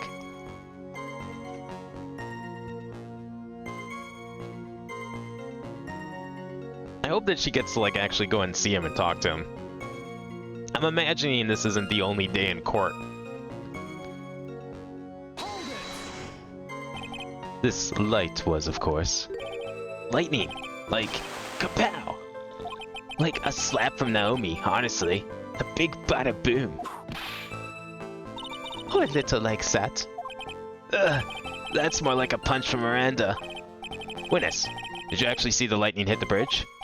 Well, I was a bit startled by the flash of lights, so...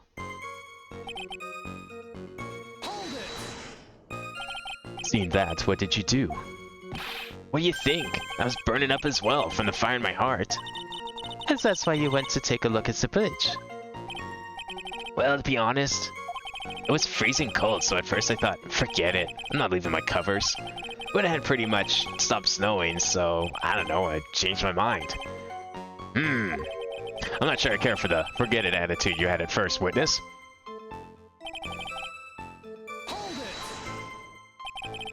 You said right away. But exactly how long after the strike was that? Lightning fell and then the bridge got on fire. Maybe around 5 minutes? I mean, I suddenly thought, gotta go check this out. How far is this small shack you were in from the bridge? Hold on. Well, it had pretty much stopped snowing. I guess about 5-minute walk. And how did Dusky Bridge look when you got there? I can't even cover a piece of my childhood. I mean, not even the bonfires kids make during school camping trips can compare. Well, should I press him for a little more info? Why didn't you call anyone? Why did you go to the bridge? Well, I mean, I'm gonna ask this, but that seems like... I mean, look, if I heard lightning and then saw a bridge on fire, I'd probably go and check it out. But yeah, why didn't you call anyone? There's a fire. Larry, let me ask you one thing. What is it, Edgy? What's with the serious face? Why didn't you call anyone? Huh? What do you mean? Normally, when faced with a towering inferno, one would try and tell someone. There's a public phone right by Dusky Bridge, correct? Well, of course I thought of doing that. So then, let's hear why you didn't. Huh? Yeah, okay. A reason. My reason. It isn't that I didn't try to tell anyone, I just didn't have time to, okay? Okay, before we press that one, let's see if we can... Let's see if we can do the other one too. Maybe it's important. Why did you go to the bridge? So you suddenly thought to check out the bridge? Does this mean that you initially had no intention of doing so? Well, yeah, I guess it does. It was really cold. I didn't really want to go out there. If that's the case, why did you change your mind? I would like to hear your reasoning. In which case, please give testimony to that effect, witness. Ah, there we go. It's always the one that seems like the less important question that you have to ask to get the extra testimony. Reasoning. Okay, reasoning, is it? Thought I'd never get another chance to see something so big burning. Okay, looked at the window, Dusky was on fire, right away check it out. So you decided to go and see what was happening. That's right. We're talking about massive suspension bridge burning in high heaven. That's not something you see every day. Real like, really special? Can we really trust a witness who's unable to pronounce spectacle? Life seems to love hitting this poor witness below the belt. Well, my motive is to hit life back as hard as I can. I'll give you a few hits too if you'd like, with my whip. Told me about the burning bridge yesterday, but there's still something that doesn't quite fit. It looks like, despite his change of heart, Larry still isn't telling us the whole truth.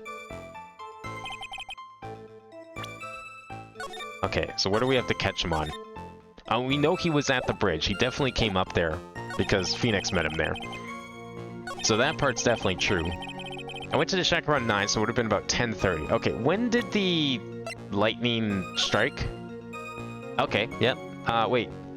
Lightning struck Dusky Bridge at 10:45. Around 30 minutes passed between the fire starting and going out. I went to the shack around 9, so it would have been about 10:30. I was lying under my bed with a light flash. Okay, so it is this one. Present. No? It was not this one, but it clearly contradicts. He says 10:30, 10:45. In fact, the lightning was from an eyewitness. Maybe that's it.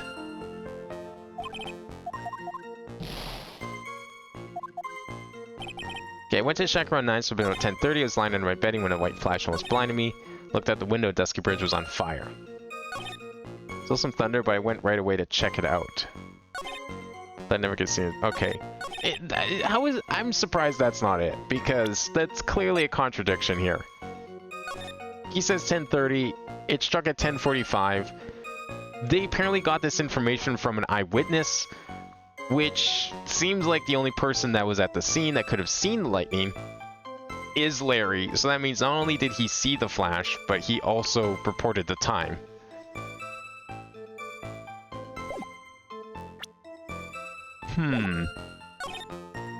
I saw some thunder, but I went right away to check it out. I never get to see another chance to see something so big burning.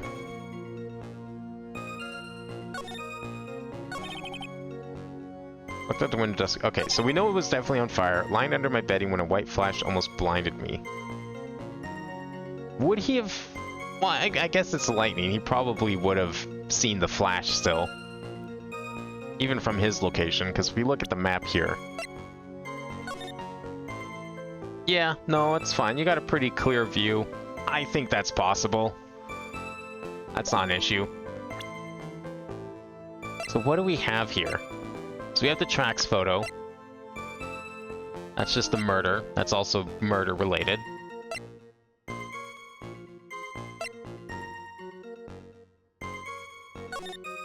That's just a random photo that he has of her. I don't know why we have that, but I'm curious to see what that's going to be relevant with. That's just this picture, which is probably not relevant now. It's gotta be this. Like, we're talking about all this lightning. Like, this is... Wait, no. What about this?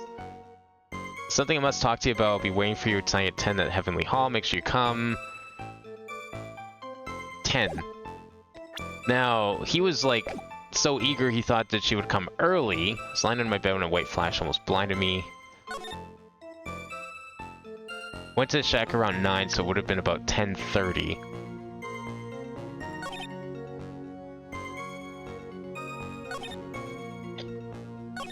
Saw some thunder, but I went right away to check it out. Okay, so where was that one? Was it this one that had the question? Whoops. What did you do? Went to take a look at the bridge. It's freezing cold, so wasn't gonna leave covers. Pretty much stopped snowing, so I changed my mind. No, it was this one, I think. I'm gonna try asking the other question again. Exactly how long after the strike was it? Lightning fell and then the bridge caught fire, so maybe around 5 minutes. So even that, like, I don't get it. That's 10:35. It's not even close to 10:45.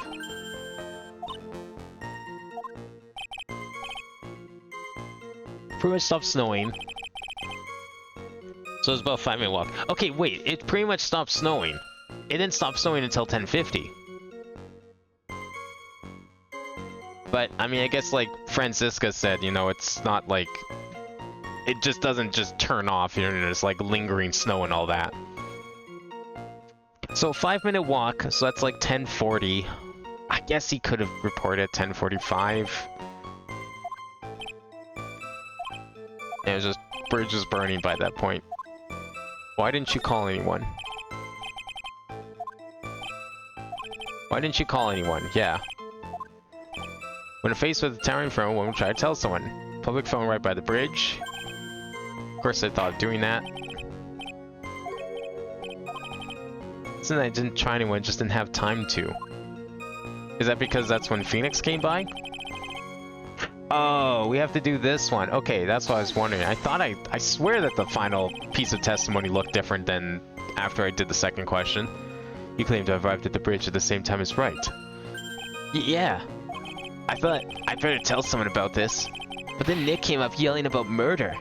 Totally made me forget about the bridge. Fire was pretty much out by then anyway.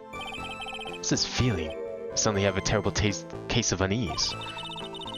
It was after contacting the police that Phoenix Wright fell from the bridge, correct? Yeah, that's pretty much it, more or less. You told me about the burning bridge yesterday. But there's still something that doesn't quite fit. Okay, so I think that's the important thing. So I think this is the important piece of testimony, is this Nick one. I arrived at the bridge and Nick showed up less than a minute later. Do we have something about this? Fell from Dusky Bridge and is currently hospitalized. No, not really. I don't remember how we became friends, though.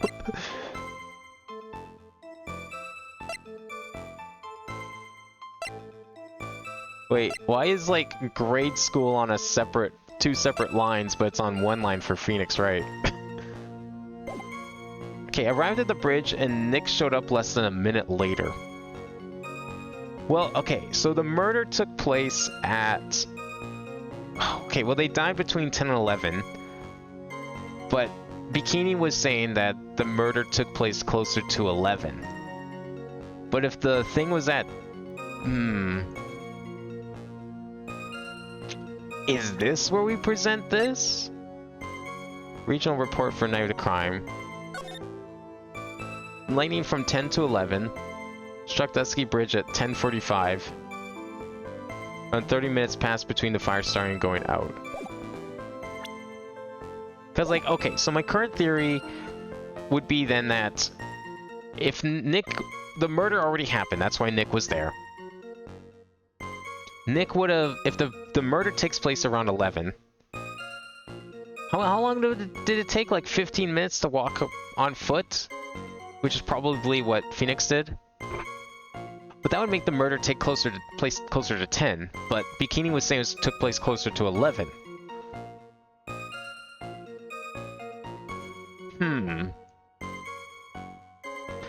Do we present the weather report?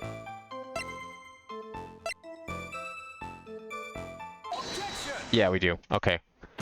I think I understand why. I'm not too... Well, let's see what he says. Your very existence being a contradiction. I'm not sure if you can grasp this or not. What the hey, Edgy? You make me sound like some sort of alien. But your testimony is conclusively contradictory. The problem here is time. Yeah, the time really doesn't add up. I've never been the best timekeeper, you know. 3 minutes after Billy leaves on foot, you follow him on your bicycle. How long does it take for you to catch up with him? Terrible at those. This is much more simple. You saw the lightning strike Dusky Bridge, and immediately went to see what had happened. Is this correct? Yeah, well, I would waste about 5 minutes first, but more or less. I have the weather data from the night of the murder here. According to this, the lightning fell at 10:45 p.m. You say it takes less than 5 minutes from the shack to Dusky Bridge, meaning you probably got there at around 11 p.m. That all sounds about right, I guess. And then Nick showed up and did his falling act. Falling act? That is impossible. What do you mean? 11 p.m. is when the murder occurred in Hazakura Temple. Thus, Wright was still there, in the courtyard. There's no way that Larry could have encountered him at Dusky Bridge at that time. Excuse me, I have an objection. You do? Edgy, how many times do I have to say this? I'm not Larry. I'm Laurie Stoneem. Gah! It has not been proven that the murder occurred at 11 p.m. The sister only said around 11. In which case, it could have been earlier than that. I mean, the autopsy does say between 10 and 11. Watch your footing there, Miss Francisca von Karma. The slope ahead is slippery. But there is still no way that Wright could have been at Dusky Bridge at 11 p.m. And why not? It is clearly written here in the weather data report. It took around 30 minutes for the bridge to burn out. Therefore, the bridge must have been burning until at least 11:15 p.m. Which means, what exactly? Wright did not see the bridge while it was being consumed by the flames that night. What? Yeah, he did? That's how he fell! He saw it on fire, he's like, this is a really stupid idea. I'm gonna run across this bridge. In fact, he did not arrive on the scene until after the flames had died down. Is that really the flames dying down, though? I don't know. What do you guys think? Does that look like a bridge on fire that's dying down? I mean, considering that you can still see all of the planks. Like, there's several planks here, there's planks here, all along here. Like, he would have had to go pretty far into the bridge. And then he fell. He probably fell through that very hole over there. This doesn't look like it's dying down. Edgeworth, what the fuck are you talking about? Is this just like the curse of the defense attorney? They all become stupid? You think if like Phoenix Wright was a prosecutor, he'd be less stupid? Larry, you arrived at the bridge at 11 p.m. But Wright did not make it there until at least 11:15. I suggest you stop hiding things and just tell us the whole truth. Now then, what happened during those missing 15 minutes? I feel like I just got brutally woken up by a toilet splashback. I guess I was still sleeping after all. Pinch me. Order! Order! Order! There was a missing 15 minutes prior to meeting Phoenix Wright. I hardly see that as much of a problem. Yeah, not much of a problem at all. Really? The bridge is burning before your eyes, and there is a phone right next to it. Why then did you not report the accident? Yes, witness. Why didn't you? Were you there simply to watch the bridge burn? And therein lies the problem. For even after the bridge had burnt out, he was still there. Staring into space, this witness didn't even attempt to fulfill his civic duty. That's what it sounds like. Ah, but this is Larry we're talking about, and even he is incapable of being so stupid. Which means there has to be a reason for his inaction. Edgy. I think it's about time I got serious with you, dude. Just as I thought. You've been playing with us all this time. Listen, I'm gonna tell you everything. Are you sure you want to hear it all? Yes? I may really say it this time. Everything. Let's say it. Very well. I have a terribly bad feeling about this. However, let's have the witness finally give the whole truth. Now, what was 15-minute gap? What were you doing, witness?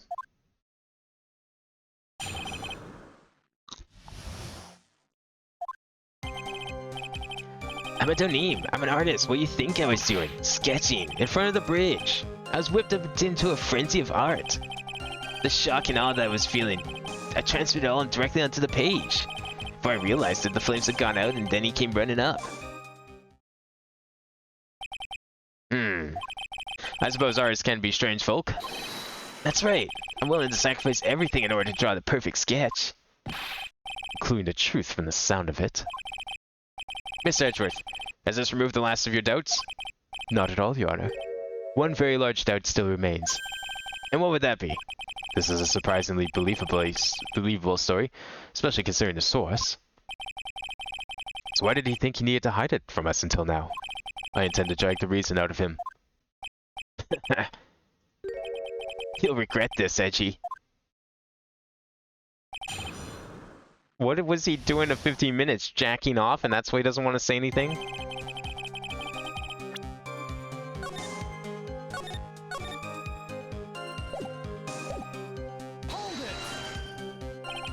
Tell us, Larry.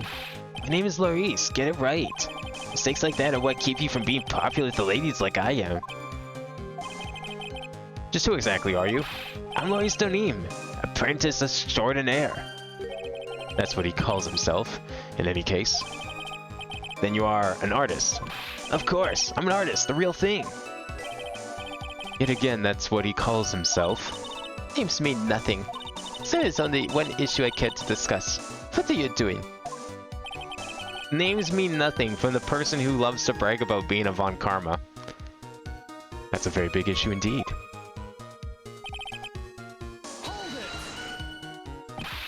Sketching. The burning bridge. The burning bridge and everything came with it. What?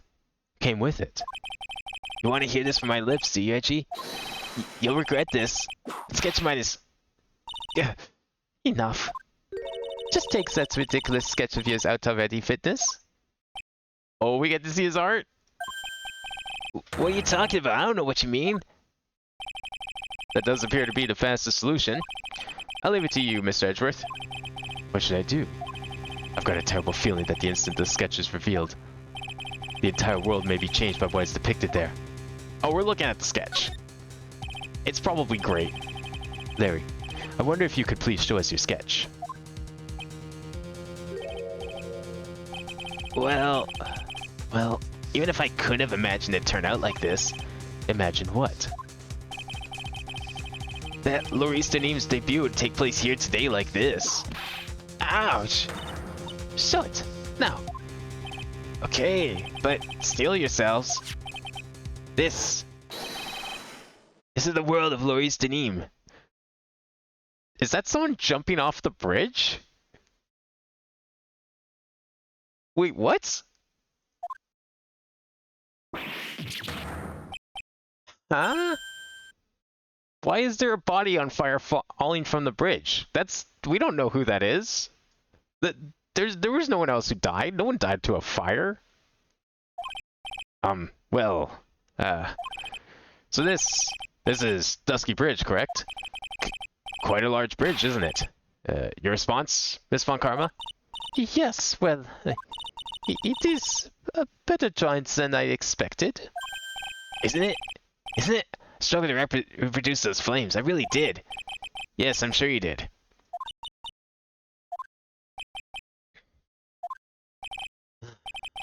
This is going to get ugly. No one who has the courage to bring it up, it seems. This mysterious flying object. Larry.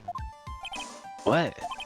The burning bridge is fine, but what is that unfortunate looking figure? Ah, you spotted that? I thought you might. However much I might want to ignore it, I can't. It's Iris, of course. Iris! I wish she'd take better care of herself. We have to plan for her future, you know? What would have happened to her if she'd injured herself flying like that? Wait, what do you mean that's Iris? You're telling me Iris jumped from a burning bridge? Larry, please, answer this next question honestly. Okay. Are you really claiming to have seen this? Are you claiming to have seen the silhouette of the defendant flying over a bridge that was engulfed in flames? Yep, that's what I saw. That's why I drew it. I'm an artist. A real artist. You... Hi? The girl. She's really high up in this picture.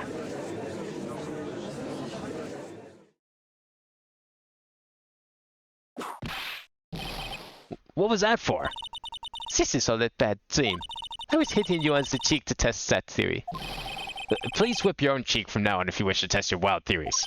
Anyway, no court of law will ever acknowledge that people can fly. Should we tell him? Nah, I don't know. It's fine. Yeah, no, we'll just don't tell the judge next door. We'll just not. Probably for the best, hey?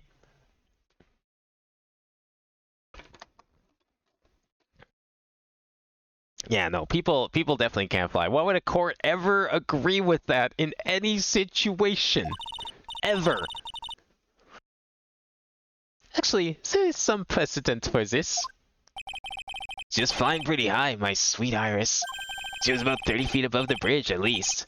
It was really something to see. This has to be some kind of mistake. Miss Edgeworth, please bring the witness back down to earth. What? Me? His witness is your friend, is he not? Accessory to foolishness. Where's Edgeworth? Let's get back to cross-examination, by force, if necessary. Miss Edgeworth, I expect you to expose the obvious contradiction here. Yes, Your Honor. Looks like I've got another reason to remember this moron. Well, what'd you think of my debut piece? Get that thing away from me. Horrible sketch of what he saw the night of the crime. Now, hurry up and cross-examine him.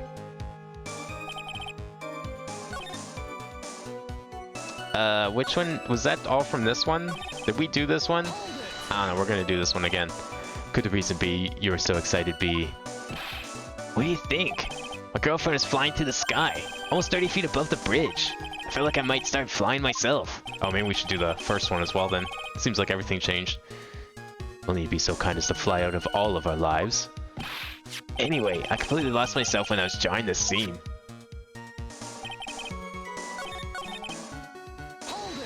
I don't know if this is gonna be the same. Tell us, Larry. My name's Lace, get it right. Okay, yeah, this one's the same. It's just the second one on that's different.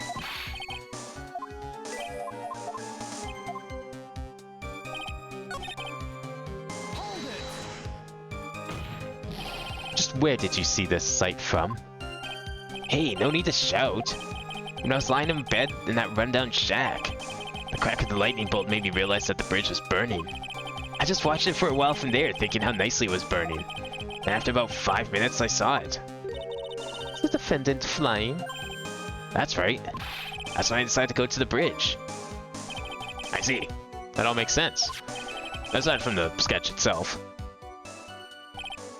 Yes, the sketch doesn't make any sense. I just need to convince the artist that his work is ludicrous.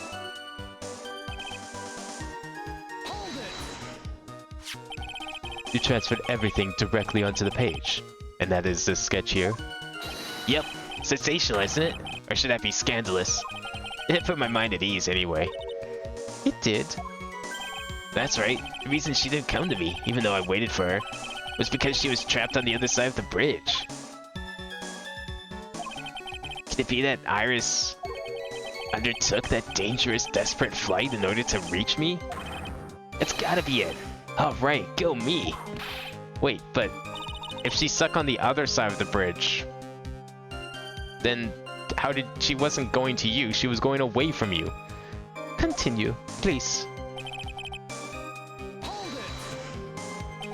You forgot the passage of time to that extent, did you? Well, once I got caught up in something, I tend to forget everything else. That's true. You've always been that way. And I guess he's not lying about that, at least. Felix Wright appeared on the scene after 11:15. He was joined until then. That spells all doubts. Aside from the doubts of his humanity, eh? There's a big clue waiting for me in this cross-examination. His testimony does nothing less than mock the court. But I'm sure that there's a vital kernel of truth hidden in it somewhere. Okay, well, we got a lot of information, so I'll definitely save there. Let's see, okay. I think I'm doing sketching from the bridge. I was whipped up into a frenzy of art. Saw Iris flying, her white hood fluttering. Okay, well, we know she wasn't wearing it. Do we present the hood? Or do we present her profile? I think we present the hood. I'm gonna present the hood. Yeah, okay. You mean this hood? Larry, what did you really see that night? Not that I particularly care. In your position, that's just being irresponsible. I drew exactly what I saw. I'll give you a whole $1, that's the truth.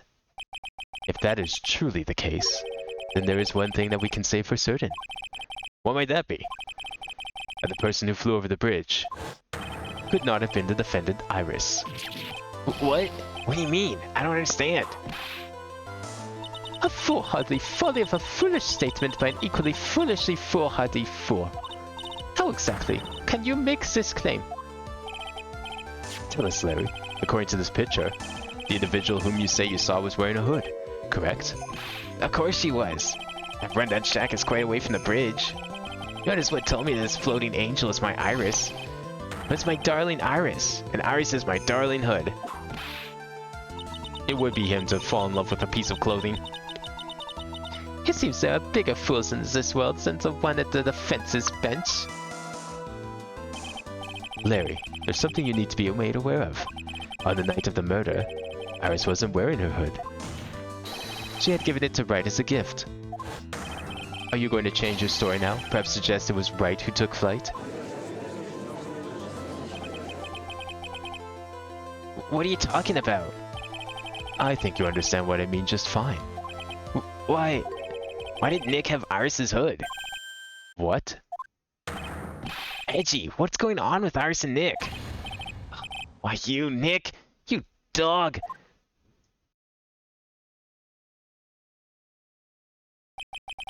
I do believe that this unbelievably mysterious sketch is destined to disappear, discredited, and discarded. Straight into the garbage.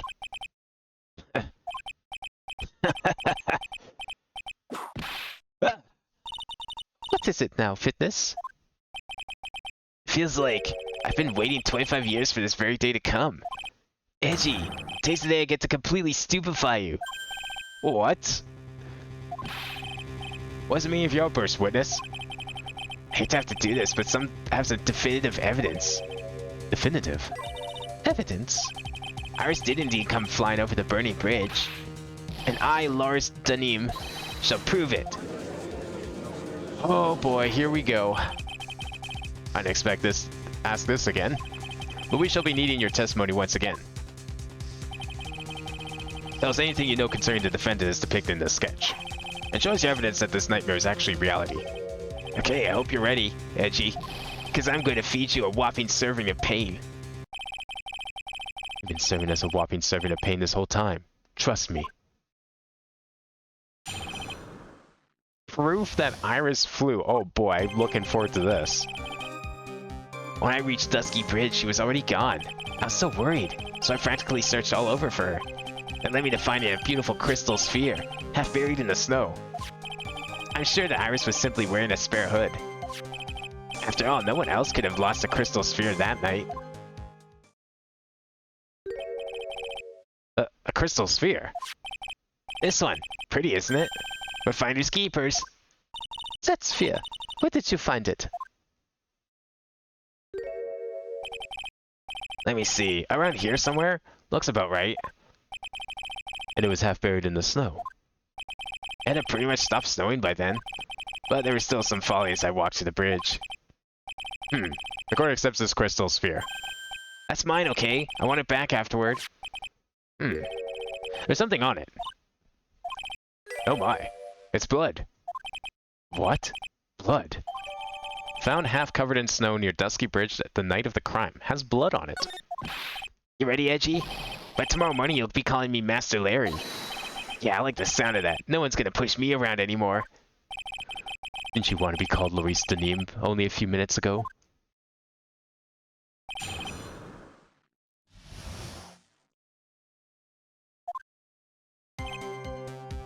You know, I kind of forgot that sphere was missing, and I kind of wasn't expected to show up here of all places. So you went to the burning bridge. That's right, to meet Iris.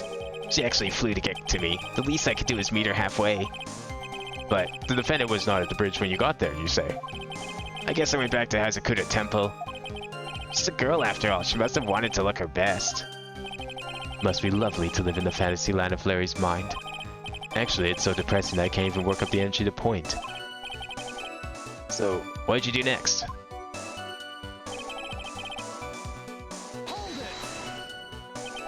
So you searched all over for her? She was flying pretty high, you know. I thought maybe she slipped on her landing and got hurt. Hey, it was more than possible. Also, when I headed out to the shack the first time, I was snacking on a banana. I was pretty sure I threw the peel away somewhere around there, you know? Can one guy really be this stupid?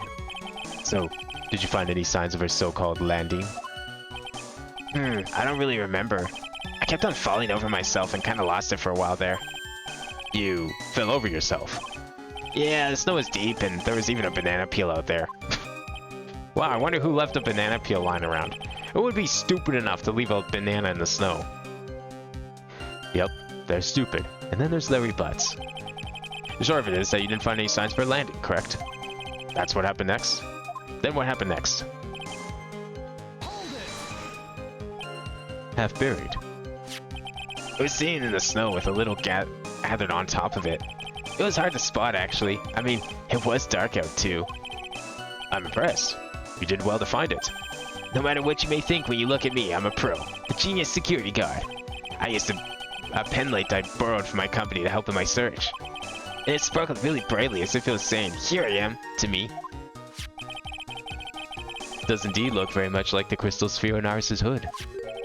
But need I remind you that she was not wearing her hood that night?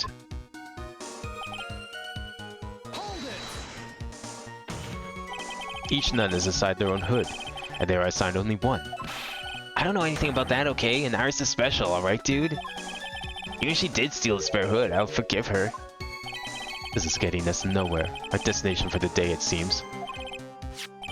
However, this crystal sphere was found near the bridge. That's fact. If it didn't come from a hood, where could it have come from? This is a question I aim to answer.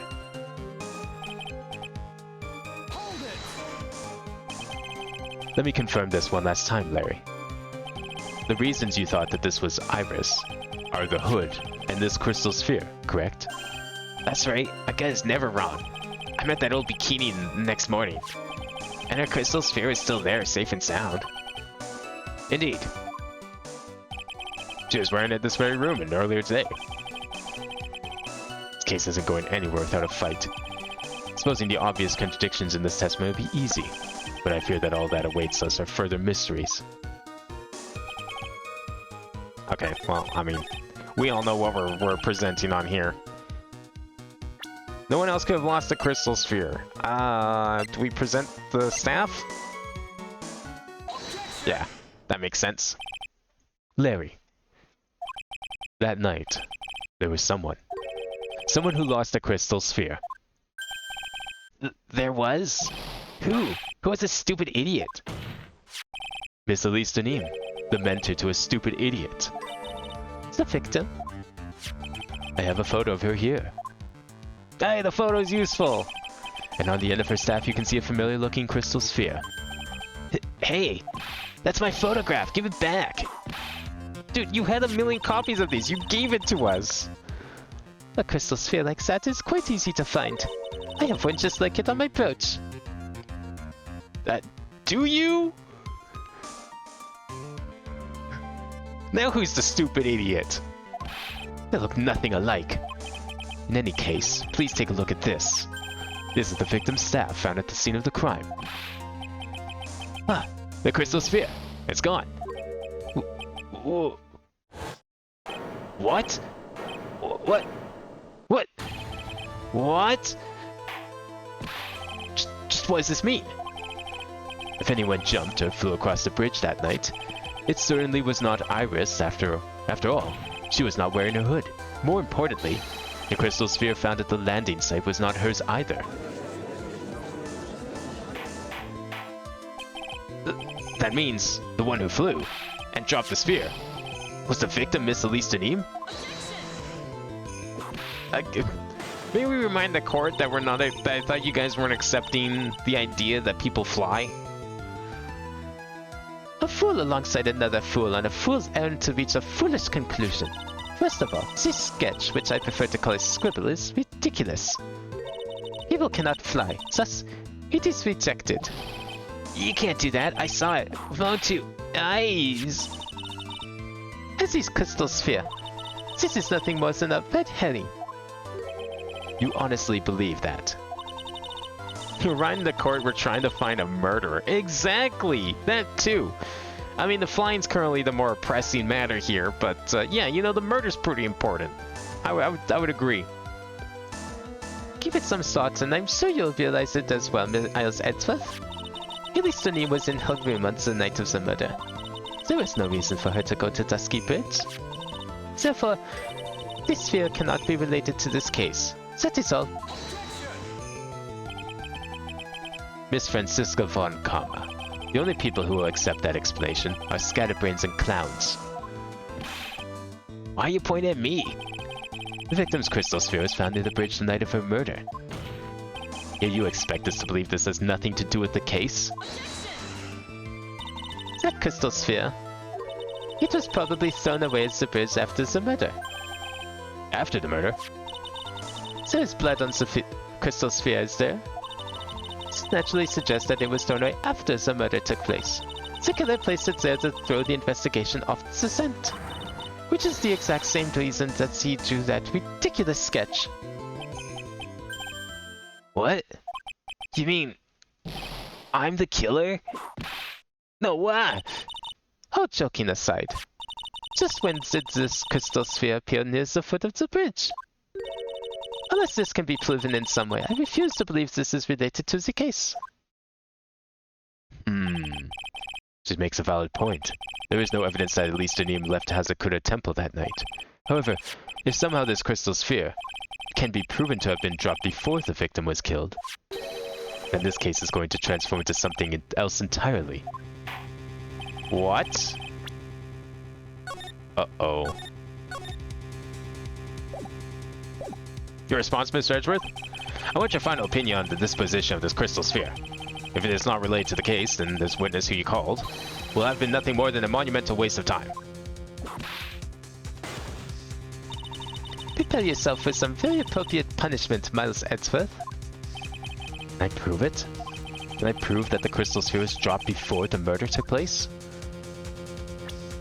Well, isn't she right though? Like, the blood, wouldn't that make it only possible to drop afterwards? Before the murder took place. It has blood on it. I mean, I guess it could be someone else's blood and we wouldn't know that, obviously. Prove that the crystal sphere was dropped before the murder took place. Oh, it's half covered in snow. Oh, yes, we can. Obviously. Since when was Edgeworth the defense attorney? Oh, since just now. He had a change of heart. He thought he'd try the other side of the courtroom today. can I prove it? That isn't the issue. To simply prove it. That's the only option. That's what he'd do. That's the way Phoenix Wright would do this. Your Honor, allow me to prove something to you. I will prove that this crystal sphere is a vital link to solving this case. You'll do what? That look into your eyes. You remind me of Phoenix Wright when he is cornered.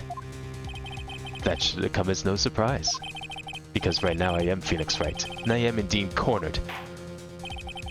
I order you to present your evidence, Mr. Edgeworth.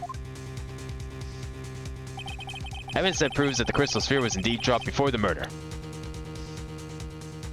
Okay, so it was half covered in snow, and we know that the murder took place after the snow stopped falling. Notice how they even present you with the very photo that you present to show when the murder took place, as a hint. Please tell me this was the right piece of evidence. I think it has to be. Edgeworth was actually Phoenix Wright all along. Look, have you ever seen the two in the same shot? No, you haven't. You only see Edgeworth and you only see Phoenix Wright. How do we know that they're even in the same room together? It could just be Phoenix Wright, you know, switching outfits. That's all it is. One's red, one's blue. There's no other difference between them. They're the same person. You're telling me that Phoenix Wright only owns one suit? That's kind of weird. Your response, Ms. Von Karma? Oh, that wasn't it? Okay. I think one such bird is calling for its fellow now. Go, Edgy, do it, prove it. Win, win, win. It's cheering. It's as though I'm listening to the ominous cause of ravens.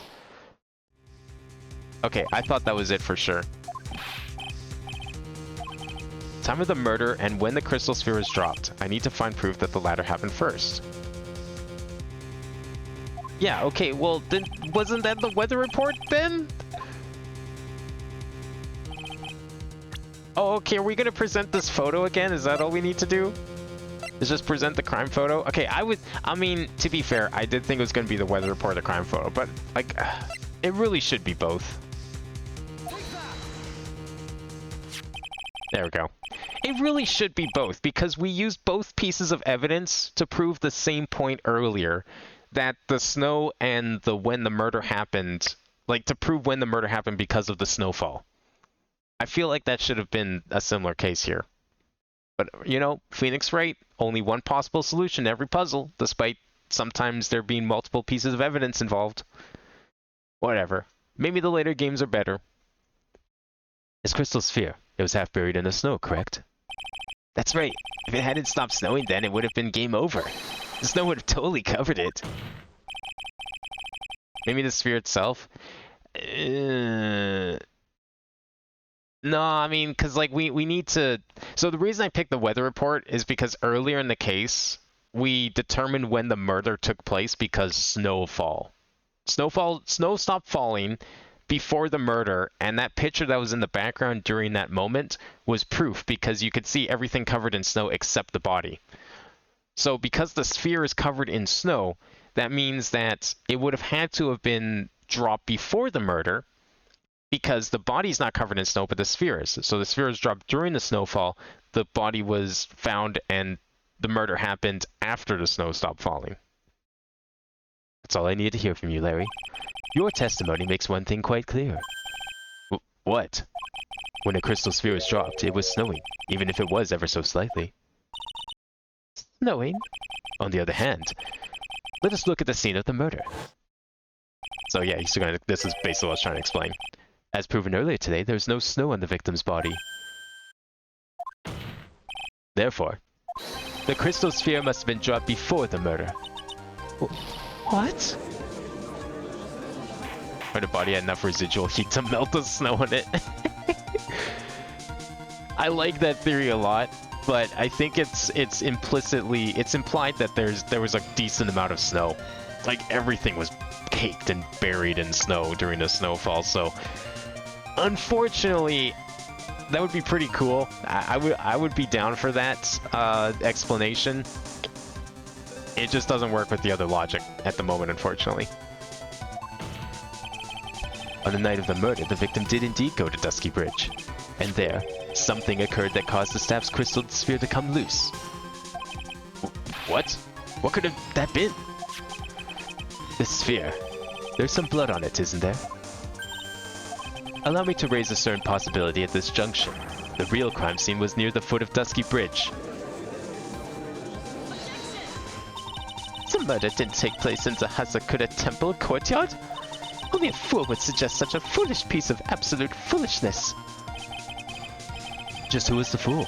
And which part is so foolish, Miss Von Karma? Have you been paying any attention this whole time, Miles Edgeworth?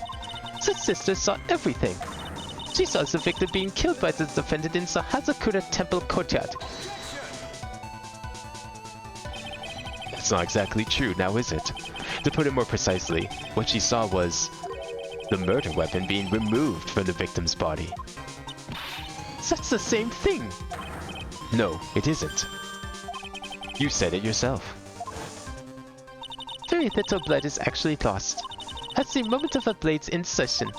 If you want to talk about when the most blood would be lost from a body, that would be when the blade is removed. If that statement is the truth, then Dusky Bridge could very easily be the scene of the murder.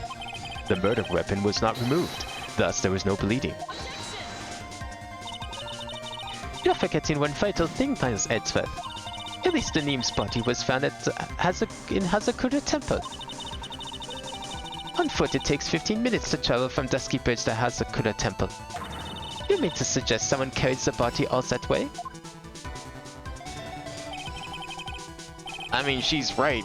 Why would you? You're standing right by a river where you could easily dump a body. Why are you moving the body all the way back? You're trying to make a statement, maybe? It was not a blade, it was a chainsaw. Take that. It does... You know what? That sword does look very chainsaw-esque. I do agree. I've made it this far. The only place to take this is to the end. I just need to prove that my version of events is also perfectly plausible. Now, if the defense is ready, the court would like to have an explanation. Please show us the method by which the victim's body was carried to Hazakura Temple. Oh, well, that was easy.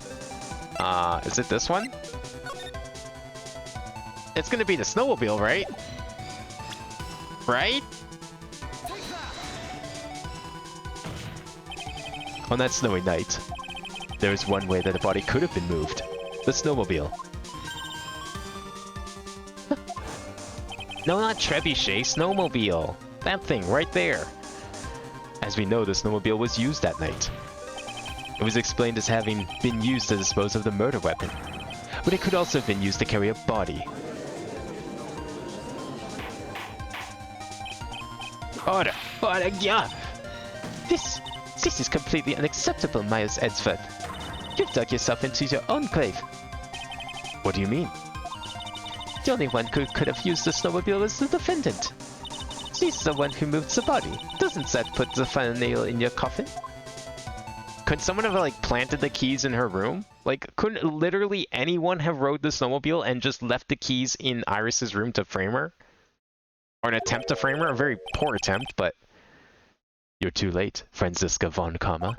And in fact, the defense has proven something else entirely. We have shown that this case requires further investigation. What? Where was the victim Elise de Nim really killed? If her body was moved, whatever for?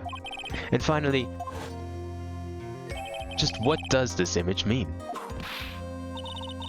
Do you even need to think about that? Such a creature could never see the truth, let alone describe it. Maybe the brand is Trebuchet. Trebuchet brand snowmobiles. I like it. This witness clearly certainly sits on one of the lowest possible branches of humanity. However, he would never utter a lie that could hurt a girl with whom he is enamored. He drew this, so it is something that actually happened. The defense stands firm on this point. Edgy. Thank you. That settles it then. I cannot give a verdict under these circumstances.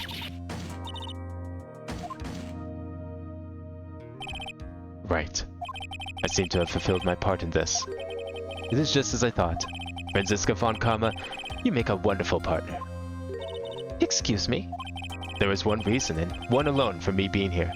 To expose the darkness lurking in this case, and then pass it on to Wright. Really? That's what this was all about? You could have just told me that from the very beginning. Then I would have had Frenzy whipping all... Yeah! Miles Edgeworth, I don't care what you were here to do. This was my chance to finally grind you under my heel. A shame that your chance seems to have slipped you by. What a shame, Frenzy! This is all your fault. Such a terrible witness. You are an affront to all the legal... Holy shit! Jesus! He's dead! Murder! In the courtroom! The judge witnessed it! I cannot believe that the witness's testimony relates to an actual event. However, there has to be some sort of answer for the questions it raises. Have his words here today been the truth or lies?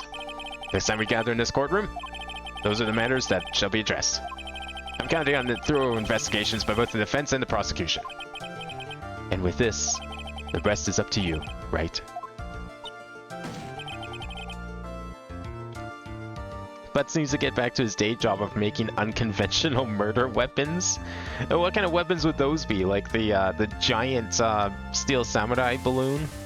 Maybe the flying, or would it be the air pump that he used to blow it up? Well, what did he do in the last one? Maybe he's just gonna stab someone's eye out with a paintbrush. I guess with this, well, actually, no, that wouldn't be unconventional. I'm trying to think what else he's done, but the only other thing is the security guard. But security guard have pretty conventional weapons at hand. Court is now adjourned. Oh yeah, the thinker clocks, right. You know what? At this point, that was a while ago. How did I forget about the thinker? That's like easily the most iconic item in the entire series. Of course I forgot about it.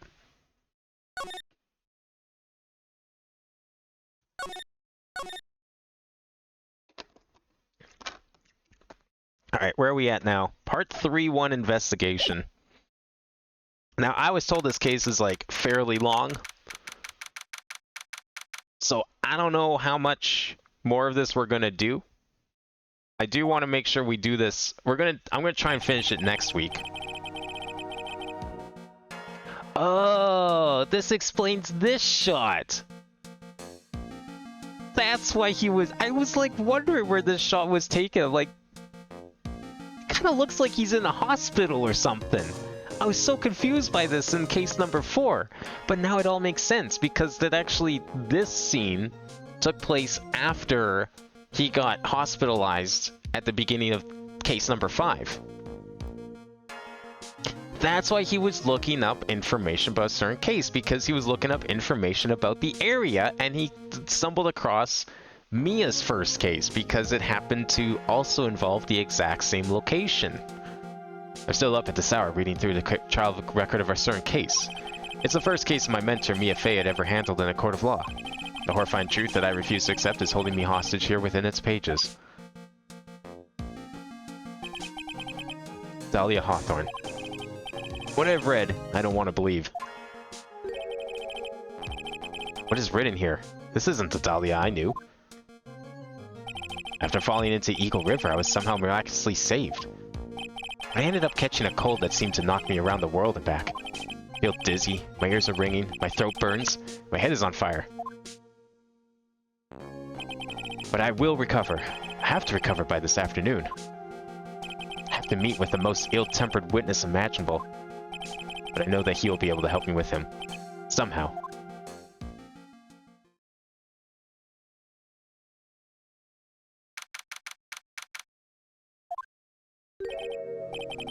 Right.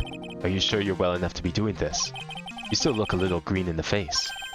Or maybe radiant and not to speak. Actually, my fever's gone down quite a bit. How's your temperature now? Only 102.2 degrees. Nothing to worry about. Anyway, I read today's trial record. You weren't bad, Edgeworth. Pretty impressive despite the circumstances.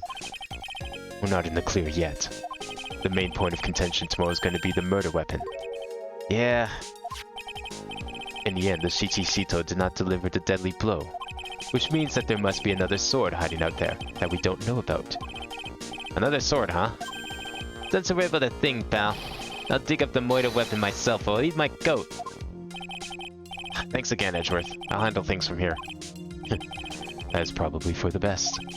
Actually, I was thinking about paying the old precinct a little visit. There's something I want to look into. And that is... our client's background. Naturally. You mean Iris, sir?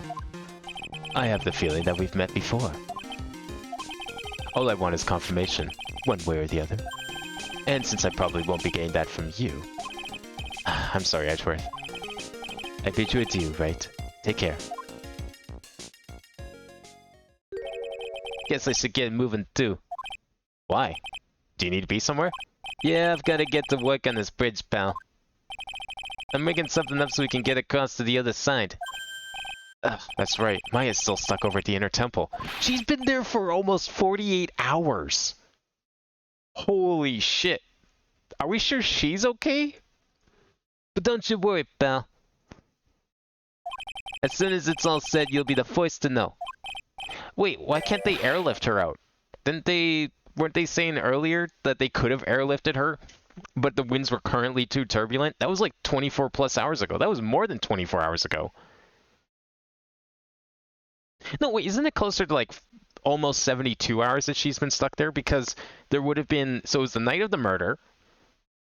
Fast forward to the next day, which was the first investigation day.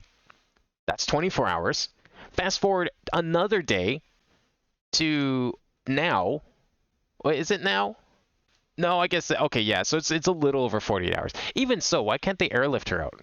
It's been 48 hours since they complained about the winds being too turbulent to airlift her. Surely the winds have died down by now. No? No problem, pal. Just try not to give me that cough of yours, okay? Alright, I'm off. Hang in there, Maya. We'll get you out, I promise. But in the meantime, I've got to continue collecting evidence. How much you want to bet that Maya's going to be like a decisive witness in this whole thing? Somehow. Even though she's been stuck over there this entire time, I bet she saw something crazy. The narrow path going off in a different direction than that of the main hall. Looks like someone's taken the effort to write to Heavenly Hall on the signpost. The thing looks like it's ready to collapse, at least more than it did before. According to Bikini, Eagle Mountain is very prone to earthquakes, which reminds me, if my memory serves me correctly, Edgeworth isn't exactly a fan of earthquakes. No need to worry about the winds if traveling by trebuchet. Oh, true. Wait a second. No, you would.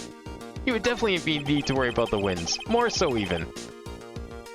Now, it really is more of a dusty bridge than a dusky bridge. That kind of kidnapping incident happened here 11 years ago, so maybe it's cursed too. Azakuta Temple doesn't have a single private phone line. There aren't any houses in the area, so I guess Bikini is the only one who uses this. I really wish I'd brought my cell phone with me. Yeah, you wouldn't have fallen off a bridge. That would have been a smart move. Let's go to Heavenly Hall. Phoenix hasn't been here yet. Heavenly Hall sounds like the school and corpse party. Oh yeah, what was the school in that one called? Man, it's been so long since I booted that game up.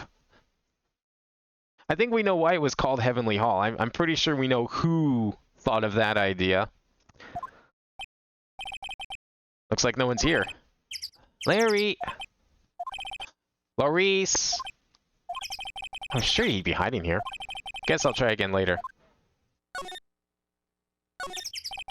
Now, when traveling by trebuchet, you have to worry more about landing. I mean, there's that too, for sure. This graffiti scrawled right on the front of the shack. At least he managed to get a pretty good likeness. When I really think about it, I guess art kind of suits him. I mean, his very existence is an art, of sorts. Heavenly Host, thank you. Yeah, that's what it was. Was a school in CP. Yeah, okay. I've thought about streaming Corpse Party. I've played a little bit of it. The puzzles are pretty hard in that game, though. I don't know how viable that is. I feel like I'd probably get stuck for quite a while. It was kind of fun, though. I like RPG Maker puzzle adventure games like that. It's a cool use of the engine. This is the famous Eagle River. I got to try out its rough rapids the other night. They say it has a really strong current. And they weren't kidding. It's both powerful and fast-flowing. I was dead lucky. I mean, lucky not to be dead. That stuff is really ruining the beautiful atmosphere around here. It's so inappropriate. Like Sister Bikini in a bikini. Ugh. I've got to think of the kittens. The snow is really piled up on the straw roof. It's otherworldly. Like something out of a fairy tale. Well, the roof part anyway. The sign says Heavenly Hall.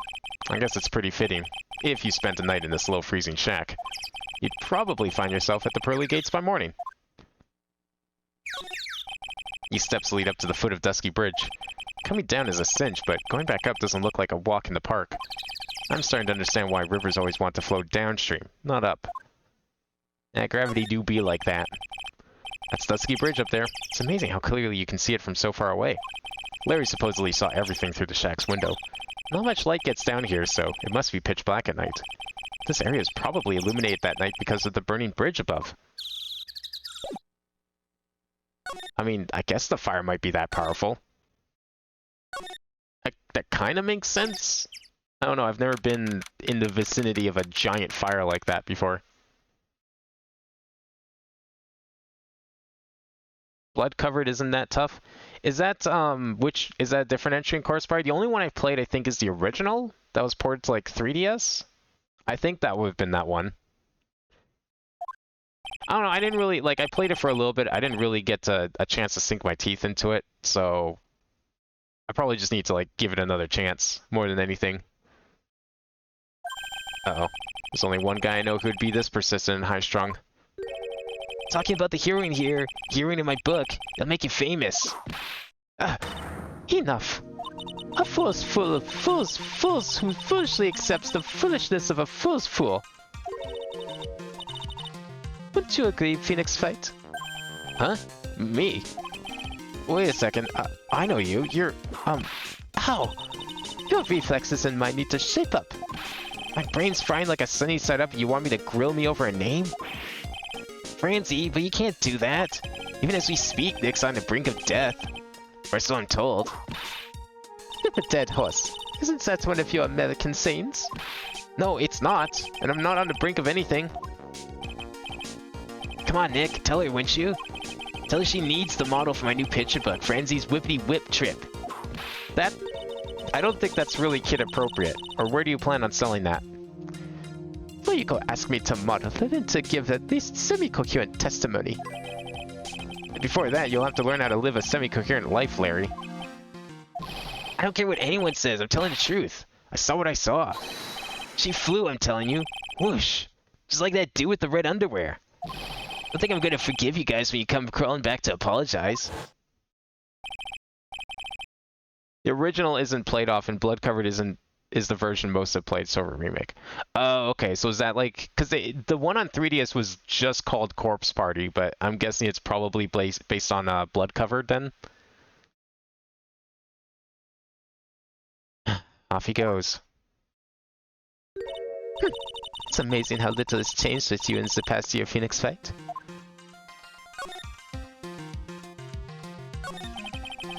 Was the brisket good? Hell yeah. Man, I'm hungry. Now you're making me want food. I need to definitely go get something before I go to bed. Have you been in Germany all this time? That's right. Extending my perfect win record, naturally. Wait, what do you mean extending your perfect win record? Did you just forget last year as well?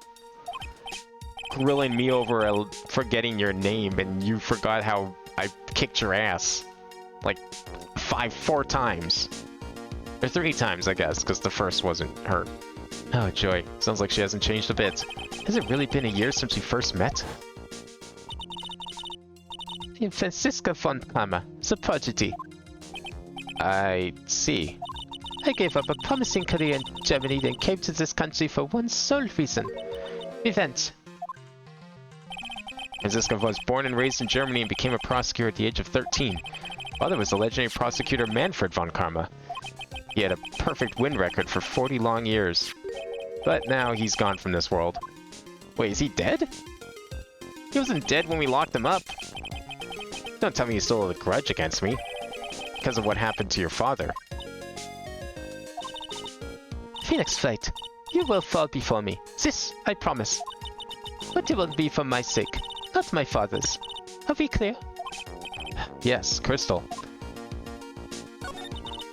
In truth, I was shocked. I came back to America with the intention of defeating you. Instead, it was my little brother who was leading the defense. Edgeworth. Come to think of it, Edgeworth was pulled into being a prosecutor by Manfred von Karma as well. Miles Edgeworth told me something very interesting, you know. He says that this case has a special significance to you. Because it does. And that's precisely why I'm here. Your personal involvement will make crushing you into teensy-weensy pieces all the better. It's probably the fever, but she's so openly hostile, it's almost kind of cute. No smirking! No whipping the sick! That foolish fool doing such a foolish favor for such a foolishly foolish fool. Edgeworth. Make no mistake, Phoenix Wright. I came here for one thing, and one thing only. To pulverize you. It's not like I thought you were here to bring me some Cold Killer X, you know? Wait, do you pronounce the T's at the end of words? Because for the most part you don't? Wait, really? So what do you say, like brisket? I mean, I kind of drop the T sometimes. Depends on the word.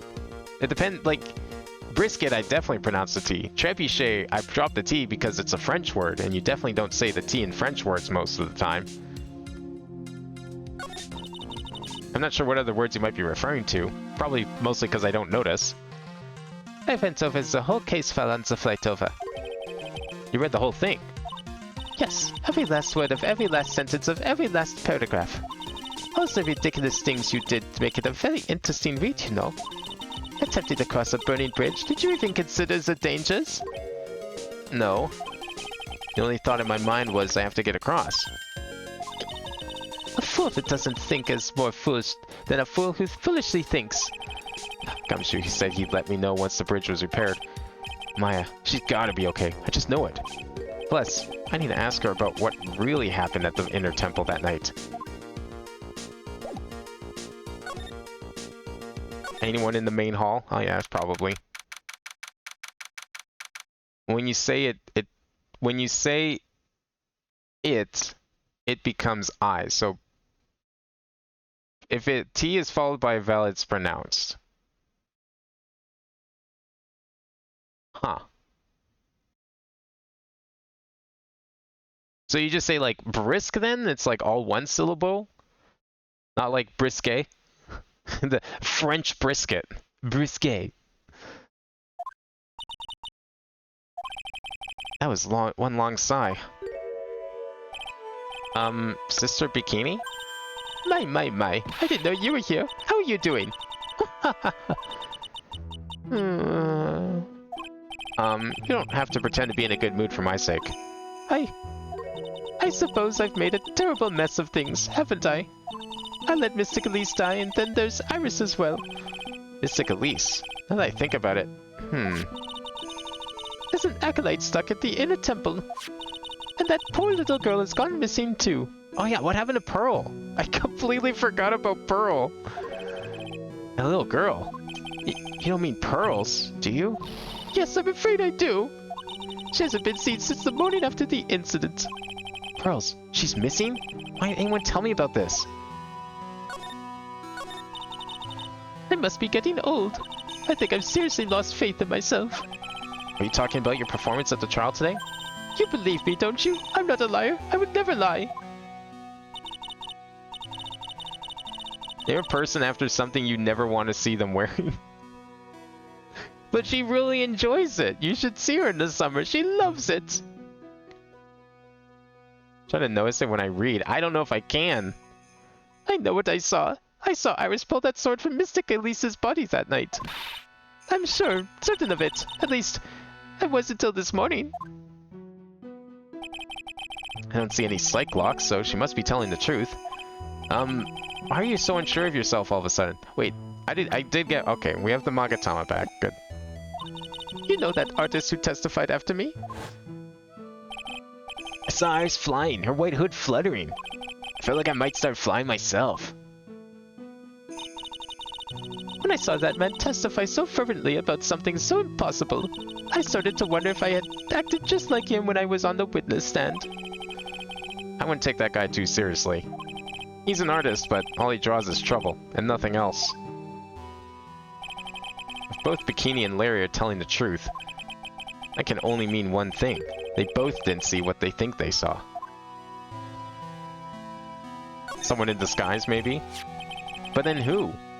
That means there had to be another party, right? Because if the murderer isn't Iris, the only people we knew at the temple at the night of the crime were Bikini, Phoenix, Maya, Pearl, Iris, Larry, the victim, whatever her name is. I forget. And that's it. 7 people. Like, everyone in this court record was accounted for. Wait, when did Mia appear in the record? Is that because of, like... That's weird. She wasn't in the record the other day. Yeah, like, everyone in this record that's, like, not part of the law was there. Her, him, and then, of course, Phoenix as well. That's it. Those are the only people. So if someone else is the murderer, it's someone we haven't seen yet. Unless it was Maya. On the night of the incident, you met Iris at the Inner Temple, is that correct? That's right. I'm sure it was Iris. Oh yeah, it could be the parrot, you're right. Of course. It's always could be the parrot. Always. But Iris claims that she was in her room at Hazakura Temple. I knew I should have come back here that night. But because you did, Maya's stuck all by herself at the Inner Temple. I'm so sorry. The drafts in that place are nothing to shake a stick at. Winter is especially bad.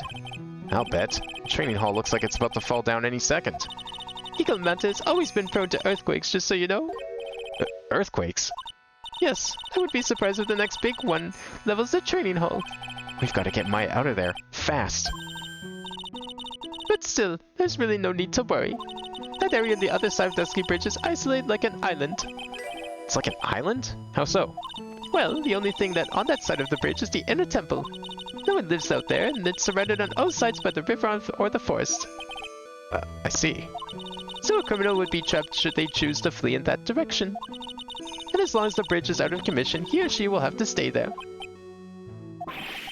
That means Maya could be stuck out there with a murderer and with no way of escaping either. Oh dear, yes, I suppose it does. Please, Gumshoe, get that bridge up faster. I'm curious about a few things, if you don't mind answering some questions. Oh, do you need to know my measurements for your investigation or something? No, I want to know a little more about the victim, Miss Elise Denum. I'm afraid I don't know her waist size, or her bust size for that matter. No, I'm wondering why she came to stay in a place like this to begin with. I mean, she told us herself that she wasn't here for spiritual training. My. You make it sound like this place is some sort of dump, Mr. Wright. Mystic Elise was here to soak up the natural beauty of Eagle Mountain, if you must know. There, you did it again. Sister Bikini. I notice you always refer to Miss Denum as Mystic Elise. Oh. Yes. Now, why is that? After all, she's not here as an acolyte. We address all our visitors as Mystic. It makes their experience feel authentic. But you don't address me as Mystic. And anyway, she's older than me. You must respect your elders, you know. How do you know that? How can you say for sure that she's older than you? I think I know who the true identity of Elise is. And it's going to be very unfortunate because that means we won't get a scene I was hoping to see. Oh well. Seems Miss Elise Denum was no ordinary visitor after all. And there's Pearls. She was with Miss Denum at the evening of the murder and now she's vanished. It's all got to be connected somehow. Why did Pearls have to get mixed up in this mess? Please, Mr. Wright, I know you're worried, but try to keep it together. Oh man. My head's throbbing so bad it's killing me. Pearls, she was with Miss Denum on the night of the murder, remember? Yes, but I have a temple to run, you know. I was busy preparing for the training. That means she gets Mystic Mailman every time a letter is delivered. Only if the mailman is older than her. Remember, you gotta respect your elders by calling them Mystic. Or addressing them as a Mystic. Mystic Pizza Delivery Guy. Okay, that sounds kinda cool though. I would be down to be called that, you know, delivering pizza. And they address you as Mystic, the pizza delivery guy. That's not kind of cool. Maybe he's like a wizard who delivers pizza as a side job. Didn't see the little darling ever since even once after we'd finished eating dinner. The murder didn't take place right in front of her innocent eyes, did it? According to the detective, she hasn't turned up at her home either. Come on, keep calm. There's one place left where Pearls could be. You don't think that Pearls tried and went across the bridge at some point? Possibly, did she? I mean, she was really worried about Maya. Maybe she snuck across the bridge and went to see her. Maybe they're both there. Just has to be there. Come on, Gumshoe. Tell me you'll be done with the repair soon. Is there anywhere else we can go? Oh yeah, the courtyard. She has a lot of locks, but I doubt we can break them right now. This is where Sister Bikini witnessed the incident. It's hard to imagine she was lying on the stand, so maybe there are some clues that have yet to be found. The main gate's on the other side of that stone wall. The difference in elevation is almost 10 feet. That's how steep this hillside is. That's also the height the body fell from, according to the autopsy. Is it possible that Mr. Neem was pushed from the top of the wall? That building up there is the main hall. It was where we were staying. It's just kind of funny because it was built on a very steep slope. If you enter from the main gate side, these rooms above me are on the ground floor. Apparently, Mr. Neem was staying in the corner room. I guess that's where she was pushed from that night. Get quite a bit of snow up here in Eagle Mountain. Around here, skis aren't just for fun. They're tools for getting around. But the sled, oh, that's gotta be for Bikini's own personal entertainment. I was thinking the opposite, personally. I mean, you ever tried skiing? I mean, I haven't. But, like, that shit's hard to get on and off. You have to wear, like, special boots. You have to clip them in. Then they're kind of stuck on your feet. Now, if they had snowshoes, that would be much more practical. Mr. Neem's staff. I definitely remember there being a crystal sphere attached to the staff. I guess Larry eventually found the sphere near the foot of Dusky Bridge, but what was it doing all the way out there? The Shichi Shito. It's there in Misagami's right hand. But it was proven in court today that it wasn't the murder weapon. Given the design, it must have been used for some pretty gruesome things in the past. There are a few of these stone lanterns scattered around in this courtyard. Without the city glare to compete with, I imagine they would seem a lot brighter. I guess Sister Bikini must like them now, since Iris can't be here. Is that it? That's it. Alright. Back we go. Uh-oh. What was that giant, inconsiderably loud yell? So this is where you've been, keeping me nice and warm, I see. Detective, have you finished repair? The bridge? Yeah, I did. I told you I'd let you know. Well. Then I'll come along with you and... Sorry, ma'am.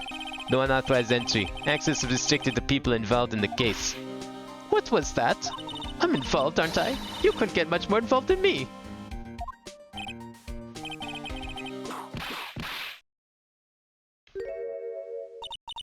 It's been a while, Scruffy. Miss... Gamma! Sister, please, leave the investigation to me. My. Well, you certainly have seemed to have everything under control. I am on your side. I won't do anything you don't want me to.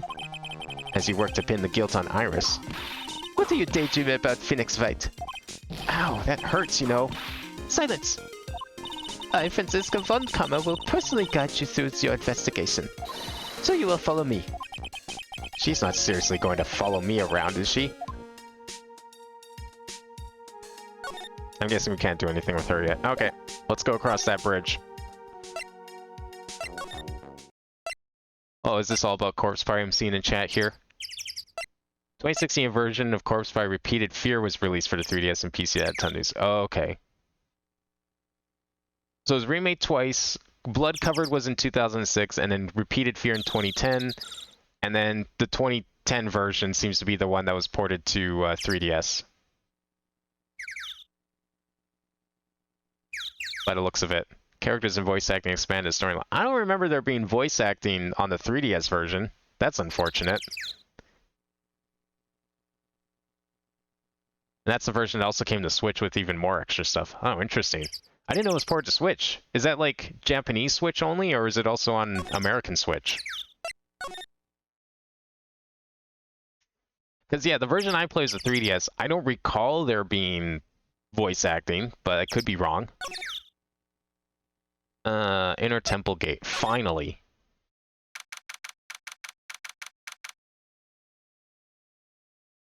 So, wait, there was a version in 2010 called Corpse Party Repeated Fear. I'm guessing that version was on PC, or what system was it on then? Because it almost sounds like it was released twice for PC, unless I'm incorrect about the 2010 version being on PC. Things have certainly become a lot more hectic than before. They must have commenced with the investigation. That voice. There she is. Pearls! Mr. Nick! Oh.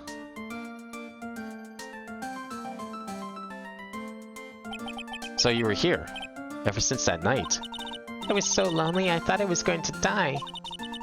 When I woke up in the morning I saw that Dusky Bridge was gone. I realized I was all alone. She was all alone? Wait, what about Maya? Oh, don't tell me she was kidnapped again. It must have been very tiring for you, little girl. I am Franziska von Kammer, the prodigy. There's no need to worry now that I'm here. You're the prosecutor who was so mean to Mystic Maya last year. Well, I don't like you. You're nothing but a little girl with out your whip. Wait, but she has her whip. Mystic Maya didn't do anything wrong, but you're so mean. I'll never forgive you. Looks like Pearl's words are getting under her skin. She's refusing so hard to whip. She's trying so hard not to whip the girl. So she whips Phoenix instead. When it says PC for the original, it's talking about some Japanese-only computer. No, but I mean the 2010 version. What about that version? You telling me it was released twice on PC? In 2010 and 2016? That's kind of weird. Or are those two actually two separate versions of the game that just happen to be named exact same? Why are you whipping me? I didn't say anything. You didn't have to. The smile on your lips gave you away. Anyway, Pearls, weren't you with Maya? I'm sorry. It's all my fault. Huh? What are you talking about? Mystic Maya.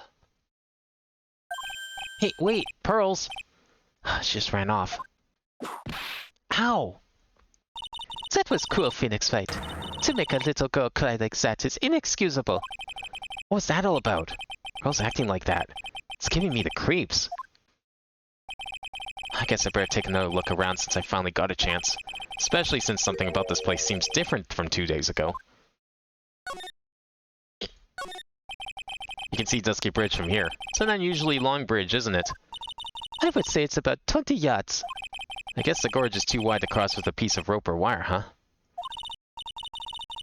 Therefore, no one has crossed the gorge in either direction since the night of the murder. A simple yet sound deduction, wouldn't you say, Phoenix Wright? I mean, considering the only people over here is probably Maya and I guess Pearls, yeah, there's no way they were crossing the bridge without the planks. Look at all the Buddha statues lined up along this path. Phoenix Wright, do you think this is how many siblings the head nun has? Why don't you ask her the next time you see her? You know what? I think I will. And she'll probably slap you for prying into her private affairs. Oh, I want to see that. Phoenix Wright. What? Would you stop calling me by my full name like that? Was this once a prosperous port? A port? Yes, that metal hook is a mooring post for boats, you know. Oh, that's an anchor for one of the wires that used to hold up the bridge. I think the wire that was tied to this one probably snapped when the bridge burned down. I mean, there's no way there was ever a port all the way up here. Don't get smart with me, Phoenix Wright.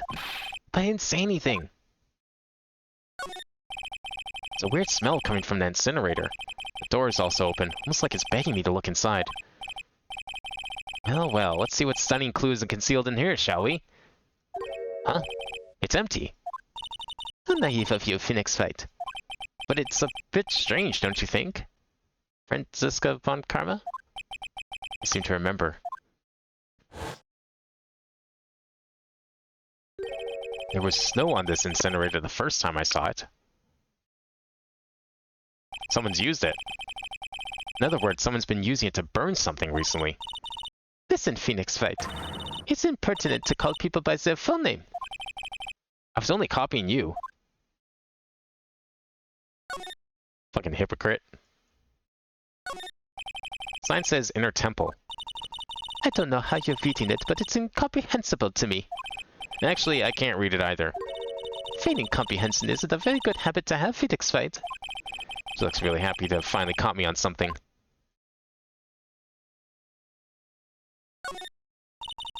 This must be the door that leads to the Inner Temple, where Maya Fey was training on the night of the murder. Yes, there's a solitary room there called the training hall. You could do with some training yourself, Phoenix Wright. You're completely out of shape. I don't know how much more of this woman I can take. 2010 was a remaster, first was on consoles only. Oh, okay, it was on consoles, and then 3DS and PC later. That makes sense.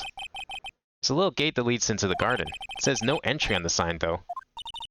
Come now, Phoenix Wright. What are you doing? Let's go in. It's half open anyway. What harm could come of it? I can't believe there's more than one person suggesting this. But it says no entry. Don't you Americans enjoy doing whatever you like and then simply say whatever? It's got nothing to do with anything. Who told you that? Is she wrong, though? Okay, well, I guess we'll enter anyways, despite it saying no entry, right? Huh. What the fuck happened here? Like someone just puked all over the poster. What's wrong? Why are you so quiet? Maya, she was supposed to be here in training. Yet it appears she's nowhere to be seen. What's that? That strange lock. Wasn't there 2 days ago. This whole room is really giving off some strange vibes.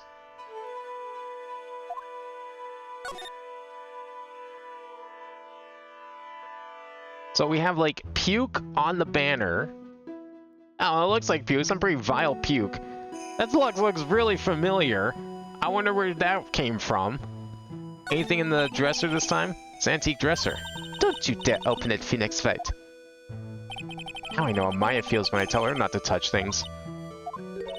What a pity. It's full of nothing but old clothes for the acolytes. I thought we weren't opening it. I'm from the prosecutor's office. I can do anything. Oh, okay, so, you know, the Americans just doing whatever they like and saying whatever, okay. Yeah, you know, like that sort of do whatever you want. Yeah, you can do anything except stand up to a 9-year-old girl. She doesn't even have the guts to whip a girl. Coward. Look at those wafer-thin mattresses. I'm sorry, Phoenix Wright. Wafer thin? Yeah, you know, thin like a wafer. In other words, uncomfortable. That's how we describe things like these mattresses. I guess you must say wafer thick or something back in Germany. What about these mattresses? Certainly not. This door. When I was here 2 days ago, that weird lock wasn't on it.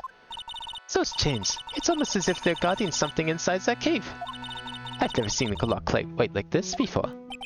I have. I've seen locks and chains just like this before. They look just like the ones that guard a person's secrets during a psych lock. I wonder if this lock is guarding something too. Dark secrets in a dark cavern. What do you think of this yellowish poster is, Phoenix Wright? It's a scroll, not a poster. It's a picture of a woman who's actually...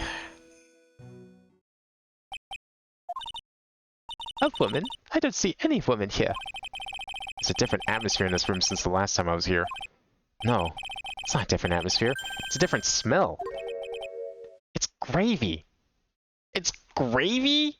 Okay, yeah, my theory about it being puke was correct then. 100% puke. What's the matter? The scroll. It's been completely covered in gravy. Ah, yes. There's a very appetizing smell in here. Is it appetizing? Are you telling me that gravy's fresh? Because there's no way in hell that would smell appetizing if that gravy is like 24 hours old. Hard, caked on gravy that's been sitting in... Well, okay, it's cold, but still. It would smell. It'd be terrible. But gravy is a type of sauce. So when you run out of paint, you Americans use gravy as a substitute, I see. No, no one does that. For starters, it stinks. This must be the gravy that we had with the roast on the night of the instant. Why would anyone do this? Why is this scroll? And why is there gravy out here in the first place? Misty Face image is obscured by gravy. That's a sentence I wasn't expecting to read tonight. But even you'd manage to get here faster than this. Oh, it's you! What the fuck? I thought we were dealing with you! Why are you here? Prosecutor Godot, I didn't know you were here. Prosecutor?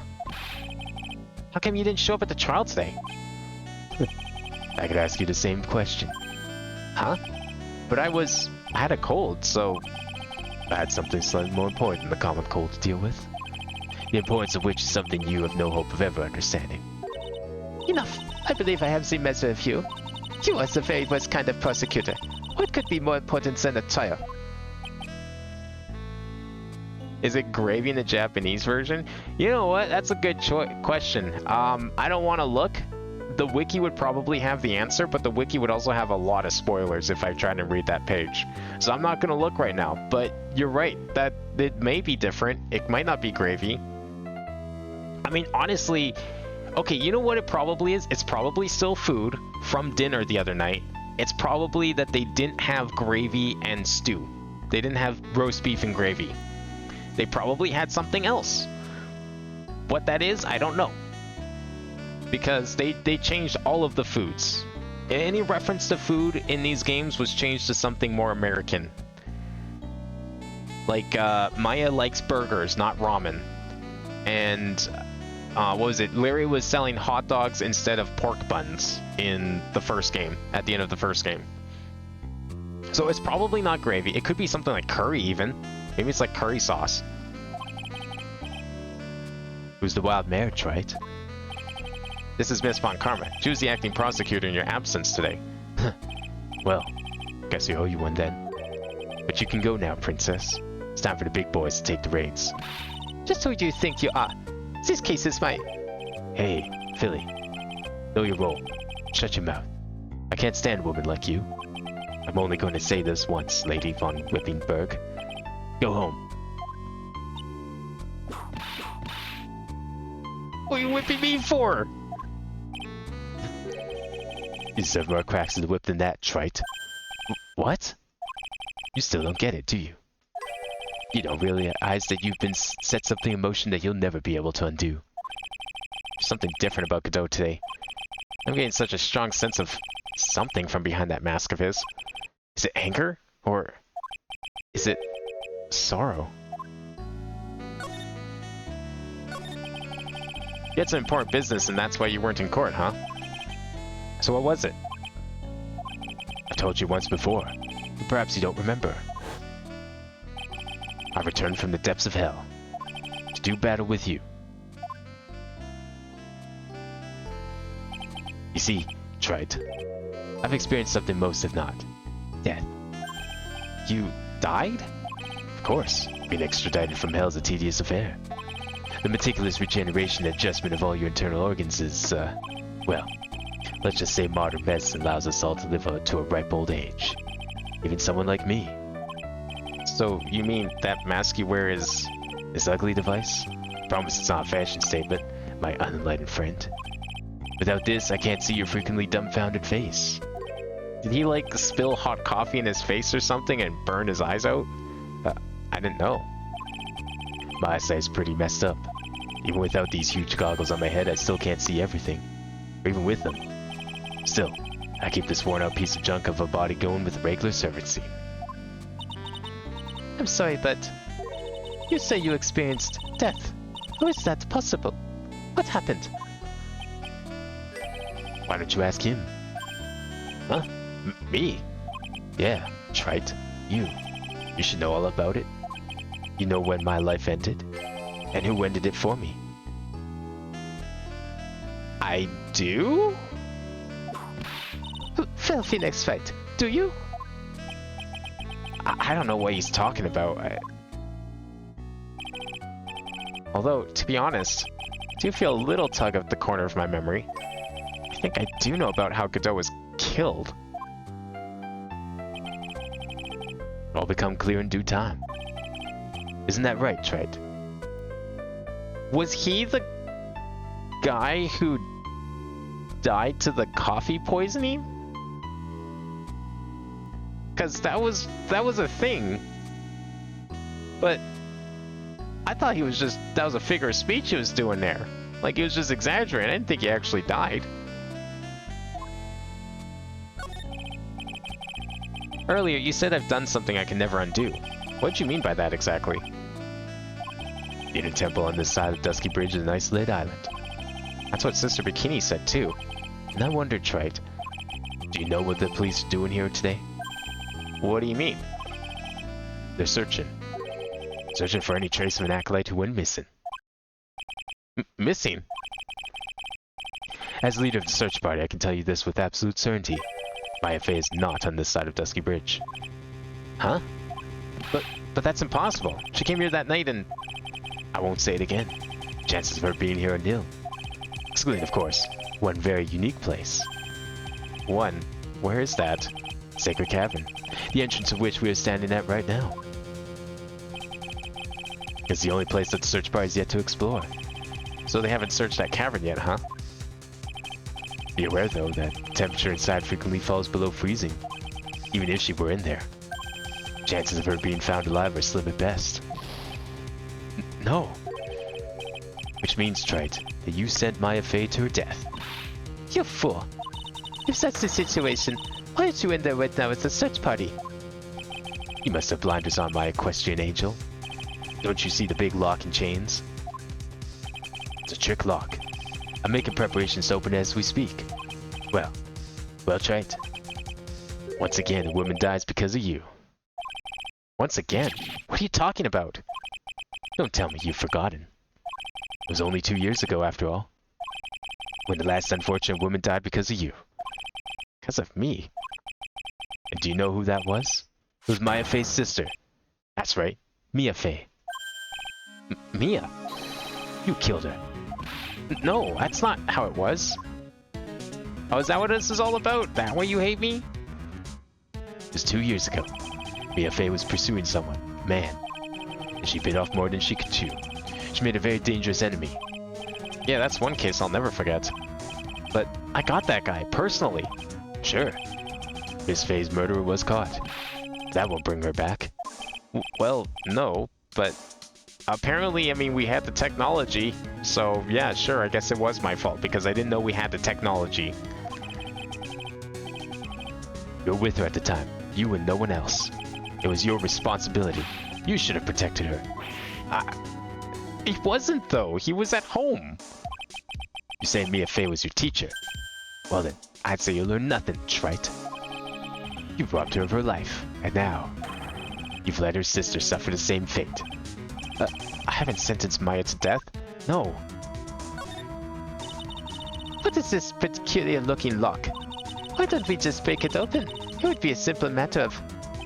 I'm afraid we can't do that. This area has always been prone to earthquakes. The repeated tremors have weakened the foundations of the training hall. Any excessive force used to break the lock open would...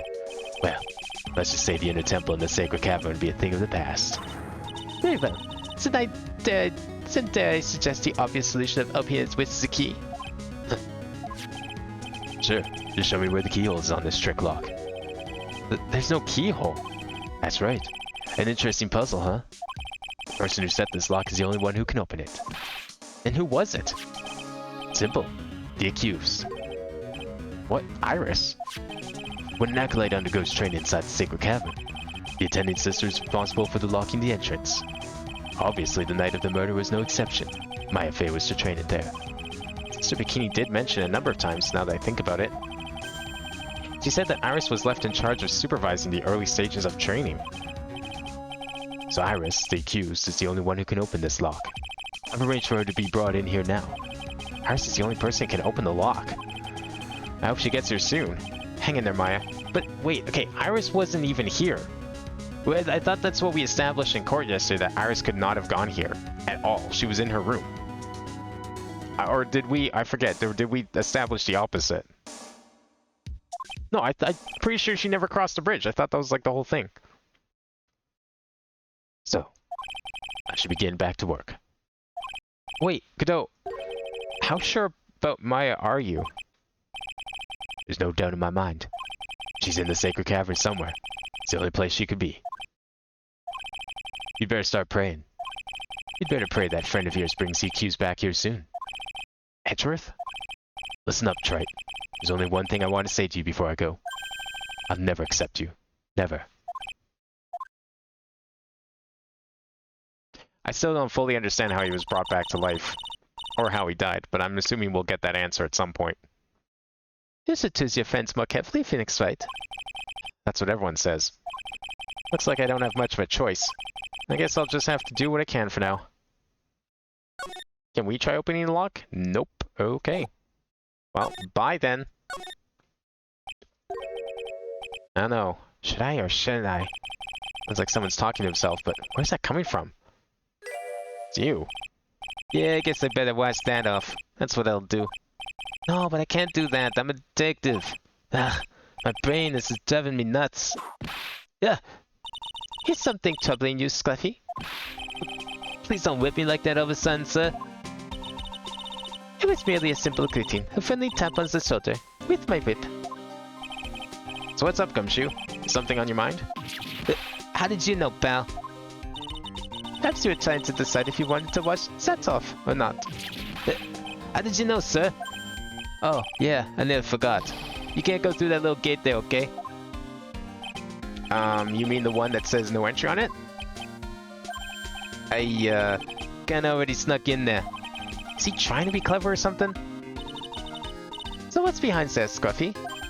A kind of, garden-like garden. A garden?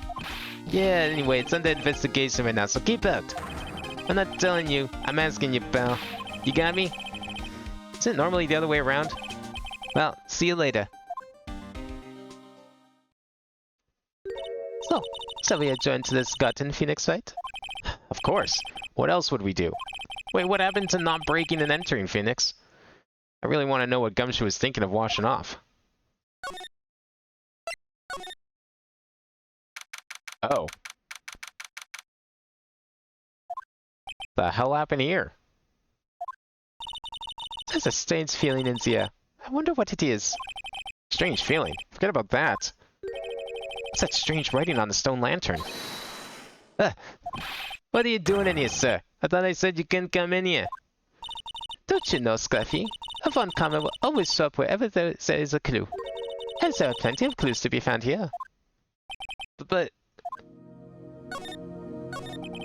So how's the Inner Temple investigation going? We're the best forensic team in the world working on the place. Forensic team? And what was the outcome of this scientific study? Nothing. Scientifically speaking, the place is as clean as a whistle. That simply is not good enough, Scruffy. Do you think I'll let you get away with that? Uh-oh. There were a couple of things that bothered me when I first got here, sir. A stone lantern and the surrounding area that's not covered in snow, correct? They look kinda fishy to me, you know, scientifically speaking. So I got the lamp boys to look them over. The results were, it's kinda hard to say, actually. Guess I better look into them myself. About Maya.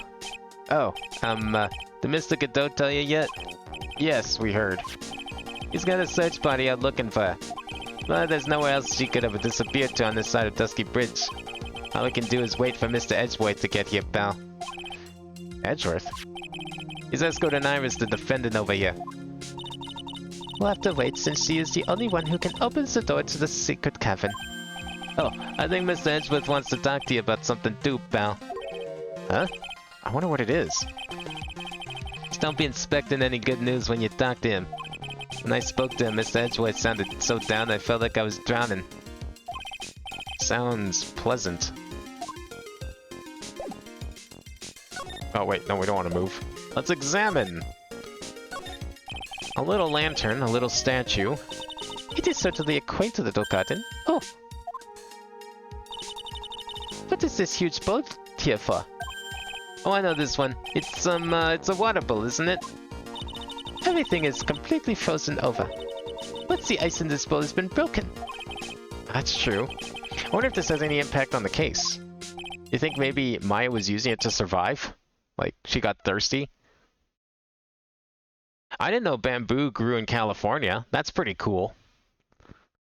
Well, I doused my face in earlier with the water in this. I was getting kinda sleepy.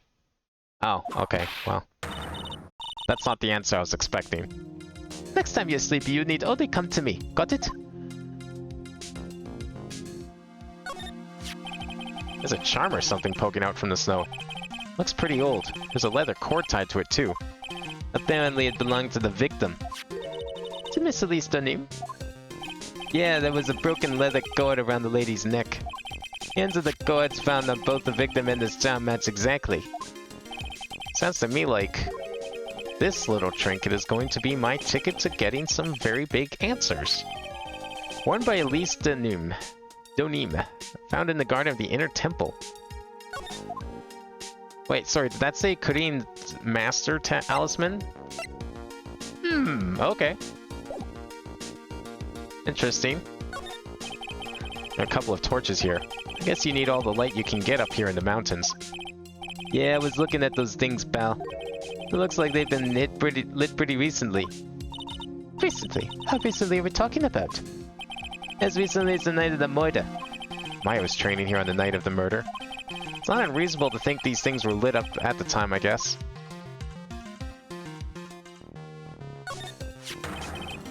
What the heck is that? Uh-oh. You spotted it, huh, pal? Are you kidding me? It couldn't be more obvious. It says... Maya. Yeah, and before you ask, it's written in blood. You will answer all our questions now, Scruffy. Without exception. Yes, sir. Yeah, please, actually. I would like to know about this, because we've seen this before, and we know what happened last time something was written in blood with her name in it. Maya, so these letters were written in blood? Yeah. What's worse is it's the victim's blood. Huh? This is Mr. Neem's blood? We haven't done a detailed analysis yet, but it's looking that way, pal. Okay, don't tell me you're gonna try and arrest Maya now, just because her name's written in the victim's blood. That's interesting. Felix Wright, I presume you know, don't you? Why Maya's name is written upside down? Blood, I thought it was written in Crayola Cherry Red Crayon. No. Crimson Lake. Not Cherry Red, Cherry Crimson Lake. That's how an artist talks. You know what? That was really bothering me too. But I just came up with the answer. And the result is of my own special gumshoe investigation. Really? Do tell. Well, on the night of the murder, that stone lantern was upside down. Oh, of course. Why didn't I think of that? It's so obvious now. Anyway, there's really only one logical explanation to this mystery. Miss Elise Dunham wrote these letters herself, in her own blood. I mean, okay, I'll give her the benefit of the doubt she wasn't here 2 years ago, so she wouldn't know. But we went through a lot of trouble to prove how stupid that is, to think like that. You must be joking. That's impossible. And the writing in the victim's blood and the other clues left behind. It seems pretty likely that this garden was the scene of Miss Elise Dunham's murder. At least that's our current theory on how the events took place, pal. What? So Mr. Neem was killed here. However you want to look at it, that's what people are saying now. Then, what Sister Bikini saw in the courtyard at the main temple was... What was it? If that wasn't the scene of the crime, what did she see? What do you think, Miss Ankama? Surely a special gumshoe investigation reveals the answer, no? But wait a sec, the bloody writing and all the other clues here. Someone could have easily set all that up after the murder, right? Sorry, but that's not an option, pal. Why not? How quickly you forgot Phoenix Wright. Ever since the incident occurred, this place has been completely inaccessible. Because Dusky Bridge was completely burned out. What if someone else was over here, though, and set it up, and then someone else killed Elise elsewhere? No, that seems weird. Why would they do that? I was overseeing repairs to the bridge the whole time. No one came over here before me and my men. Which means no one could have planted all this stuff here, pal. I can't think of a counter-argument to that. I knew it. Should have washed the blood off the lantern as soon as I got here. You were trying to hide evidence? This really was the scene of the crime. Now I need to figure out exactly what it was that Bikini actually saw. Now, hopefully Gumshoe learned his lesson to not, like, blame Maya instantly, Okiro. I hope so. I hope we've learned from the previous time this happened how stupid that is.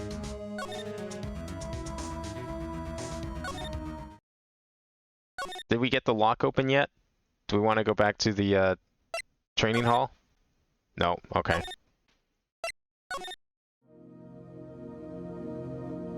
Is there literally no other way to get in there? I mean, unless you want to go through like 500 miles of forest, apparently. Because like there's the river on the side with the bridge, and that's like the bridge is the only path back to society. Or you can try and get there from like a completely random direction by going through a bunch of forests. So no, technically it's not the only way there. It's the only practical way there. Any reasonable sane person would use the bridge and path and not try and go through all of this in the back. So yeah, as for all intents and purposes, yeah, the bridge kind of is the only way there. That's making this situation very interesting. Nothing else here though. Is there something I want to present to him? Maybe this evidence? That thing must have been worn by the victim. There's no other way of looking at it. You mean because of the matching leather cord found around the victim's neck? Yeah, I bet it was one of those things she always wore. I got this safe driving charm I've been wearing for over a year now. If I ever get into an accident, it guarantees it'll be the other guy's fault. Isn't it supposed to stop you from having an accident in the first place? What do you think of the pearl? This was found close to Dusky Bridge, wasn't it? That's what the honest guy said, yeah. Right after the defendant flew over the burning bridge. According to his testimony, she dropped it when she landed on the other side. This crystal didn't belong to Iris. It's a crystal that dropped out of Mr. Listerneum's stuff. And there are traces of blood on it too.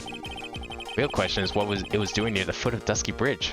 Well, I mean, if this is the real crime scene, that explains the pearl pretty clearly. They were trying to move the body back to the other crime scene. And that's when the pearl fell out. Okay, so I guess we need to go back across the bridge. I mean, what else are we doing here, right?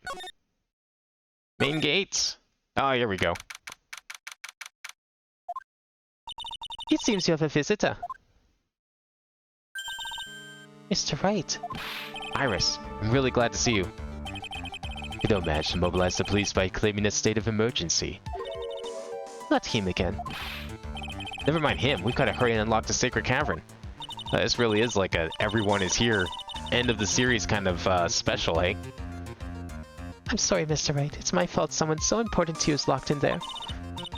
Mr. Edgeworth, can we finish our conversation later? Alright. Let's hurry to the inner temple then. I'll see you later, Wright. Yeah, hold on, I'm coming with you. Wait, Edgeworth, I'm coming with you guys. Sorry, Wright. I can't allow you to come with us. What? I hate to be the one to break it to you, but my affair is in a rather delicate position. What do you mean by delicate position? This isn't simply a rescue operation, right? It's also an investigation. I know what they're gonna say, and I don't see how she could have done it, because if the bridge was broken, how the fuck did she transfer a body all the way across the bridge, back here? That being the case, we can't allow members of the public to interfere. Come on, Edgeworth. If anything happens, you'll be the first to know. Please understand, right? That's Maya. Mr. Wright. All that matters is that Mystic Maya's rescued, correct? Listen to the voice of reason for a change, Phoenix Wright. From now on, consider anything beyond Dusky Bridge to be off limits. We'll be going now. Excuse us.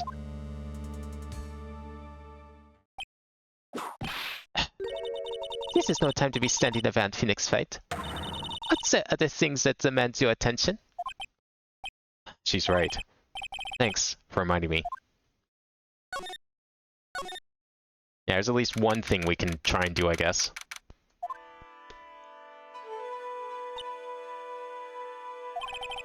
Sister Bikini looks like she's shrunk some since I last saw her.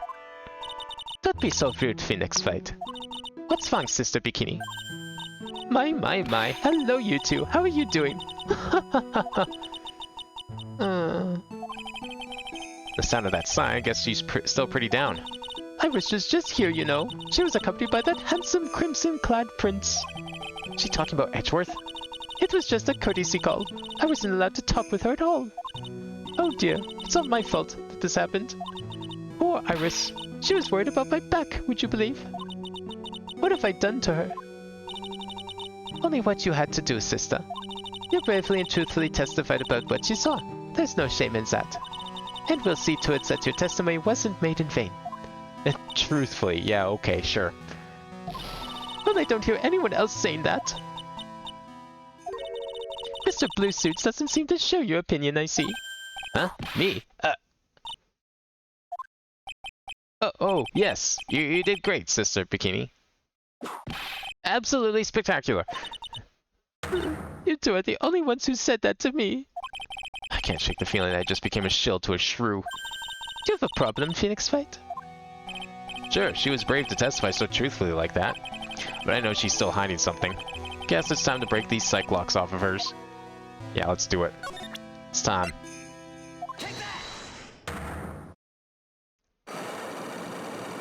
I wonder why Franziska is helping us here. Like, shouldn't she be over there at the investigation? Also, why is Edgeworth just allowed to go and hang with the police if he's supposed to be, you know, pretending to be the defense this time? Isn't that a conflict of interest? That he was the defense yesterday and now he's going to go and help the police with other things? You know what? I'm gonna take a quick little break here. We'll be right back in like 3 minutes. But then we'll break these locks. So sit tight for a second here, and we'll be right back. Alright. Sorry about that. There we go. Let's see if we can break these locks now. I'm assuming we can, because I doubt there's any other evidence that we can collect at this point. Sister Bikini, the truth is becoming increasingly clear to me. I'm convinced that Miss Elise Denim has a special significance to this temple. As to why she has a significance, I believe it has to do with her true identity. What on earth are you talking about? She was... Miss Elise was an author. Just an author of picture books. To be honest, I had my suspicions almost immediately after I met her. Suspicions? Yes, but I didn't have any evidence to support my theory, though.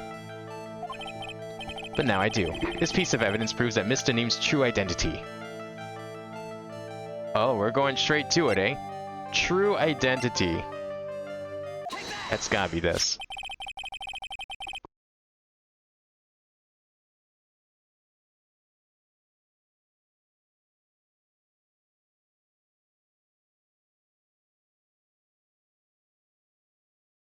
There we go. I had like the mic, I plugged it back in, and I think it was like all caught up in my hair. I wasn't sure if it was like affecting the connection or not, but it definitely hurt. Miss Denim had this chart with her at all times. Did we finish Turnabout Memories already? Yeah, we did that. That was last time. Last stream I powered through the whole thing. It was still a fairly short case, but definitely ended up being like a bit of a longer stream. I'm not doing the same thing tonight. I'm probably going to go until the start of Trial 2 is the plan today. I figured that was like probably be a good stopping point. Because it's already like, yeah, it's already past 2 a.m., so yeah. But where did you... This isn't some cheap good luck charm either. Then, what do you think it is, Mr. Wright? What could a talisman like that possibly mean? It's a talisman, is it? Interesting. Oops. This thing speaks volumes about who Mr. Neem really was. This talisman and one other item unequivocally prove the Mr. Neem's true identity. One other item? What, the staff?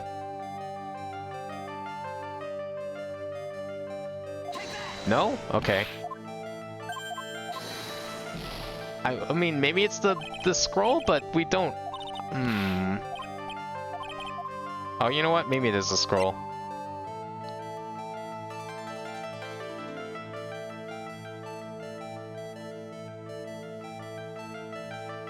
Let's see. Okay, the scroll is probably it.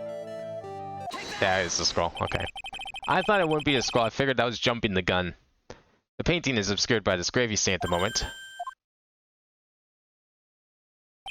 But this scroll shows the master of the Kudian channeling technique.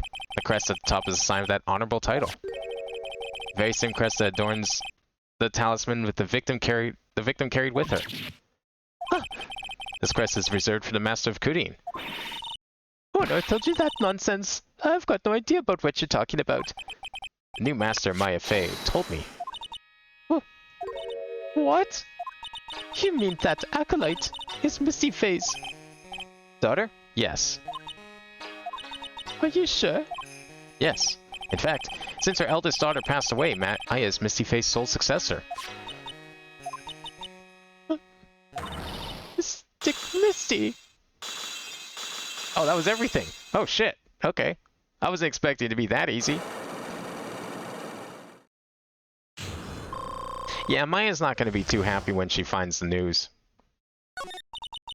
Mystic Elise graced us with her presence about a week ago.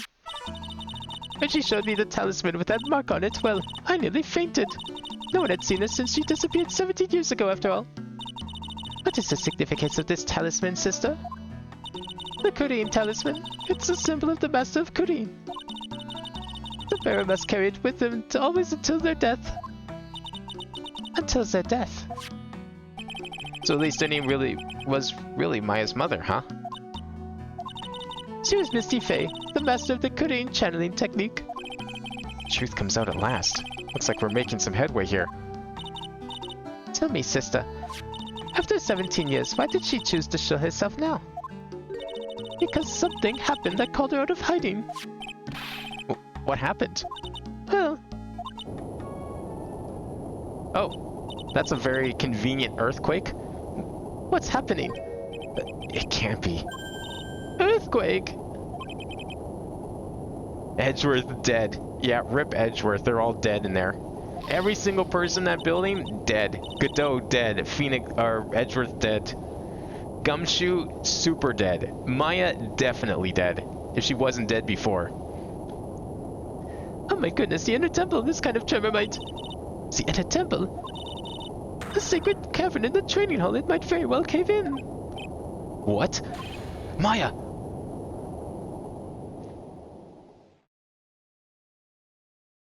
Uh-oh.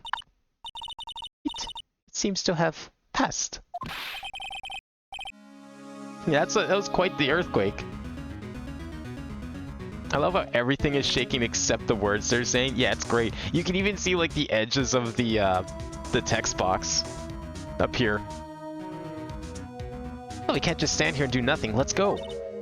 What? Where? To the inner temple, of course. Where else? Sister Bikini, we'll finish this later, alright? Of course. You run along now.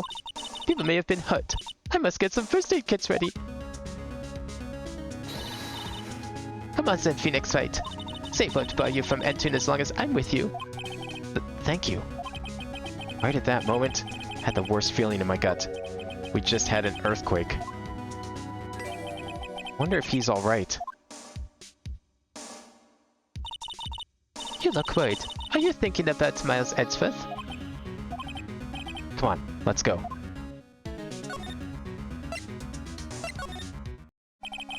Gotta hurry into the inner temple and... Right. Ah! What are you doing here? How could I've... How could you expect us to understand if you don't speak up? Hey, why am I the one getting whipped? She's gone. No. The defendant, Iris, she's gone. where? She fled. She escaped. What? This is like one bad news after another. Should we watch Ace Attorney anime in the Discord? I mean, you can if you want. I've been watching on my own. I'll probably end up watching season 2 once I'm done this game. It's very good though. I highly recommend it. I don't have any plans to like stream it to other people in the Discord though. Having Edgeworth as defense attorney must have made his father proud. Yeah, I kind of like that. That was a fun section. I'm looking forward to playing the investigations games. After seeing like all the interactions with Edgeworth and Gumshoe, I'm guessing the investigation games have like a lot of that by the looks of it. So it was just now during the... It's easy to see why Edgeworth's one and only weakness is fear of earthquakes. I should have known better than to escort that defendant alone. As soon as the ground started shaking, everything went dark before my eyes and I stupidly passed out. That incident haunts you to this day, doesn't it? That's no excuse for letting the suspect get away. I can't believe I let it happen. Right, the inner temple area is a dead end, so she should have only escaped to this side. We haven't seen her. Then we need to get a manhunt underway and search Eagle Mountain from top to bottom. Wait, Edgeworth, have you thoroughly checked the inner temple yet? Don't be ridiculous. Why would I? The inner temple is like an island. There's no way to escape but to cross. No, that's not it. Iris isn't the type of person to run away, Edgeworth. What are you talking about? Sister Bikini mentioned something when we were with her. She said that Sacred Cavern might have been caved in because of the quake. Then do you think Iris might have gone to the inner temple to check on the situation? Listen, Edgeworth, I'm sure she's at the inner temple. A manhunt is not necessary. Right. Let's not waste any more time. We need to get to the training hall's Sacred Cavern now. Alright, let's go. You know how watch you want to though? There's like, you could find it on any sort of like anime streaming site. It's definitely on Crunchyroll if you want something legal. But I mean, just pick your favorite not so legal anime site and you'll find it. Both the dub and the sub version. Movie night. I did that once on stream. It was kind of fun. We watched public domain horror movies. But I don't know. It was kind of weird. I'm still not sure if I feel comfortable doing something like that, so I never did it again. But it was kind of fun. When we watching Interstellar? Well, where'd that come from? Why Interstellar specifically? That's a good movie, though. But what we found was something none of us could have expected. Huh? Locks on what? There's more? How? How can there be Even more locks. What is the meaning of this? Did she put them there? Why is she doing it? Iris. Iris, please tell me. What the hell is going on?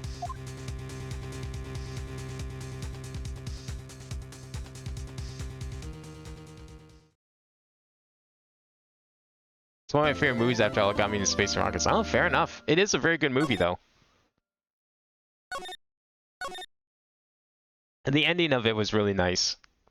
I love the visuals of it. Oh, don't worry, we're continuing. I'm gonna go until we go back to the courtroom. The courtroom is where we'll stop. I figured that would be a good spot. This cliffhanger would be too mean to end on. Right, is this what Godot was talking about? Yeah, the trick locks. Now then, Iris, please remove these at once. Mr. Edgeworth? I'm afraid I can't. It's not possible for me. What? During the earthquake, when the cavern was in danger of caving in, Iris escaped. And I know that there was only one lock when I last came here. So you're saying that you can't undo the new locks? Yes. If only I was stronger. Edgeworth, how are you feeling?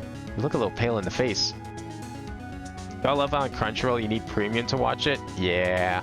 That's why I don't really use Crunchyroll. I tried using Crunchyroll once, because, you know, I'm pretty big on trying to do things, you know, legally and legitimately. But when I went to cancel it, they like fake cancel it. It's like you click the cancel button, it says, yes, this is canceled.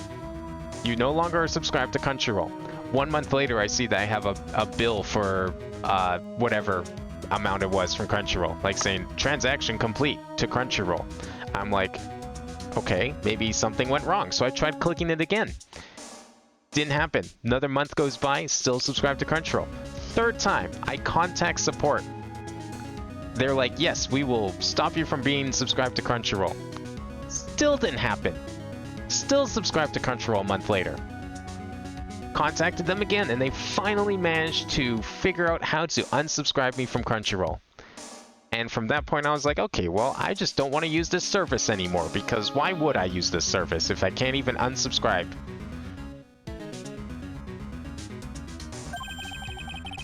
Like you're one to talk with your face all green. Yes, Edward, go and get some air. I'll watch over the suspect. You go and get a grip on yourself. Don't be ridiculous, I'm perfectly fine. There's no telling what sort of mistakes you could make in your current state. Go and get some rest. That is your only concern now, Maz Edgeworth.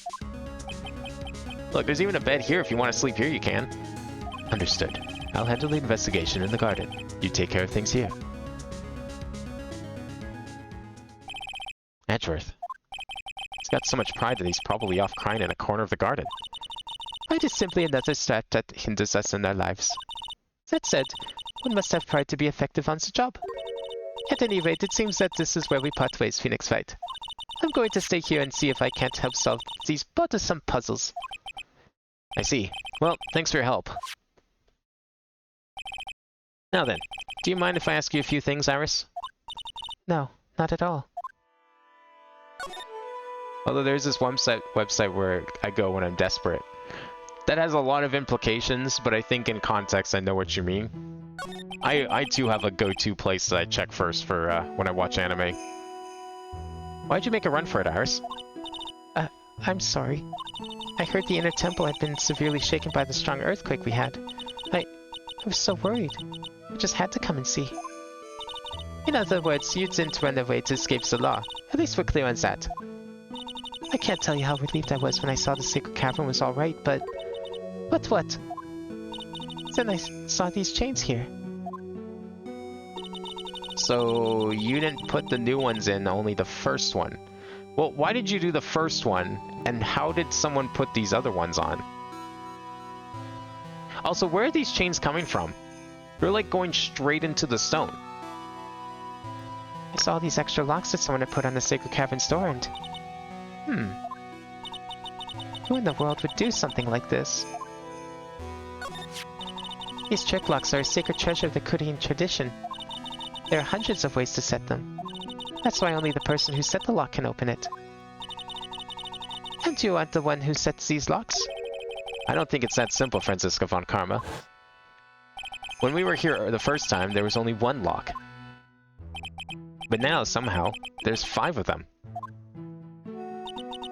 What does that mean? It means that someone wanted to secure the place even more. And they wanted to secure it before you got here, Iris. Presumably because they want to make sure Maya couldn't get out. This means that Iris can only open one of these locks, the first one. Yes, that's correct. What? Iris, try to think, please. Isn't there any way around this? Well, like I said, there are hundreds of different ways to set these locks. I suppose if we went through every combination with each one, I could remove them. But... it will take time, won't it? Yes, about a day if I had to guess. A whole day? No, that's better than leaving the locks in place. Will you do this for us? Sure, I'll do whatever I can. Gotta wait another day? Hang in there, Maya. You're gonna have to call on your inner strength now. How does she know so much about this stuff if she has, like, no spiritual powers and all that? I guess because she was working here for a year? Or however long she said she was working here? You know what, Iris? There's still one thing I don't quite get. And what that might that be, Phoenix Wright? I think it's obvious. Iris, on the night of the murder, where were you? Please, Iris, don't give me that look. You told us that you were in your room at Hazakura Temple at the time of the incident. But you were seen that same evening at the Inner Temple. And then, you were spotted at the scene of the crime in Hazakura Temple, too. Being spotted at both Hazakura Temple and the Inner Temple. It's as if you were... Well, Iris, I think it's about time you told us the truth. There probably is someone else hiding on Silent. There's got to be another person that we don't know about. It's the only way this works. I knew it. There's something going on here we don't know about. Okay, let's get to it. I should probably save here, actually. That's not a bad idea. Just in case. And then present, and the lock, and then do that.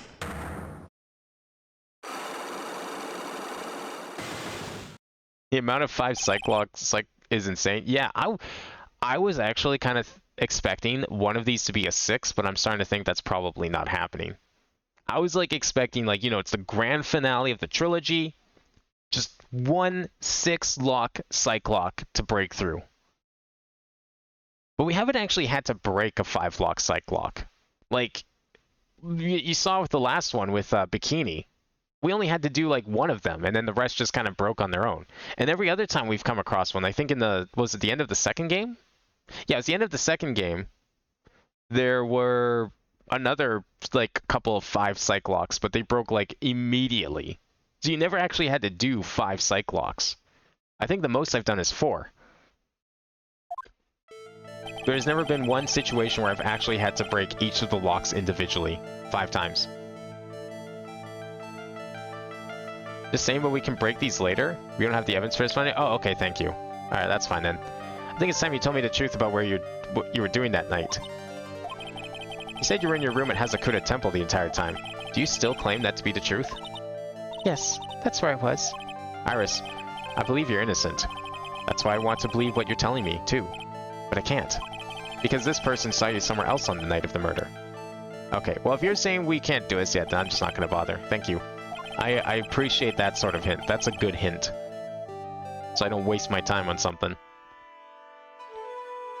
I probably would have found out eventually anyways, but that's good. Okay, well, let's get out of here then. Anything at the garden, maybe? That we haven't done yet? Break one where you can't even count how many there are? So, from what I understand, this mechanic is not in the newer games. I mean, it's definitely not in Professor Layton. I don't recall this mechanic at all in there. But I have a feeling this might be one of the very last Cyclocks we'll ever open. Because I'm assuming that the other games, it sounds like they have different mechanics. And different gimmicks. Cops are still combing the place. They look pretty nervous. I'd be nervous too. It's gotta be a tough job. Especially with someone giving you the evil eye the whole time. How could I have done that? Wow, can't believe it's still bothering him. Edgeworth?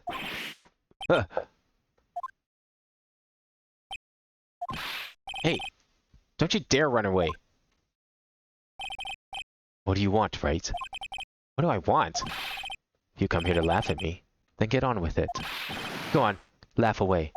I was ready to hug it out with him, but he's just the same prideful Edgeworth. You went back to the Criminal Affairs Department, right? You said you wanted to look into something concerning Iris. Yes. And thanks to what I found, I was reminded of something terrible. You guys are putting a lot of effort into the investigation of the garden here, huh? There's a high chance this is the actual scene of the crime. That's why. You mean because of the writing in blood and the talisman in the snow? Exactly. As you know, those things couldn't have been planted here after the murder. But surely you don't suspect Maya, do you? We have to treat everyone as a suspect. Maya as well as Iris. It's our job, right? So, I guess you still haven't gotten over your fear of earthquakes. No. Though, thankfully, my nightmares have stopped. But still, if the ground gives even the slightest tremor, I find myself short of breath. 17 years ago, when we were little school kids at the same elementary school. Edgeworth found himself in the middle of a murder. It all started with that big quake that hit the courthouse.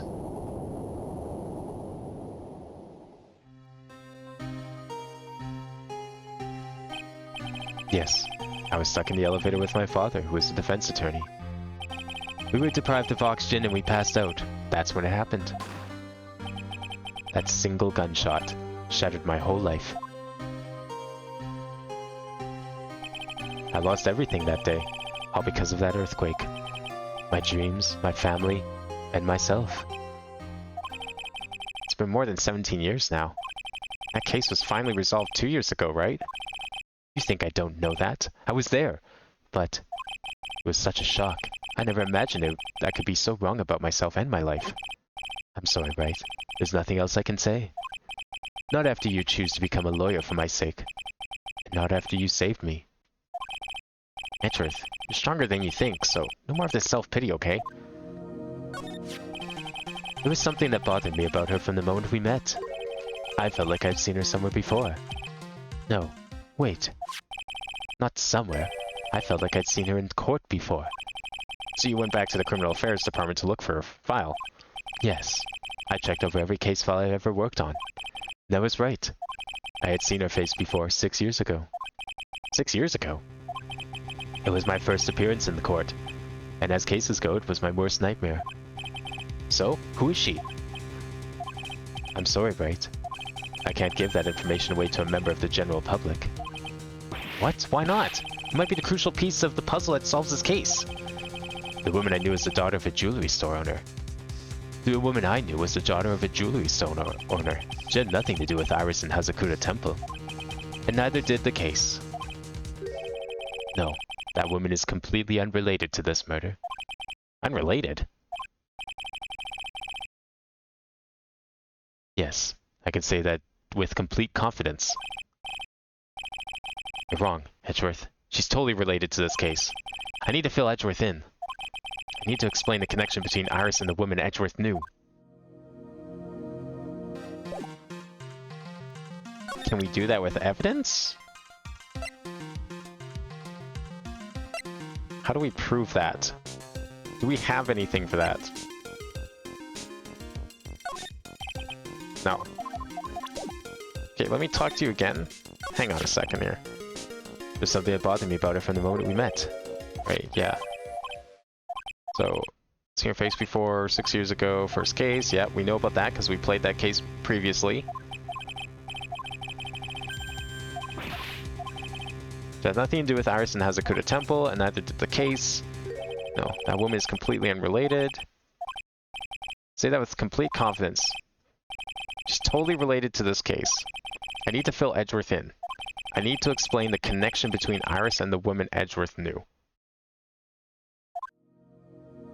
Do we have anything to help with that? I don't think so yet.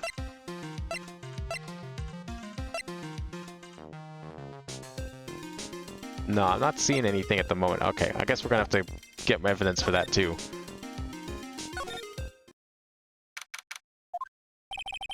Finally getting to the bottom of this case. I can count on Iris to break those locks, so I should try to gather more clues. Her sister Bikini, Edgeworth, Gumshoe, and Pearls.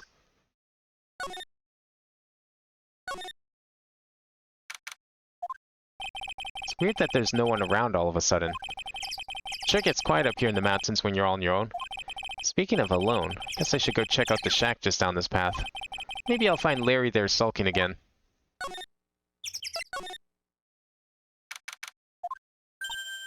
Oh, Mr. Nick. Pearls, what are you doing here? Nothing. What about Mystic Maya? Is she alright? Well, we don't know yet. Oh, I see. Hey, what do you think you're doing down here, Nick? Larry. This is a loser's shack where losers get together to lose themselves. This is the what? Hey, we find comfort in each other's failures, okay? You got a problem with that? Look, Mr. Nick, Mr. Laurice did a picture of me. That's, great, Pearls. We're gonna gather firewood now. We'll be cooking some half-rotten potatoes over a miserable little campfire. So stay out of our way. I don't believe this. Why can't he try getting fired up over becoming a better man? No one believes a word I say anymore. Listen to me, Pearl. You don't want to trust this kind of guy, okay? He'll only let you down. Oh, Mystic Maya. Larry, is there something you want to tell me about this picture? I got nothing to say to you, Nick. My life's here now with Pearl. Two losers cooking potatoes together forevermore. What am I gonna do with him? Alright then, what do you think about this picture, Pearls? I think it's really well drawn. I can't draw at all, so I think it's amazing. See? Someone appreciates it. Stuff getting the flames to look like that, you know. It's supposed to be Sister Iris flying through the air, isn't it? I love it. It's like a dream, a wonderful fantasy. No, it's not a dream. She really flew, I'm telling you. Iris really flew that night. But Mr. Loris... Oh, you too? Please don't look at me like that, Pearl. Don't look at me like I'm some kind of nutcase, I beg of you. I guess this picture really is a representation of what Larry thinks he saw. Okay, so I was half asleep when I was here that night. But I was wide awake after the lightning struck. And I saw what I saw. It was exactly like I drew in the picture. And it looks like I don't have any choice but to take this sketch at face value. Hey, what's with that look of doubt in your face?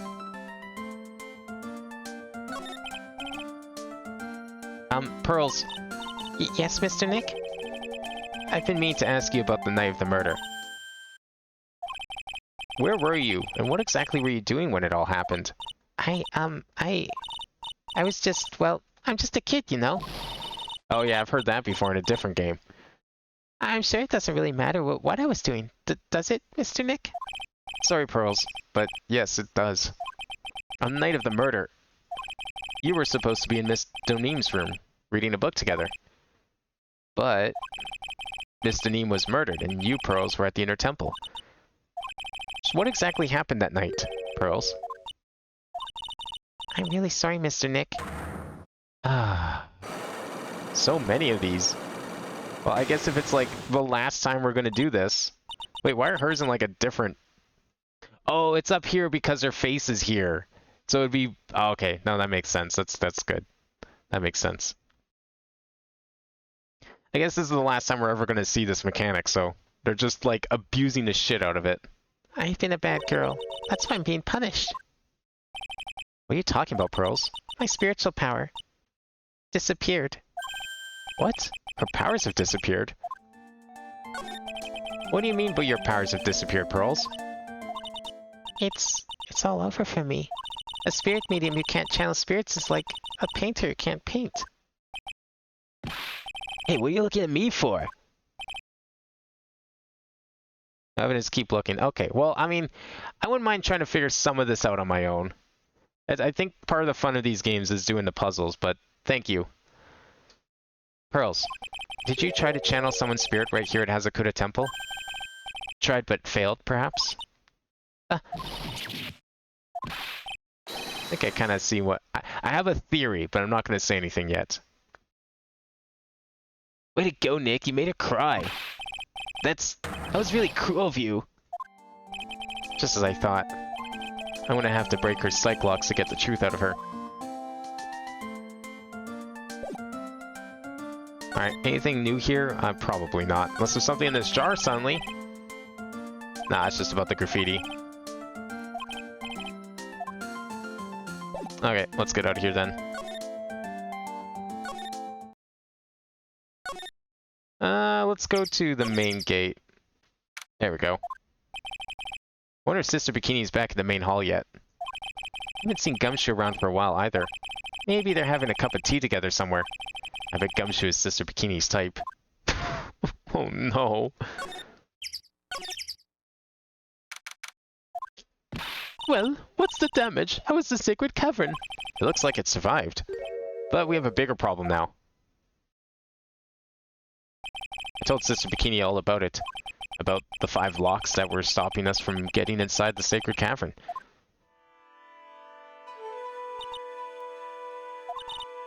But who? Who could have done that? The only people who know how to set these trick locks are those of the Korean tradition. We have Iris at the sacred cavern trying her best to open them for us right now. Actually, there's something I've been meaning to talk with you about, Sister Bikini.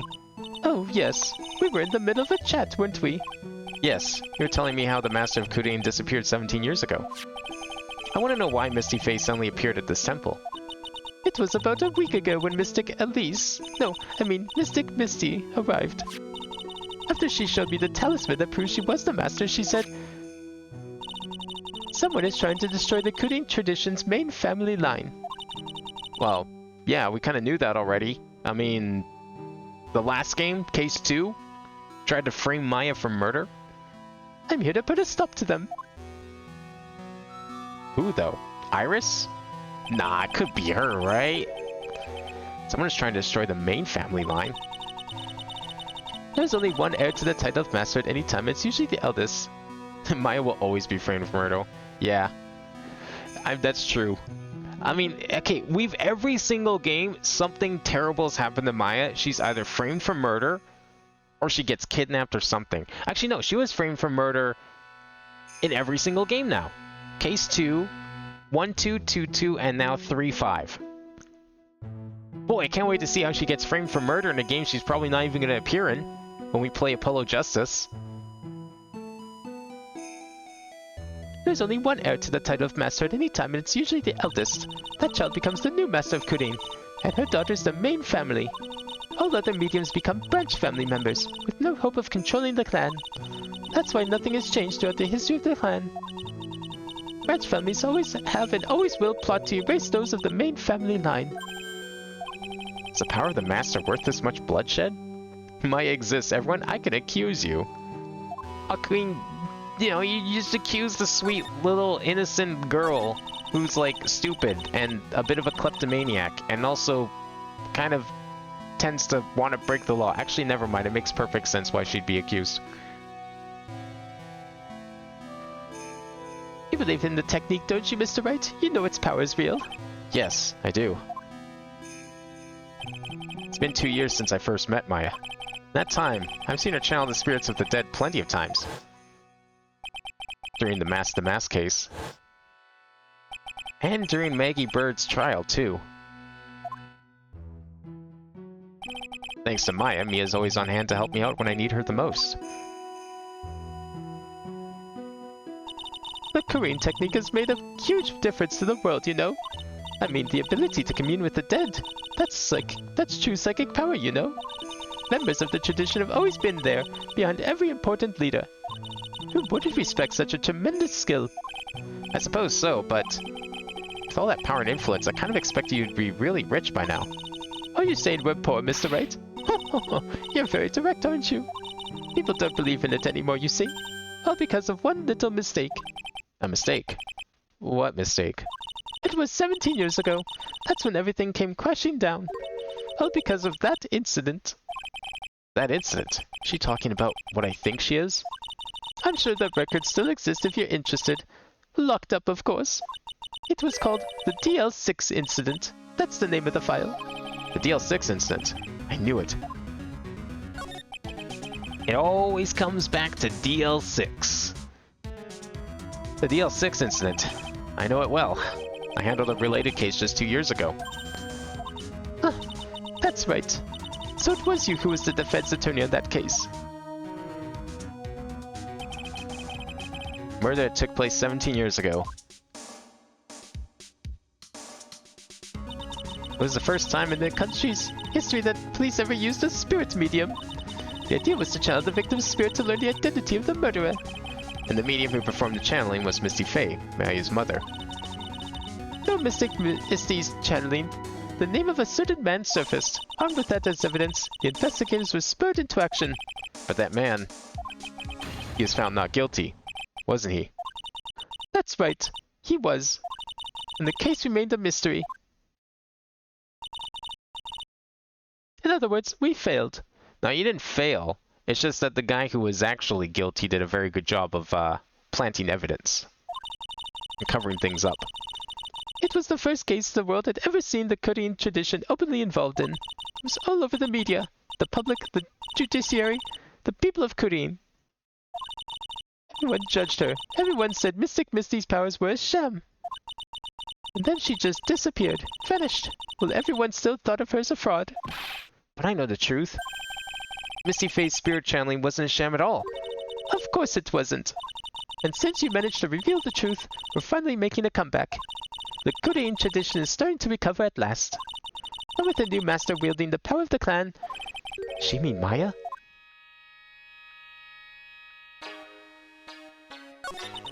The spiritual power of the Korean channeling technique is in the blood. Maya's told me the exact same thing before. We, the women of the Fae clan, have always been spirit mediums. It's because the power to communicate with spirits flows strongly through us. According to Maya, only the women in the family can inherit that power. The main family's bloodline stems directly from Mystic Ami. But with each new generation, only one daughter becomes the new master. And the ones who don't become branch families, right? That's right. And it's always the cause of tragedy. You know, Maya had a sister too. An older sister named Mia. Oh yes, I've heard of her. What? You know about Mia? Of course. She became a lawyer in the hopes of discovering what happened to her mother. And lost her life. As a result. Do you know what Mystic Me is rumored to have said? She said it wasn't only because of her mother that she became a lawyer. She also didn't want to fight with her sister over the leadership of the tradition. Really? Well, she saw what happened to her own mother, Mystic Misty, as she grew up. I guess Mystic Mia got tired of seeing all the rivalry between her mom and her aunt. That's right. Misty Faye had an elder sister too. And Misty, having superior powers, managed to usurp the master seat from her. Mystic Misty's sister is Mystic Morgan, as you probably know. Morgan? There's a name I know well. It was a year ago now, at Maya's home in Korean Village.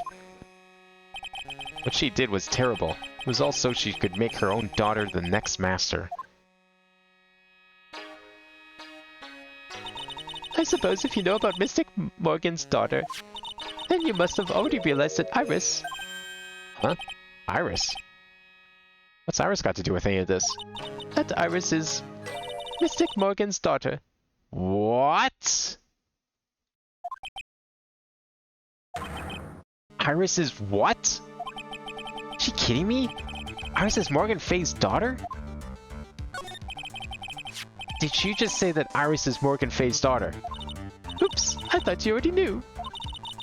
But what about Pearls? It sounded like you'd met one of Mystic Morgan's daughters already. I have. I know her very well. Oh? Yes, Pearls. Pearl Faye.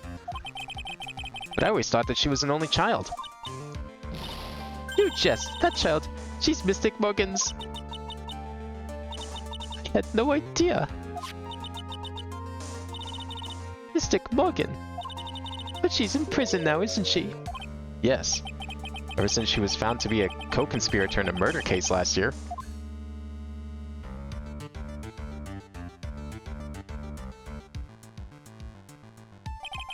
It was all done to set Pearls up as the next master. I see. So I've been wrong all this time. Mystic Morgan had 3 daughters, not 2. What do you mean 3? There's a third person? Wait, what? 3? Yes. Iris, her twin sister, and Mystic Pearl. Ah, there it is! What? Twin sister. Didn't I call this at the very start of the case? I said I bet this is like a twin sister or something like that. You know, because we've already seen this happen before. I knew it. I couldn't tell you when it was. You'd have to check like the first it was probably in the first meeting, honestly. No, it was the moment we saw the magazine. That's when I was like, I bet she's gonna have like a twin sister or something, and that's what's gonna be the twist. Of course, I couldn't predict any of this other stuff, but... Oh, didn't you know it all happened 20 years ago? After the clan leadership was taken from her by her sister, Mystic Morgan's life crumbled. It wasn't many years later that Korean's reputation hit an all-time low, When Mystic Morgan's husband realized his wife would never become the master, he left her in the village, taking their twin daughters with him. How awful. He was a jeweler, you know. In the end, he remarried, and that's when it happened. He decided to give one of his girls up to be looked after by us here at the temple. That was Iris, you see. It's unbelievable. If Iris has a twin sister. Could it be? Could you tell me one more thing, Sister Bikini? What was the name of Iris' sister? I'm sorry, Mr. Wright. I just can't remember. All I can recall is that her father was a jeweler. Well, that's a clue, I guess. A jeweler. Thank you very much. You've helped clear up a lot of details. Pearls had two older sisters, huh? Yes, that's right. No doubt it was all because of Mystic Morgan's anger towards the main family. I guess that would explain why Iris doesn't recognize Pearls. Because she would have been born well after they probably were, like, abandoned. Or taken by her father, I mean. Anger? What do you mean? Her twin daughters were taken from her by her jeweler husband. But even that couldn't destroy her dream that a child of hers would one day lead the clan. That's why she had Pearls. So I guess they're more like half-sisters then. It seems that the incident here was a result of Mystic Morgan's anger. He was able to break free of the bars that confine her. So Iris had a twin sister. Plot thickens. But this information will be useless unless I can flesh it out a bit. I need to ask more questions and get some more info. Okay, well, let's just double-check the courtyard since we're here. But I think we're probably going to need to go talk to Edgeworth about this. Sounds like someone's happy. What tune is that they're humming?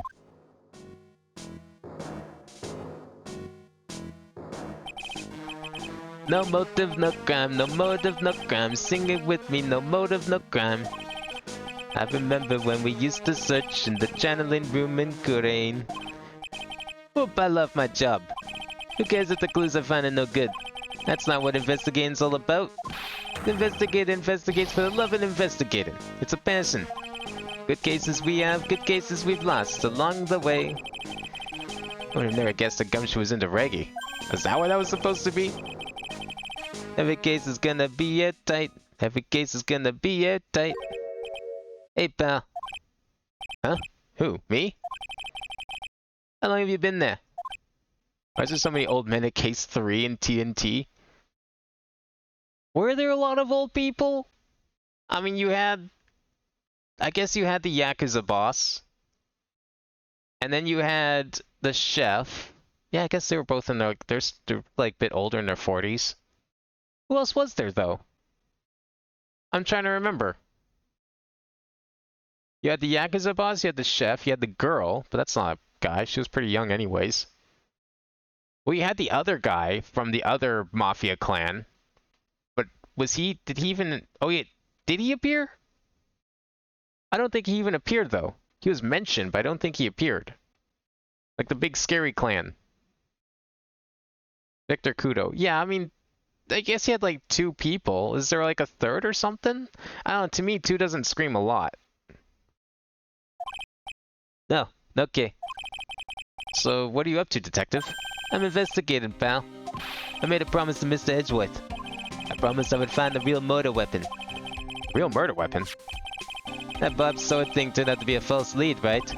I'm giving it my best shot here, but I still haven't turned up any clues. I just found these weird scraps of paper. Looks like a letter or something. Doesn't seem to have anything to do with the case, though. A letter? So how's the investigation going, Detective Gumshoe? I don't know if I should be telling you, pal. But I guess I can't wait. Looks like the murder took place in the inner temple garden. And they're taking that bloody writing on the lantern pretty seriously back at HQ. What? You mean... I don't have the details, pal. All I know is, if you don't find Maya down in that sacred cavern, we're gonna be faced with one ugly situation. What kind of ugly situation are we looking at here? You got me. I don't know. They're not my words, pal. Who said it? Mr. Godot. Godot? What do you mean by that? about that letter you found? Don't remind me, pal. I'm busting the gut here trying to find the mortar weapon. And all I find is some burnt up old letter. That's like... Why is this so legible? The fuck? Did they make a custom sprite for this? Why is it so legible? That's so weird. I've never... Like, they've had letters and burnt letters and papers and all that in so many of the cases. But you've never been able to read any of it.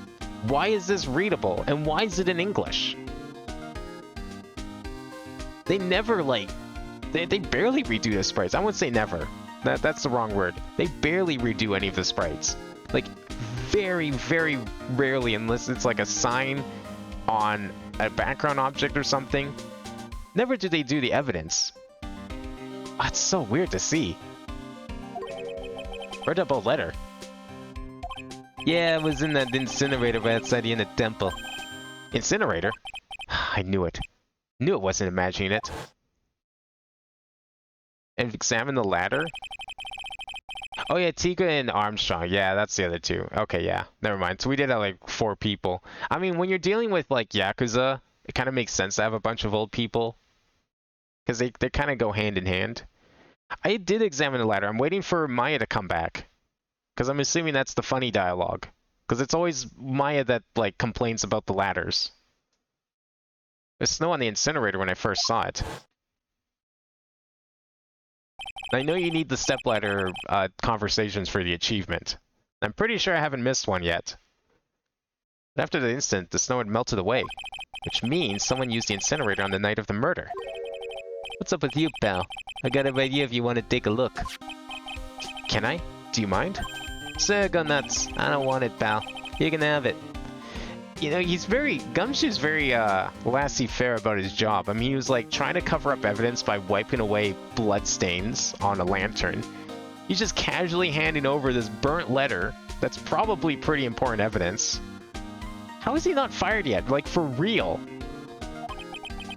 It's all spirit mediums and masters and stuff. I bet it's got no relation to the case. Spirit mediums? Oh yeah, you know, spirit mediums, totally unrelated to this case that took place at a spirit medium temple. Definitely not. Okay. It's gotta be important if it mentions spirit mediums and masters. You can do it with Gumshoe? Wait, really? Oh, does he comment on it? Okay. I'll definitely click it anyways then. I better give it a good looking over and some serious thought. Make sure you tuck it in the trash when you're done. Littering's a crime, pal. So what do you know about the real murder weapon so far? Well, it wasn't the Shichishito that was found impaled in the victim's body. Mr. Edgeworth proved that in court today. Yes, that's true. In which case, it must have been another blade. And that's why you're running around like a headless chicken looking for it now, huh? Yeah, man, is it tiring work. Well, let me tell you something, pal. I'm no chicken. We got the feather of forensics in that camp these days. We're using the department's secret weapon on this. Secret weapon? What's this secret weapon of yours? You wanna know? You gotta think scientifically, okay? Alright. The mortar weapon was a sword.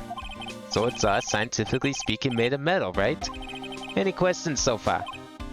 No. I know what he's gonna say, but I'll let him look smart. So what's the perfect tool for the job? Ta-da! A metal detector. Raise your hand if you didn't see this coming from a mile away. Well, you want to give scientific investigation a go? Huh? Me? I've been using this thing for hours now. It gets pretty boring after a while. Why don't you give it a try? I don't know. Should I help Detective Gumshoe out or not? Yeah, let's go for it. Come on, pal. It's good fun. I'm telling you. Alright then. Guess I'll give it a go. Like I said, this is the department's most advanced gadget. The absolute best.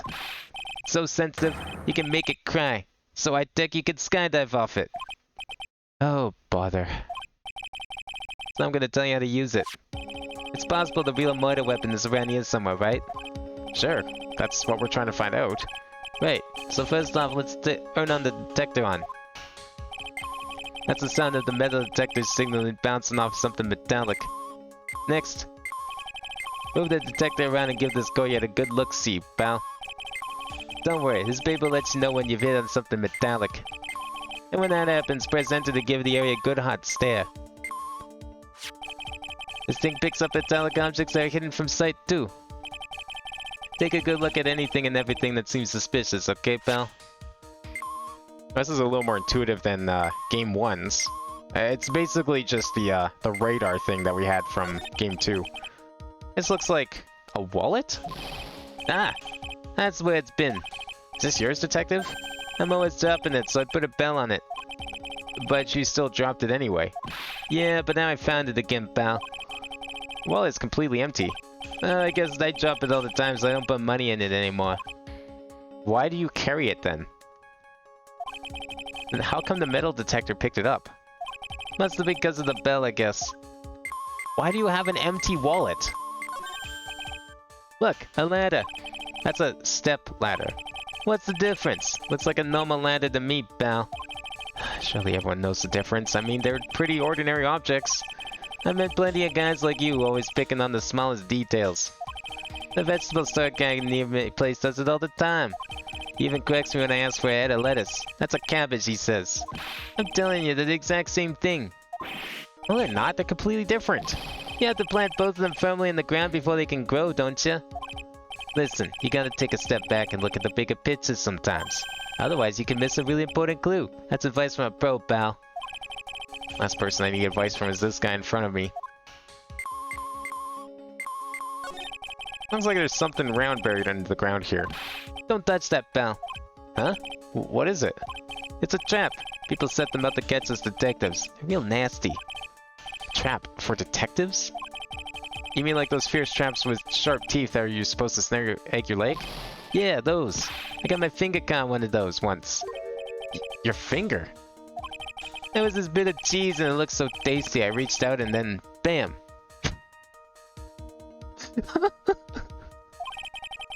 You fell for a mouse trap? I'm not sure how to respond to a story as stupidly pitiful as that. Oh, we can't dig it up? I want to know what it is! He says it's a trap, I want to see it! I've never seen a detective trap before. That CC next to the golden statue wasn't the real murder weapon, pal. I got the achievement, did I? I mean, I didn't... Okay, I think something happened, and I think I turned off... Oh, I did get the achievement, what the fuck? But it didn't appear. You're right, I did get the achievement. How did you know? Or did you just guess? Something happened. I don't get Steam achievement pop-ups anymore. Is that like a setting that got turned off somehow? Where would I go to fix that? It's kind of weird. It's been broken for a few weeks now. Or is that just like it's been broken for everyone? And it's not just me. I don't know. I'll have to look into it later. Steam achievements have been broken for a while for me, and I'm not sure why. Oh yeah, that reminds me. Do you know about that sword? It's supposed to represent the multiple branches that life can take, all ending as one. Yes, I've heard something about that. You know what I think about sometimes? What kind of life I'd be leading had I not joined the homicide division. You think about that kind of stuff, Detective? Of course I do. Think about it a lot. Me as a traffic cop, me as a detention officer, me as the Blue Badger. There's something to be said about the humor value of Gumshoe as the Blue Badger. That seems like a very fitting job for him. Oh, is this a metal sled? I thought it was plastic. That's odd. Sleds made of plastic. Oh, thank you. It says Bikini number 1 on the side. Maybe there's something under it. Hey, what's this? A badge? Ah, I've been hunting high and low for that. It's yours, Detective? That thing's priceless to a guy like me, pal. Cop can't be a cop without his badge. I'm so glad I put that dime in there now. How'd you manage to drop your badge here of all places? I know. I bet it happened this morning. I was playing around with the sled and, Stop right there. I don't need to hear anymore.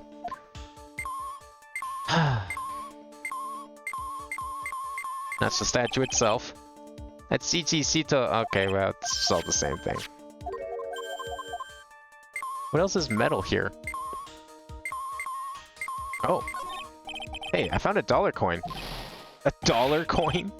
I thought this was America. Money. If you find money, you have to turn it into the police. Or detective. the owner doesn't come forward within 6 months, you get to keep 10%. The other 90% goes to the police department. Don't get so close to me, detective. Give me some space, will you? Here's the coin. Happy? I definitely made the right decision becoming a detective. Yikes, talk about a serious case of denial. I was logging hints for now, okay. No, it's fine. I mean, I like clicking on things and seeing the dialogue anyways. I mean, it's not like this is hard. It's just a matter of, like, figuring out where it is. Trust me, if this was the DS version, this would be a lot more frustrating. I'm very happy that I'm playing this on here where I can just drag the cursor around. Did we click on this? Just spare skis. Nothing useful for our case here. I'm actually pretty good on skis, you know, pal. I just love to fly down the slopes with my coat fluttering in the wind. Really? Had no idea. How good are you then? Well, I'm better on skis than I am on skates. Not as good as when I'm on a snowboard. That's a pretty detailed answer. Doesn't really say anything either. Oh, but you know what I'm best at? Making mashed potatoes and gravy. Nice losing it. Must be the altitude. We better get back to the investigation.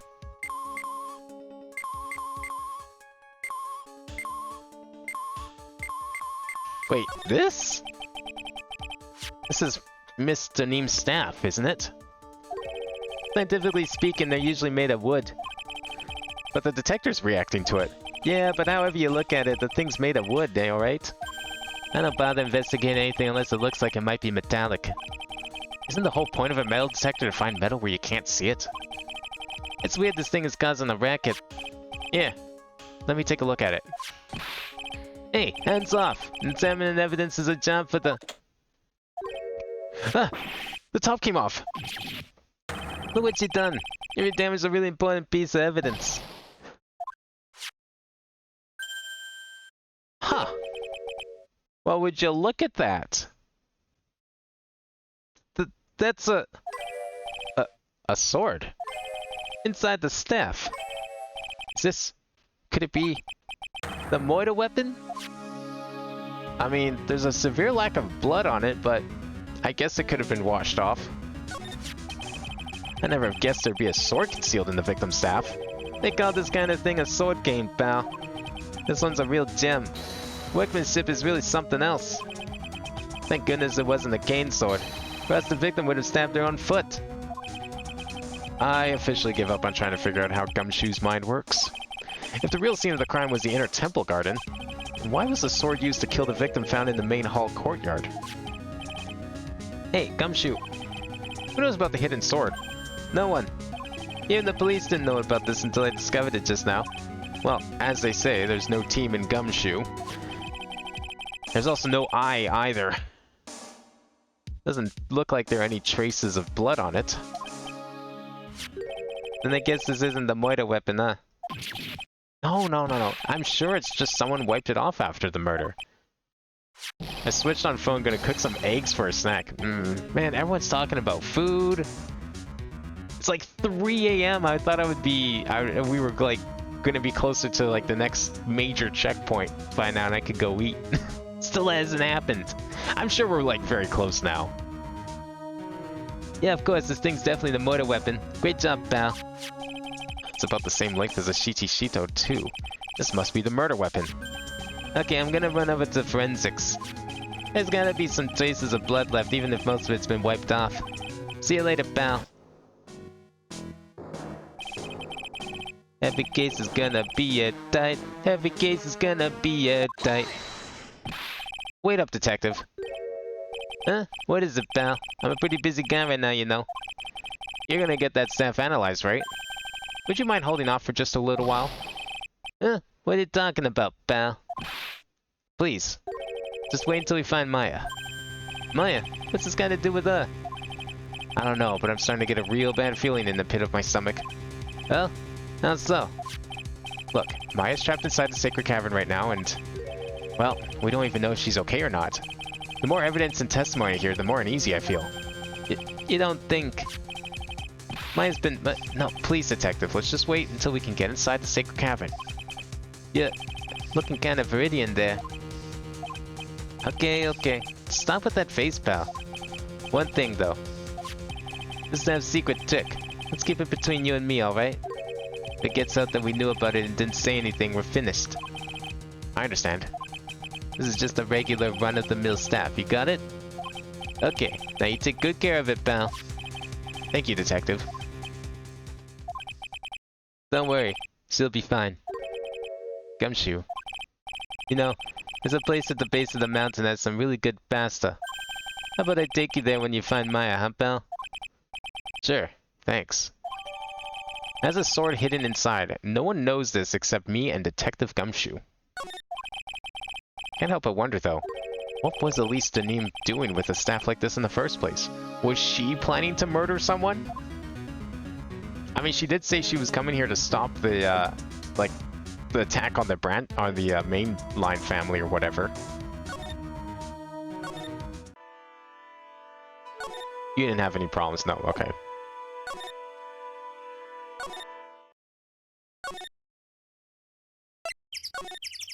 Should we go... You know what, I'm gonna go to... Let's go to the gate and the garden.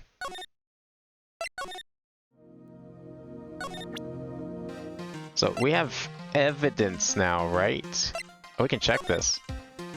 Be careful, once night falls, something should be there. As soon as you hear the lights out bell, you must channel her spirit. Leave everything up to her. Oh?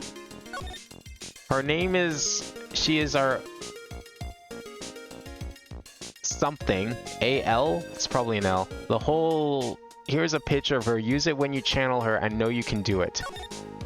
Once this is burned, tell anyone about this letter. Gravely roast the master in the fires of Hades and bring our vengeance to fruition. Holy shit, what is this letter? Oh my god. Okay, presenting shit to people, alright, yeah. I figured it's time to present stuff. I was thinking like we could present something to Edgeworth here, because like we needed to... Oh yeah, I was gonna present... Do we have a profile now? Like, can we present her now, maybe? Oh, you mean presenting this? Okay, Morgan Faye's daughter and Iris' twin sister. Yeah, okay, that's what I was thinking. I was gonna present this to Edgeworth. Hey, Edgeworth. Did you know that Iris had a twin sister? What? A twin? You can't be serious. Sister Bikini told me, but... The problem is, she didn't know the name of this twin. There's nothing about Iris having a sister in the files I checked. Well, Iris was taken in by the temple when she was really young. Apparently her sister was raised by her father, a jeweler, I think. A jeweler? Right. I just might know who this twin sister of hers is. I had a feeling you'd say that. Let me guess. Her name is Dahlia Hawthorne, right? Yes, exactly. Why was her last name different if the father took her? Like, wouldn't she still have the Faye name? Or maybe he wanted to get rid of that name. Please tell me what you know about her, Edgeworth. Please. It was my first court case 6 years ago. I was a greenhorn, and due to my inexperience, the defendant died. You're talking about Terry Falls, right? You know about that case. You're not the only one who noticed something about Iris and Dahlia Hawthorne. I checked one of Mia's old files from 6 years ago. Yes, Dahlia was a key witness in that case. Dahlia and Terry Falls conspired together to stage a fake kidnapping 11 years ago.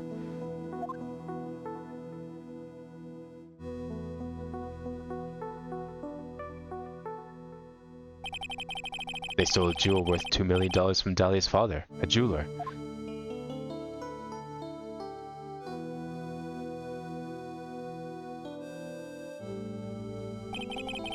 Then 5 years after that, she murdered her own sister, Valerie Hawthorne, to keep her from talking. So that would be the third person then, right? Yeah. I completely forgot about Valerie. That was the other, like, lost Faye. Her sister. Well, her stepsister, actually. They weren't blood related. Oh, okay, that's not... Well, is that who Bikini was referring to? Or is there another person? Valerie was the only daughter of Dahlia's father's second wife. Oh. And this is when she entered my life. The woman who tried to kill me.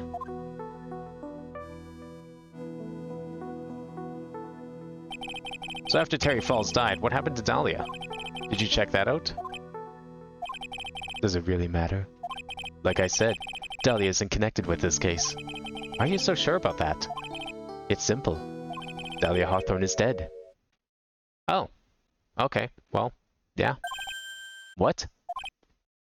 Well, her metabolic processes are a matter of interest only to historians, so to speak. What do you mean by Dahlia Hawthorne is dead, Edgeworth? Right. I must confess that in reading her file, I came to know of the murder case you were involved in during your college years. Dahlia Hawthorne was found guilty, thanks to the persistence of Mia Fey.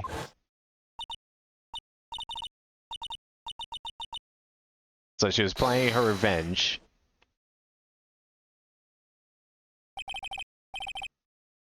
At the time, Dahlia... It's like she was possessed by a demon or something. It really takes after her mother then. It all makes sense now. So they had there's three siblings. Although I don't know if...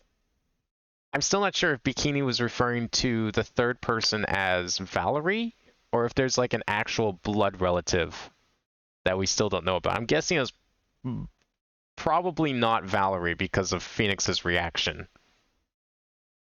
But maybe, well, no, he wouldn't have... No, I guess it could have been Valerie, because he might not have known about Valerie, since he wasn't really in... Well, no, but he read about the case. He did know about Valerie. So there must be another person, an actual third Faye sister. It's been almost 5 years since that guilty verdict was handed down. Terry falls equals there he falls. Is that what that's supposed to be? Terry... Oh. Okay, the falls made sense because it was related, like the case had a lot of falling in it. I didn't really understand the Terry part. That kind of makes sense. It's a bit out there. But yeah, reading it out, it kind of makes sense. Their sentence was finally carried out. She was executed last month. Executed? So this letter then, I was trying to think of who this might be referring to, but in here, you must channel someone's spirit. Are we talking about Dahlia? Was someone supposed to channel Dahlia? Was Iris supposed to channel Dahlia?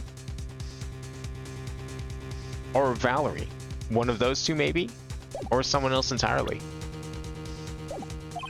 I'm sure that's a bit of a shock for you, right? And for more reasons than one. But do you understand now? She can't possibly be connected with this case. She's dead, and when someone is dead, there is no way to revive them. Tell Godot that. There's no way to revive the dead. I wonder.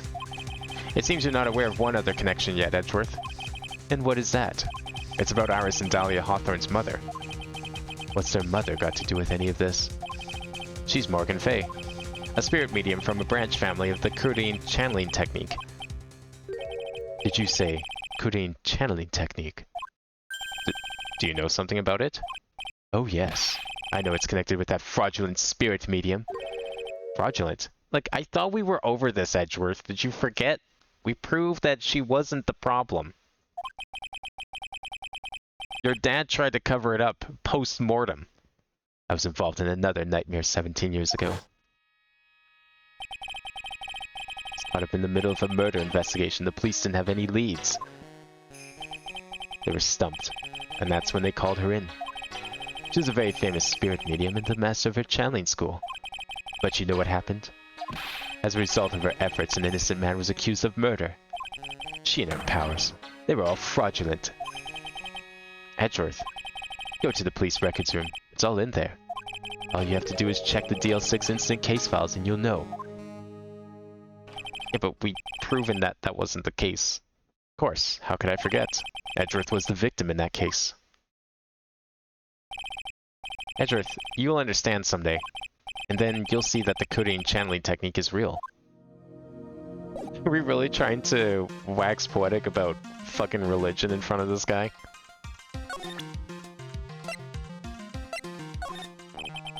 No, he doesn't care about the letter. Well, can we go in here yet? Are we... Oh yeah, we got her to deal with, right? I'm gonna give it a shot. We have in for a Cyclops? Hell yeah. Wait, whose though? Hers or... I'm gonna say hers, because Pearl had more. I'm gonna go for her first. Although maybe she's second, because I'm sure we need to... This breaking into here will be the last thing we do. I think it's time you told me the truth about where you were doing on that night. Save game? For what? You can't die here. You said you were in your room at Hazakura Temple the entire time. Do you still claim that to be the truth? Yes, that's where I was. Iris, I believe you're innocent.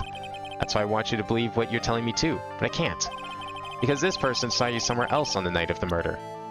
Okay, well this part we knew from before. Bikini. This was always the contradicting testimony. I'm talking about Sister Bikini, of course. Sister Bikini. Her testimony in court today was very clear. That night I was helping an acolyte with her training in the inner temple. But, well, as you can see, my back leg sagged up violently. So I left Iris to help the acolyte and returned to Hazakura Temple. Sister Bikini didn't just see you, she spoke with you. You two talked about Maya's training that night. So you see, Iris, you were there at the inner temple on the night of the murder. That's very impressive, Mr. Wright. Acolyte's actual training was due to start after 10 o'clock that night. I left the main hall early so I wouldn't be late. What time was that? Let me see. It takes about 20 minutes to walk between the main hall and the inner temple, so I would have left around 9:40, I think. I'm sorry, Iris, but time just doesn't suit you. Huh? Now, you say you left the main hall at 9:40 p.m., but what you say doesn't add up with this. Okay. 9:40 p.m., why is that wrong? Is it because of the weather report? Oh, because of this. You rang the bell at 10 p.m., so how could you have left? Right. Duh. You had to still ring the bell. You yourself testified to the contrary, don't you remember? You said you rang the lights out bell at 10 o'clock that night. Huh. Plus, only moments before you rang the bell, you were seen at the main hall by the most reliable witness I have. Who's that? Me. Mr. Wright. We even spoke a little that evening. That's when you gave me this. Surely you haven't forgotten. No, that's right. I remember. And that brings us to another puzzling fact, Iris. At 10 o'clock on the night of the murder, you were seen in 2 different places at the same time.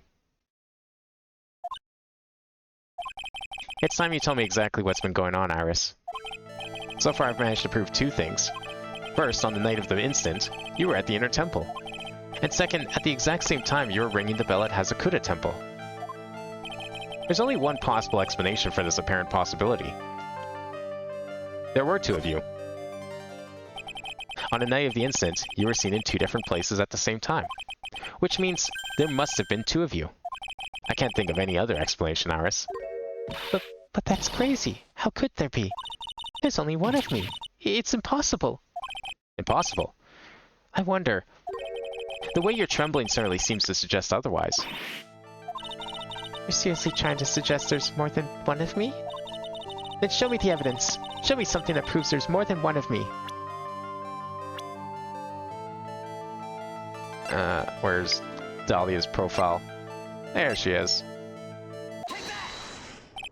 I have a firm grasp of the situation now, Iris. You have a sister, don't you? A twin sister, perhaps? That's right. Dahlia Hawthorne. A woman I know only too well. I had no idea you knew of her. Very impressive, Mr. Wright. But she's no longer... Yes, I know. Her sentence was carried out recently, wasn't it? I'm sorry. Thank you. There's no need to explain now, is there, Iris? This second you who was here at the temple on the night of the murder. It was your twin sister, Dahlia Hawthorne. But you just said yourself a second ago. My sister's dead. Have you forgotten that? Have you forgotten this, Iris? This is a channeling dojo, a training ground for the Korean channeling technique.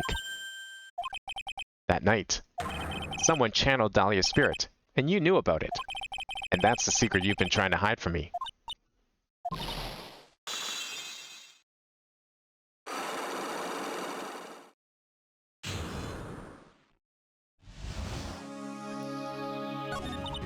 I was in my room in the main hall that night. As soon as I heard that I'd been spotted at the inner temple, I knew. I knew it was my sister, Dahlia, the other half of me who passed away last month. Just as I suspected. The iris that Sister Bikini saw at the inner temple on the night of the murder. It was Dahlia Hawthorne. Why didn't you tell me this before? Because my sister always does the right thing. Excuse me? And because I mustn't get in the way of what she's trying to do. I already betrayed her once before. I can't do it again. You betrayed her? What do you mean? That's why I have to accept I may be found guilty. It's the only way. What is she talking about? You know about it, don't you, Mr. Wright? About the fake kidnapping that took place here on Eagle Mountain 11 years ago? That was the start of it all.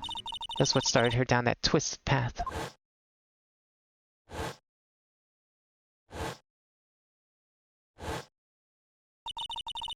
She started to commit crime after crime, and in the end, she lost her life.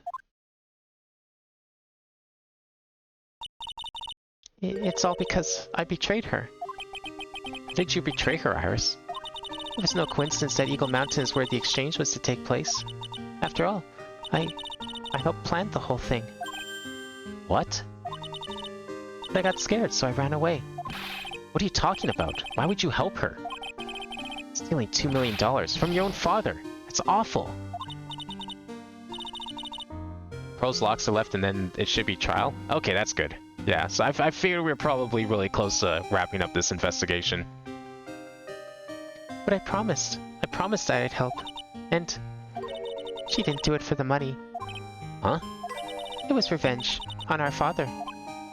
Revenge? What do you mean by revenge? He was a hideous man. He threw our mother away and then sent her to hell. Wait. Hell? Wait, we literally, or are we just talking figuratively here? Because that's not the first time we've seen someone go to hell. Mother? She must be talking about Morgan Fay. Our mother was the eldest daughter of the main branch of the Fay family. The main family had a lot of influence in many business and political circles at the time. As the eldest daughter, our mother was set to inherit all of that as the next master.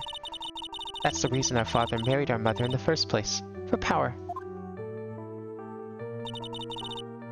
But his plan backfired. Because our mother's sister took it all from her. She took over as the master of Kurin. That would be Misty Fay, Maya's mother. But before long, the credibility of the Korean tradition hit rock bottom. The new master mystic Misty Fay made a terrible mistake. It was during the investigation of the DL6 incident. After that happened, our father took me and my twin sister away, leaving our mother and our home behind. He hated the place. He said it was a hick dive. They had no reason to stay there. And that's when you came here to Hazakura Temple? Yes. The woman my father took as his next wife already had a daughter, Valerie. I had no place in his new family, you see. Oh. And I haven't seen my mother once since then. Having the master's seat stolen from her and being rejected by her own family. I've heard she's been very battered, spiritually and emotionally. I think I'm finally beginning to see how the pieces fit together. You had diarrhea on the wall. It's gravy, you know. You've never seen green gravy before? Come on, it's like that's classic gravy right there. I'm just imagining the smell in this room, like these people having this heartfelt conversation, you know, and she's trying to like open these locks and everything, and that smell is just sitting there, lingering in the air of like this 3-day-old, crusty, moldy gravy that someone puked all over this This scroll. It's great. It's perfect. Awesome. It looks like shit. Yeah, that's what I mean. It's like it was puked all over. I'm wondering what. Someone asked this earlier, and it got me curious too. I wonder what food it's actually supposed to be. Like, what were they eating in the Japanese version? I would go look it up, but I'm scared if I look at the page for the trials here, that it would spoil a lot of things on the wiki. But I'm curious what food they were actually eating, because I know it's not gravy and roast beef and mashed potatoes, like they all said it was. It's got to be something else. My first thought is curry. That's the only other thing that's like Japanese related that I can think of that would even look remotely like this, is this is like curry sauce. But I might be wrong about that. I don't know what else it could be. There was a Delta flight that had to be delayed because someone had diarrhea on the plane. Well, they just like shit in their seat or something. Not delayed, but it was in the air, but it had to turn around back at the airport. Oh my god. Wait. Flight Spain. Have I seen this? No, I haven't. I don't think I have. Oh, that's amazing. Someone shat their pants so the plane had to turn around. I didn't even think that was possible. Like, the fact that it made a plane turn around, that stench must have been horrendous. I've asked everything I can as my capacity as a prosecutor. This incident, everything related to it goes back to the history of the fake man. That's what it looks like. It's also on the NYC Post. That's amazing. I can't believe like a plane turned around because of shit. Literal shit. Iris, there's just one more thing I want you to tell me. What is it? During the incident in which your sister, Dahlia Hawthorne, poisoned a lawyer, she began a relationship with a certain college student in order to hide the evidence. That college student, have you heard anything about him? Well, I did hear one thing. She said she hated his guts. I see. Thank you for your help. You're welcome. Hurry up, Felix Wright. There's still much to investigate. Leave these locks to me. I'll open them for you, I promise. Oh my god, the link broke. Excessively farting passenger forces American Airlines flight to turn around to return to the gate. Crazy. They didn't want to take the flight, so they just started farting everywhere, shitting and farting, pissing their pants. Thank you.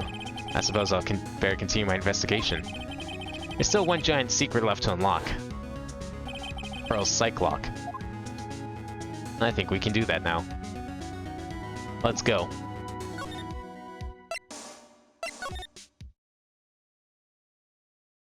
Yeah, I don't know why the link broke. Is it because there's like a character in there that shouldn't be? It doesn't look like there's any spaces. That's weird. I wonder why that happened. Where are we going? Heavenly Hall. Oh, is Pearl's not here?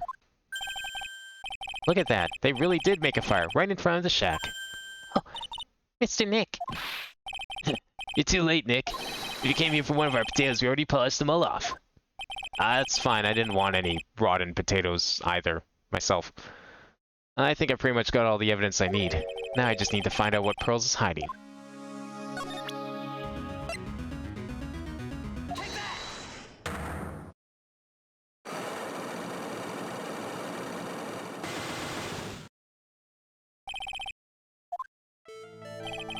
After dinner on the night of the murder, you were supposed to be in Elise Denim's room reading a book together, correct? Yes, I was so happy when she invited me. But I didn't go into the end. You didn't go? No, there was somewhere else I had to go instead. I was so worried I didn't know what to do with myself. I was so nervous. So Pearls never went to Miss Donim's room? Because she was too worried about something or someone else. Pearls, on the night of the murder, you went to this place, didn't you? You went here, didn't you? It's quite insane that a water bottle can't be brought, but a gun can be brought on a plane. Quite ironic that TSA showed a tutorial video on how to bring a firearm from the official TSA YouTube. Wait, what the fuck? Okay, we can... I think in Canada we can have water bottles. If you show that it's just water, but I think that's like the only exception is they do allow water. Has to specifically be water. I think you can bring a water bottle with you on a plane through security. Obviously, anything you buy after security is allowed. But water, I think, was like the one exception that they had. I think. It's been a very long time since I've been on a plane, though. She would have had to go here, based on everything that we've seen. I'm pretty sure this is right. You went here, didn't you, Pearls? Looks like she's still not going to open up to me. This is where you went because you were so worried, right? Then the next question is, who or what were you so worried about? Now, I'm going to take a guess, and you can tell me if I'm right or wrong, okay? You mean you know? If I'm right, will you tell me the whole truth? Okay. You went to this place for one very simple reason, and that is this. It's obvious what you were so worried about, Pearls. It was Maya, wasn't it? You knew the training Maya was undertaking was dangerous. After all, it was a special course. I signed up for your special course. Well, my, quite brave of you considering how cold it is. Young people can be so reckless with their health. Don't blame me if you become one of those you channel. Ha ha ha. Sister Bikini scared you with what she said, didn't she? And because it was you who introduced Hazakura Temple to Maya in the first place, you felt responsible, didn't you? Thinking about what could happen to Mystic Maya made me more and more worried. I couldn't sit still at all. That's why I decided to go and find out how she was doing at the Inner Temple. Then we're clear now that you went to the Inner Temple that night, Pearls. What's not clear is what happened after that. About what time was it when you headed over to the Inner Temple? It was probably around 9:30 when I left the main hall. I heard the real training was supposed to start at 10. I wanted to get there before it started. But there was so much snow, so I didn't get there until after 10 o'clock. Until after 10? How did you know what time it was? Because I heard the bell ringing for lights out. She heard the lights out bell. The Hazakura Temple's bell is pretty small though, isn't it? You must have really good hearing. I was really trying to pick up the sound of the bell, that's all. I didn't want to miss it. That would be terrible. Just trying to hear the bell. Tell me, Pearls, why were you so worried about hearing that bell? Huh? Oh, I think I know why. The reason you're so worried about that bell is because of this.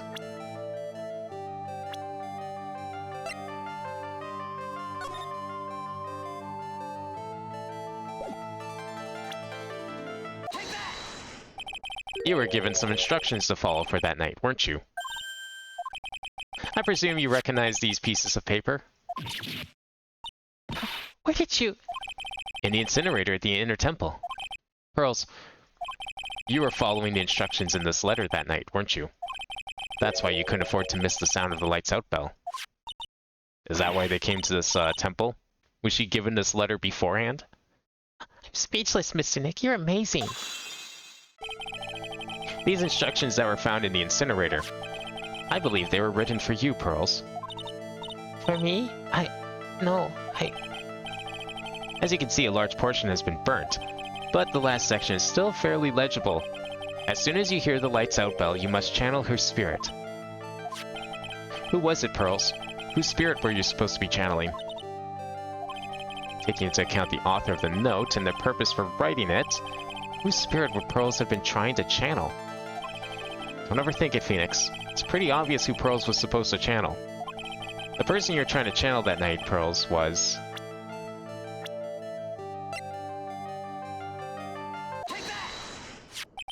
It was Dahlia Hawthorne, wasn't it? That was the name that was in the letter. Just as I suspected. It wasn't Iris whose sister Bikini met at the Inner Temple that night. It was Dahlia Hawthorne. Do you know anything about her, Pearls? Do you know what kind of a woman Dahlia Hawthorne was? No. I've never heard of anyone by that name reading those instructions. I thought so. Pearls doesn't have a clue. She doesn't know that Dahlia is her sister.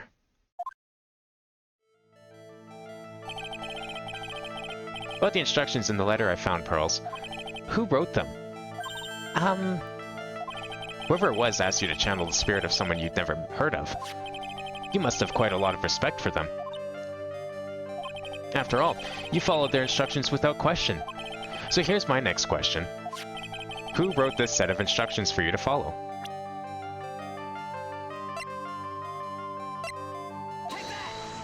Oh, okay. Wow. Can't believe I got it wrong, but you know what? That's fine. Must have a lot of faith to follow their instructions to a T. No, never mind. I thought, like, the only person she, respected that's involved in this case. Okay. Who would have wrote them? Someone who Pearls would trust, no questions asked. Can't be many candidates for that post. Whoever it was asked you to channel the spirit of someone you never heard of. I don't know, she seemed pretty adamant in following, like, this random author she's never seen before, no questions asked. Wait, but the only person that might be beyond that is her own mother. Pearls, I have to wonder about something. You didn't have any idea what these instructions meant, did you? But you followed them to the letter regardless. Why? Because it was your own mother who asked you. That's why. How did you... I figured it out. The person who wrote you this letter was your own mother, Morgan Fay. This is how Morgan was going to exact her revenge. By using her daughter to channel her other dead daughter to go and commit a crime. Alright, Pearls. It's time you start telling me the truth. Mr. Nick, Why is she holding back from me? I don't like this. Don't underestimate me. It's just because I'm a child. Huh? If you're trying to say I followed these instructions, I'd like to see some proof.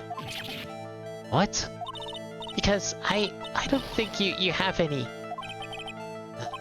She'd say anything rather than admit to carrying out these instructions. I guess I'll have to produce some more evidence then. One more thing should do it. Alright, Pearls. We both know someone carried out these instructions on the night of the murder. But you're right. There's no evidence that proves it was you. I knew it. However, I do know that whoever did it was a child. Huh? How do you know that? Could have been an adult. No adult would have made a simple mistake like that. A simple mistake? What do you mean by that? I'm sure you thought you were carefully following the instructions you've been given. But you misunderstood some of the words, and this is the evidence that proves it. Oh! Oh my god. It is, isn't it? Yeah! Yeah! Even when I read the word, I had to do a double take when I was reading over the letter earlier.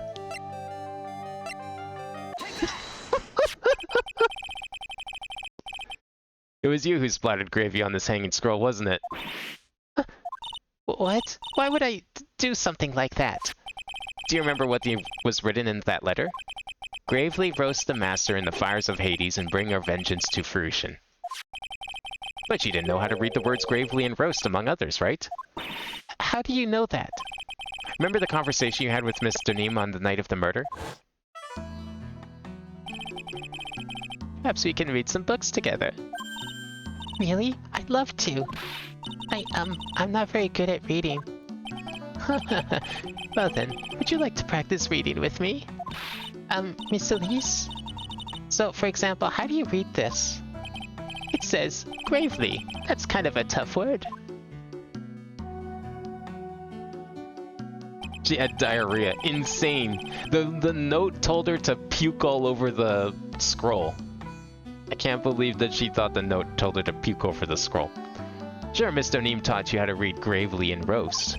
But what she didn't teach you is what they meant. Gravely sounded like gravy. Gravy sounded like gravy to me, and the only roast I could think of was the food. And that's why you did it. That's why you covered the picture of the master in gravy from that night's pot roast. To be honest, I did think it was a bit strange. I guess I really did get the wrong idea. Just a tiny bit. I really am useless. I couldn't even burn the letter properly as my mother had asked of me. Such a simple thing, and I couldn't even do it right. Maybe it's a good thing that she fucked up then. I mean, she was almost responsible for murder. Possibly. After dinner that night, I did go to the inner temple with a pot full of the leftover gravy. The gravy? I saw the picture on the hanging scroll near the sacred cavern. I was sure it was the master of Kurian like it said in the letter. I see. And then? Well, it was already past 10 when I got there because of all the snow. So I went to the inner temple guest area. The guest area? Yes. I thought I could wait there until the training was over. Why didn't you just go to the training hall? Because Mystic Maya's main training had already started and I couldn't interrupt it. So I just stayed where I was and prayed for her to get through it. But then, I had... Pearls, did you fall asleep? I'm sorry, I didn't mean to. I just couldn't help it. Hey, don't worry about it, Pearl. Who cares if you fell asleep? I fell asleep waiting for Iris too. It happens. Anyway, then you found yourself trapped in the inner temple. Kept saying diarrhea because there was this one video called Trials and Tribulations in a Nutshell, where they described the scroll as who had diarrhea on the wall. Oh! Just realized how easy it is to vandalize... How to vandalize name? Yeah. Okay, actually, speaking of names, is there... What is the pun exact? I'm assuming it's not spoilers. If it's, like, spoilery, then don't answer. What the fuck is the pun with this one? Because, like, I've been trying to figure out... There's gotta be something here, right? This isn't just a random name. Like why Donim? Like, that's such a weird last name. I feel like there's more to it, but... I thought there might be some sort of pun or wordplay going on there, like 95% of the names in this game, but I can't figure it out. Yes, when I woke up it was morning, but I tried not to cry, but Dusky Bridge wasn't there anymore, and there was no one in the training hall. I thought everyone had left me because I overslept. I threw the letter into the incinerator, and then I heated up the leftover gravy and... Wait, how did you heat up the gravy? Did you, like, make a fire? Where did you get the heat? How did she warm up the gravy? And let off some steam by chucking the gravy on the scroll while you cried.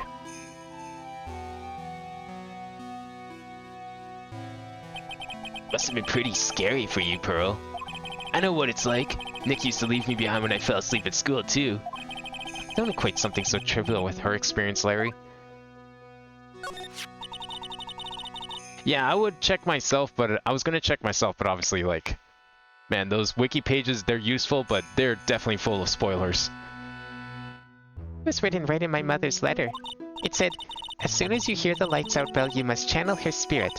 I was on my way over to the inner temple when I heard the bell ring. So you channeled Dahlia Hawthorne's spirit? No. I tried, but I couldn't do it. You couldn't do it? I've never failed at channeling someone. It's the first time it's happened. I tried and I tried and I tried. Yesterday, this morning, the whole time. But I just couldn't do it. Don't let it get you down, Pearl. It'll work out. If you want, I'll come flying through the sky for you. Whoosh! Just like that. So she never managed to channel the spirit. Is that why you think your spiritual powers are gone? Yes, I don't know what to do. Isn't there any other explanation for why you couldn't channel a spirit? I suppose there's one other possibility. It's not very likely, though. Could you please tell me what it is anyway? Okay, my guess, even though despite her having a picture of Dahlia, she only could think about Iris because they look so similar. And so if all she could think about was channeling Iris, a person who's alive, obviously she's not going to channel them because they're not dead.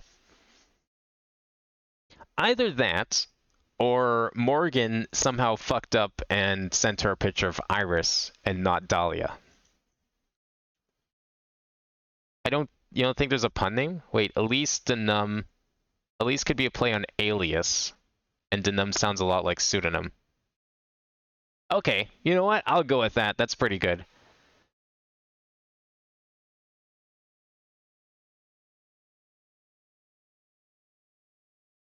Okay. You know what? Yeah. Sure, Elise, Alias. Yeah. You know what? I could see it. That's pretty good. I wonder what her name was in Japanese. It probably wasn't anything. The thing about the Japanese names is, like, they don't do as many puns and word plays as the English ones do. Sometimes they just use, like, names. Like, especially when it comes to, like, the Faye family. They're just pretty normal sounding names. There's nothing weird about them. Could you please tell me what it is anyway? It could happen if someone else was already channeling the same spirit. Oh, okay. That's an interesting theory. Someone else? What do you mean? Well, there's only one of each spirit, right? Yeah, but it's like dating a girl, Nick. You can't see a hot chick if she's already taken. Larry, stay out of this conversation. And that would mean on the night of the murder, someone else channeled her spirit before Pearls could. Someone else channeled the spirit of Dahlia Hawthorne. Was it Bikini? Does she have any ability to channel spirits? I'm a failure. I couldn't even grant my mother's final wish. Her final wish? Yes, this letter. This is my last wish, she said. So make sure you follow the instructions carefully. This letter. I definitely need to find out more about it. My mother's gone to a place called a penitentiary. Yeah, I know, Pearls. I visit her every month. And last month, she told me, "This time we've been waiting for has come, Pearl. There is something I need you to do for me. I hid a letter for you at our home before they brought me here. I want you to read it and do exactly what it says. It's for the good of the Fae clan, my angel. You'll be doing a great thing. Now, listen carefully, and I'll tell you where the letter is hidden."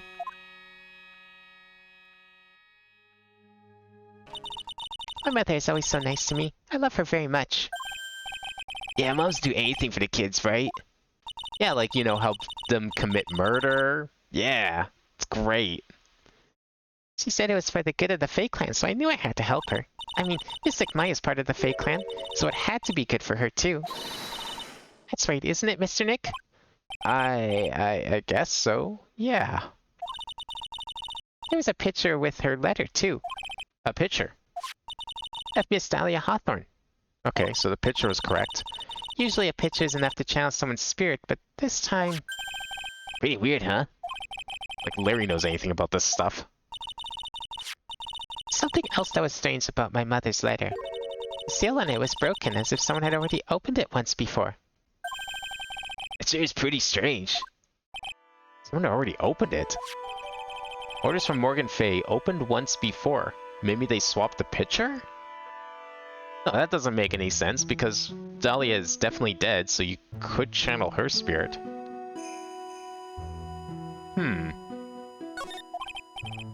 Thanks, Pearls. You really helped me out.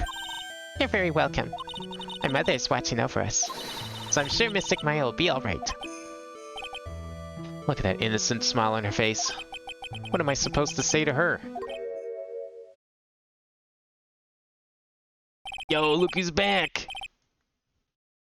Dahlia Hawthorne, Dahlia goes flowers, Hawthorne is thorns. Yeah. That one's pretty straightforward, the whole flower thing. I mean, the flowers were like a big part of that case too, I think, if I remember correctly. The case 1 of this game, 3-1. Oh no, not flowers, birds. Birds were the big thing. So actually, I thought her last name was like kind of bird-esque, but I guess that was a stretch. So yeah, the flower thing makes more sense. Finally figured it out, have you, Trite? You finally realized how terrible of a crime being painfully oblivious is. Kato! The entrance to the Sacred Cavern looks like a freaking puzzle workshop. Is he talking about Iris and the lock-breaking effort? But it's all a waste of time. Why do you say that? Because the IFA isn't coming back. What? You don't know what you're talking about. How can you say something like that? It was your job to protect her, Trite. Just like it was your job to protect Mia Fey. Two sisters caught up in the worst circumstances. I realize that, but... And you were the only one who was by their sides. You were the only one who could have saved them. But I didn't know anything about what was going on. What'd I just say, Trite? Being oblivious is a heinous crime in itself. To Tomorrow. We'll settle everything in court tomorrow. Once and for all. Mr. Nick, is what that man just said true? It'll be alright, Pearls. I'm sure Maya's alive. You'll see for yourself tomorrow. Yeah, that's right. I know I can trust you, Mr. Nick.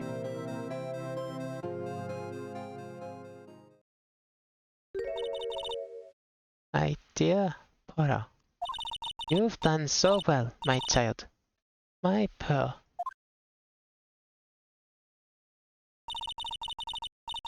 It's better that you don't know what you've done. I knew this day would come for you. The blood of the main family is no more. Finally, after all this time, the master's seat is yours. My last great wish. Seems I was just in time.